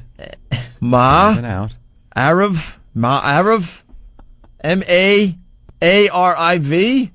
Oh. This has got to be a fake story. Reports that the man took advantage of the visit to summon a call girl to his room on his first night there, and that was when everything started to go horribly wrong. His name, Jimmy Norton. As the prostitute entered the room, the full horror for him of discovering his daughter's occupation hit him. The father began feeling chest pains, which may have been a mild heart attack, Anthony. That'll do it. He then cut short his stay in Eilat, and on his return home, told his distraught wife the truth of what had happened. Why was he distraught? The luck of having one of them at home? Getting it for free? God almighty, I could save a fortune if I was in that situation. Oh, listen to the mom, Anthony. She has vowed to track down her daughter and find a more suitable job for her. However, her forgiveness has not extended to her husband, and she has made it clear she wishes to divorce him. And the court case is expected to begin soon. I don't believe that. A hooker has to know your name before they come up to your room. How'd she not recognize her own dad's name? You understand what I mean? Like if I called for a hooker and my mom walked in. Well, no, that's not. I mean, I was like, ugh. In hindsight, lighting the match wasn't a good idea. Remember that? A few years back, maybe 10 years ago. Yeah, that was pretty much. That was reported as a real story. That's right. It was reported as a real story years ago. It's gone away now, but years ago, this was the story everyone sent and said it was a true story. But real news organizations report it as a real I know. story. Yeah. And it was not real. I think it started in one of the L.A. papers. And it would change, like little subtle things would change every time you read it. Maybe a name, maybe a location. But it was the story of a guy that came into a hospital. Two gay guys. And one guy had a burnt face, and the other guy had burnt intestinal tract and rectum. And the doctor asked how it happened, and the guy told him the story. They had put a gerbil up the guy's ass. They had tied a string to his tail, and Richard Gere bent over, that old gag, and they put the gerbil up the guy's ass. And it's supposed to stimulate the guy, the gerbil running around in there, tickling your prostate. But the string is hanging out, so when you want to get him, you pull the string and pull the gerbil back out. Well, Opie, the string must have come off the gerbil's tail or wherever it was tied. They couldn't get the gerbil out. So one of the guys figured he would go in himself manually and find the gerbil. So the guy bends over. His pal gets down there to help him out and opens up. And he's looking in, but alas, it's too dark in there. The guy had a broken nose, too, by the way. I do remember. Right. A broken nose and burns to the face. This is not Very Ed and good. I doing a bit. This was actually reported as a real Yes. story. I just remembered not only a burnt face, a broken nose. 'Cause Yeah. That's key to the story, but go ahead. And that's where the line, in hindsight, lighting the match wasn't a good idea. Because he lit a match to see what was going on up there. And he had methane gas that was built up, like lighting a fart. And it set his whole intestinal tract on fire. And in that happening, it launched the gerbil out like a cannonball straight into the other gay guy's face, breaking his nose and burning his face and causing burns to the other gentleman's intestine and rectum. But that one was being, every jock was on the air, too, saying, hey, well, listen to this story. Ho, ho. Light of the match was a bad idea. I'd like to see anybody do that story these days on regular radio. It ain't gonna happen. But there were jocks and news organizations saying that was true, and there were a bunch of stories like that out there. What was the other one? There was the girl that was masturbating with a lobster tail.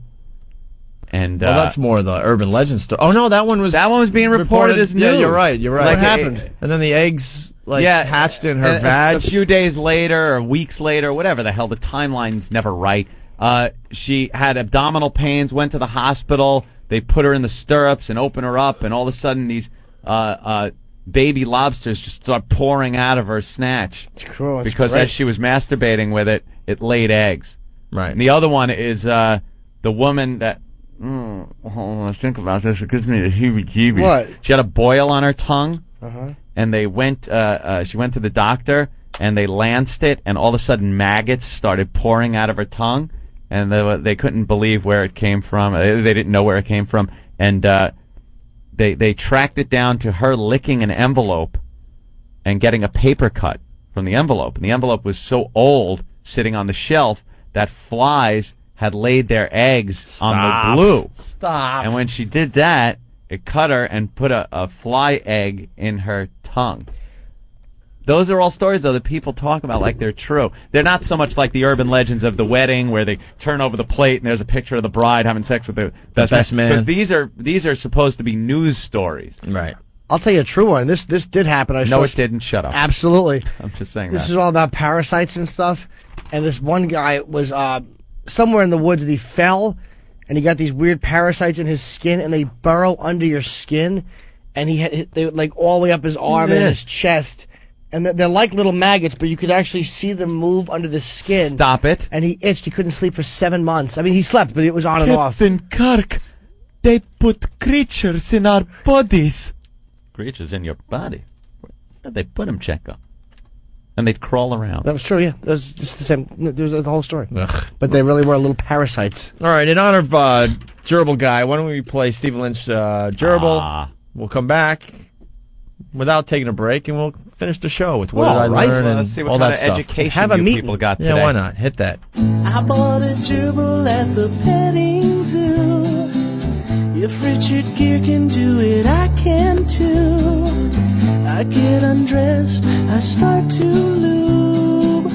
I stick the gerbil in the end of the tube, wondering just how he'll feel. Will he like it better than his little wheel? Careful now, he's right beside me. One more inch and he's inside me. Go, gerbil, go. Burrow harder, burrow deeper. Be my little chimney sweeper. One thing I forgot about. How am I supposed to get you out?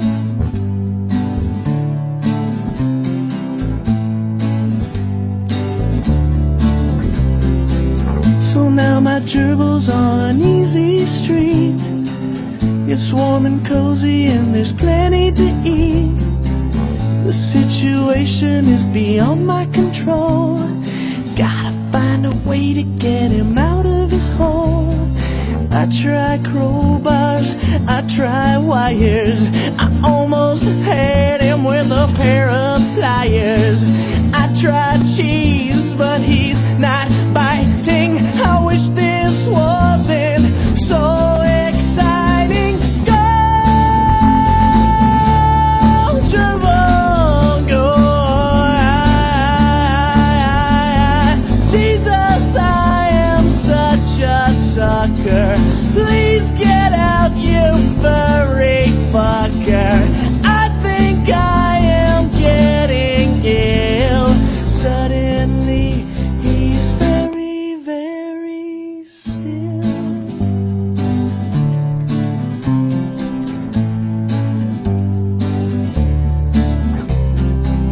Now it's too late, my gerbil died.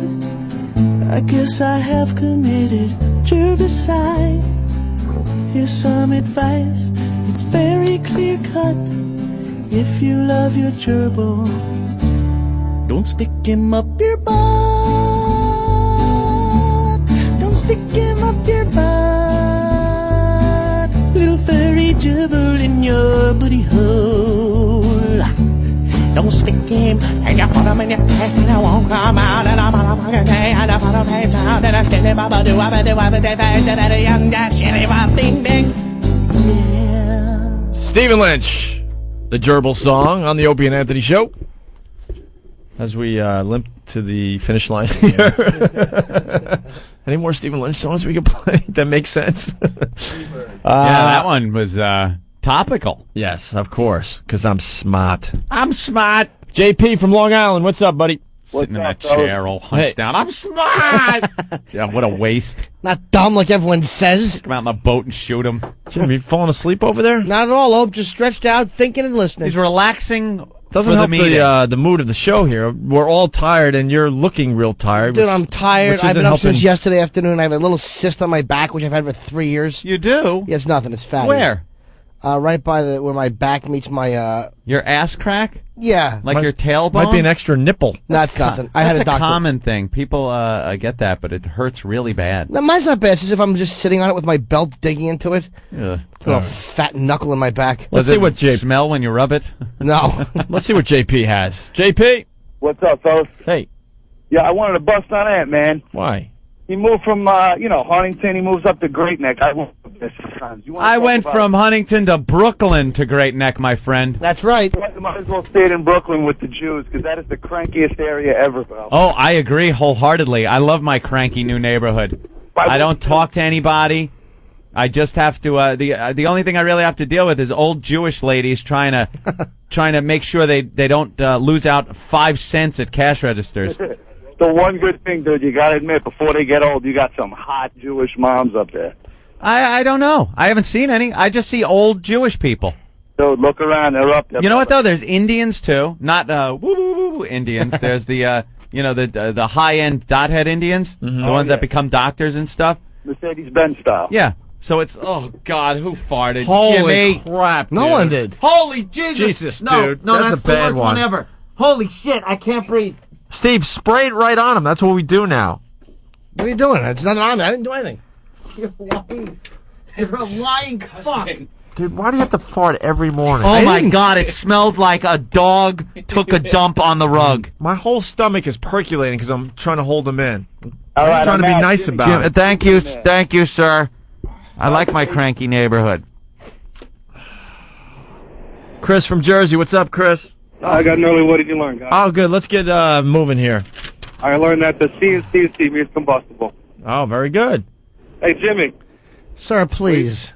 I'm asking where you're playing this weekend. Oh, I'm actually going to be a little bit probably at the Comedy Cellar. I don't care. No, I know that. It's really funny. But if you want to hung up on you. if you want to find out where I'll be, December 23rd, I'll be in Long Island at the Downtown. Oh, that's right. Oh. The only gig I have local till the end of the year. Rob from Long Island, what's up? What's going on, guys? Hey. Okay, I learned that Opie's having a BYOT party at his house. That's Bring right. your own table. That's good. Thank you, buddy. Let's say hi to Ryan in Philly. Hey, Ryan. What's up, guys? Hey. Hey, Boo Boo. Hi, Ryan. I learned that the O&A humor is for the blue state truckers. Blue State Truckers. I think some of the red states get the humor. Oh, they do. Yeah. All right. Hey, Ryan. Yes, caller. Wait, what is he doing? What was that, a bit? I don't know. Was he trying to do a bit? I think he was. Oh, he was getting himself? Sex Bagel's telling us? Okay. Mike from Jersey. Today I learned that the Jews who live near Ant sound a lot like Bela Lugosi. Whoa. Also, he learned that if Master Poe is Kevin Costner, then Opie is definitely Whitney Houston. I learned the show is much more enjoyable to do with the FHM Lingerie World Tour 2004 in front of you. This, what's her name? Sophie Monk? Unbelievable, right? The blonde? Yeah, where did she come from? I have no idea. She's been, the page has been opened in front of me for the entire show, and what a distraction. And that's She's why the in people little- didn't get their 7 cents today. That's pretty much it, because She of has a Sophie little bit, Monk. little Bridget Bardot in her. Yeah. The young version of Bridget Bardot, obviously. Not the animal rights activist Oh. pig. Oof. Very hot. Bridget Bardot proves that time is a bitch. Yeah. Time is a bitch. Perhaps checking out in your youth is not all that bad in hindsight. Johnny from Dallas, what's up? Hey, I wanted to say hi to Boo Boo. Absolutely love you, Jimmy. But I learned today that apparently you're growing a clit on your back. Thank you, Cuddles. Very good. Jason from Massachusetts, what's up, Jason? Today I learned to not take a break when you guys are going to break. Oh, very good, yes. Oh, must have been pissed. He is. He's not happy. He's calming down though. You guys suck. All right, thank Bye, you. fella. Thank you, sir. That was very uncomfortable. If you're just tuning in, you might want to listen to the Master Poe stuff in the replay. T-Bones from Boston. I learned that Master Poe fought a hurricane and it sued him. Jerry Lee Lewis from Whackbag. He learned Anthony can't be harmed by Master Poe because he's an 18 sorcerer who can conjure up large balls of Steve. Yeah, a conjure, I know. Shut up. Jimmy's all ready to pounce. Shut up. Because I was laughing and I couldn't say the word right. Scott from Tennessee. I saw you coming at me. Jimmy's Trust me. teeth were bared and he's ready to pounce. Oh, whenever somebody... I saw you coming and I just threw that freaking dog bone. Relax. I saw you. Dude, when somebody puts the emphasis on the wrong syllable, you know Because how hard that is? I laughed. To conjure? Conjure. I know it's conjure. Scott from Tennessee. I like the soup douger. Hey, guys. You guys rock. That one I knew I was messing up, all right, as I was saying it. Go ahead, Scott. Hey, guys. Y'all rock. Thank you. I learned today that 2 or 3 Southern or a handful of Southern drivers makes us all look stupid. Goddamn right on that one. But there is states to get you. Y'all, this is the greatest show ever. So. All right. Thank you, buddy. Hi, man. Mike from Jersey learned that starving Africans are spoiled, fly-ridden nothings. Garfield Mark from Jersey. I learned on the O&A show today, according to Opie, only 2 years, 43 weeks, and a few days until O&A F up and retire. Jerry Lou. Oh, we did that one already. Okay. Oh. Let's see. Kevin in Richmond, Virginia. Kevin. Hey. Hey. What I learned today was, it isn't adrenaline, it's pussy juice. Yeah. We did learn that. I showed Anthony during the commercial break. I was shaking pretty good today. Jacob, what's up? Yeah, I learned that it's not until the ink dries on the death certificate. Punching out. Oh, it's not funny until the ink dries on the death certificate, yes. Rick from Greenville. Cool. What's up, Rick? Hey guys, you guys rock, man. Thank you. Should audition as a stand-in on the new Leary show, Red TV. Nice. Thank you, buddy. I'm out. He's out. Damn Yankee the trucker. What's up, Damn Yankee? Yeah, today I learned Master Poe has a hard time with our legal system. Yeah, I did learn that too. Very good. All right. How much time we got in the booth there? About a minute and a half. You're kidding. 5 minutes. Hold 30 seconds. What can we do in 30 seconds, Anthony? I thought we were doing just fine reading I think what they're did fun. we learn. All right, Mike learned the scab-type nose pickings are thin and delicious, and little Jimmy can pull an entire Haitian family out of his nose. Oh. God, it just got hot in here? Yeah. Oh, no, Steve just walked in. Sorry. Because it was cold all day, and then Steve came in, and all of a sudden, whoa. Bill from Jersey, what did you learn on the show today? I learned that Master Poe's got Steve's shoes in his eyes because he's crazy. This was a very giddy show today. Yeah. We'll do it again tomorrow. Bye-bye. Bye. Propose we get an entire nation to sit through a massive dick show. And people spell their name however they want. Has nothing to do with phonics or nothing. Not sure what phonics is, but I saw the girl that was hooked on it, and I thought, she's got a problem with it, apparently. Hey, have you seen that commercial? Hooked on phonics, work for me. Yeah, she was adorable, you know. I was thinking, wouldn't that be weird if she was applying what she learned and she couldn't get the commercial straight, you know? Hooking on phonics, working for me. Hooking on phonics, working for me. Okay, cut.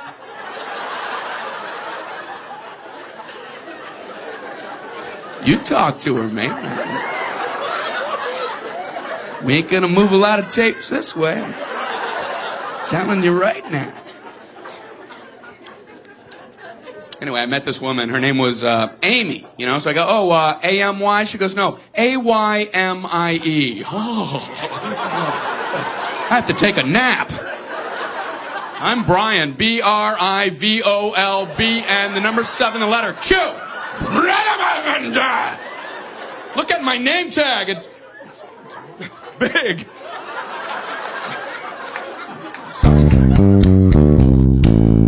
You know, I started out in showbiz about 46, but actually it was 1944 in my front yard. My grandfather bought me a cowboy uniform. And they told me, don't slip in a dog poo-poo. And I did. And I just kept slipping in it and falling, and they just laughed. It was beautiful. And that was my first comedy routine. And I've just been slipping in shit ever since, trying to get the best. What if you could give the ultimate Major League Baseball fan access to every team all season long? Now you can.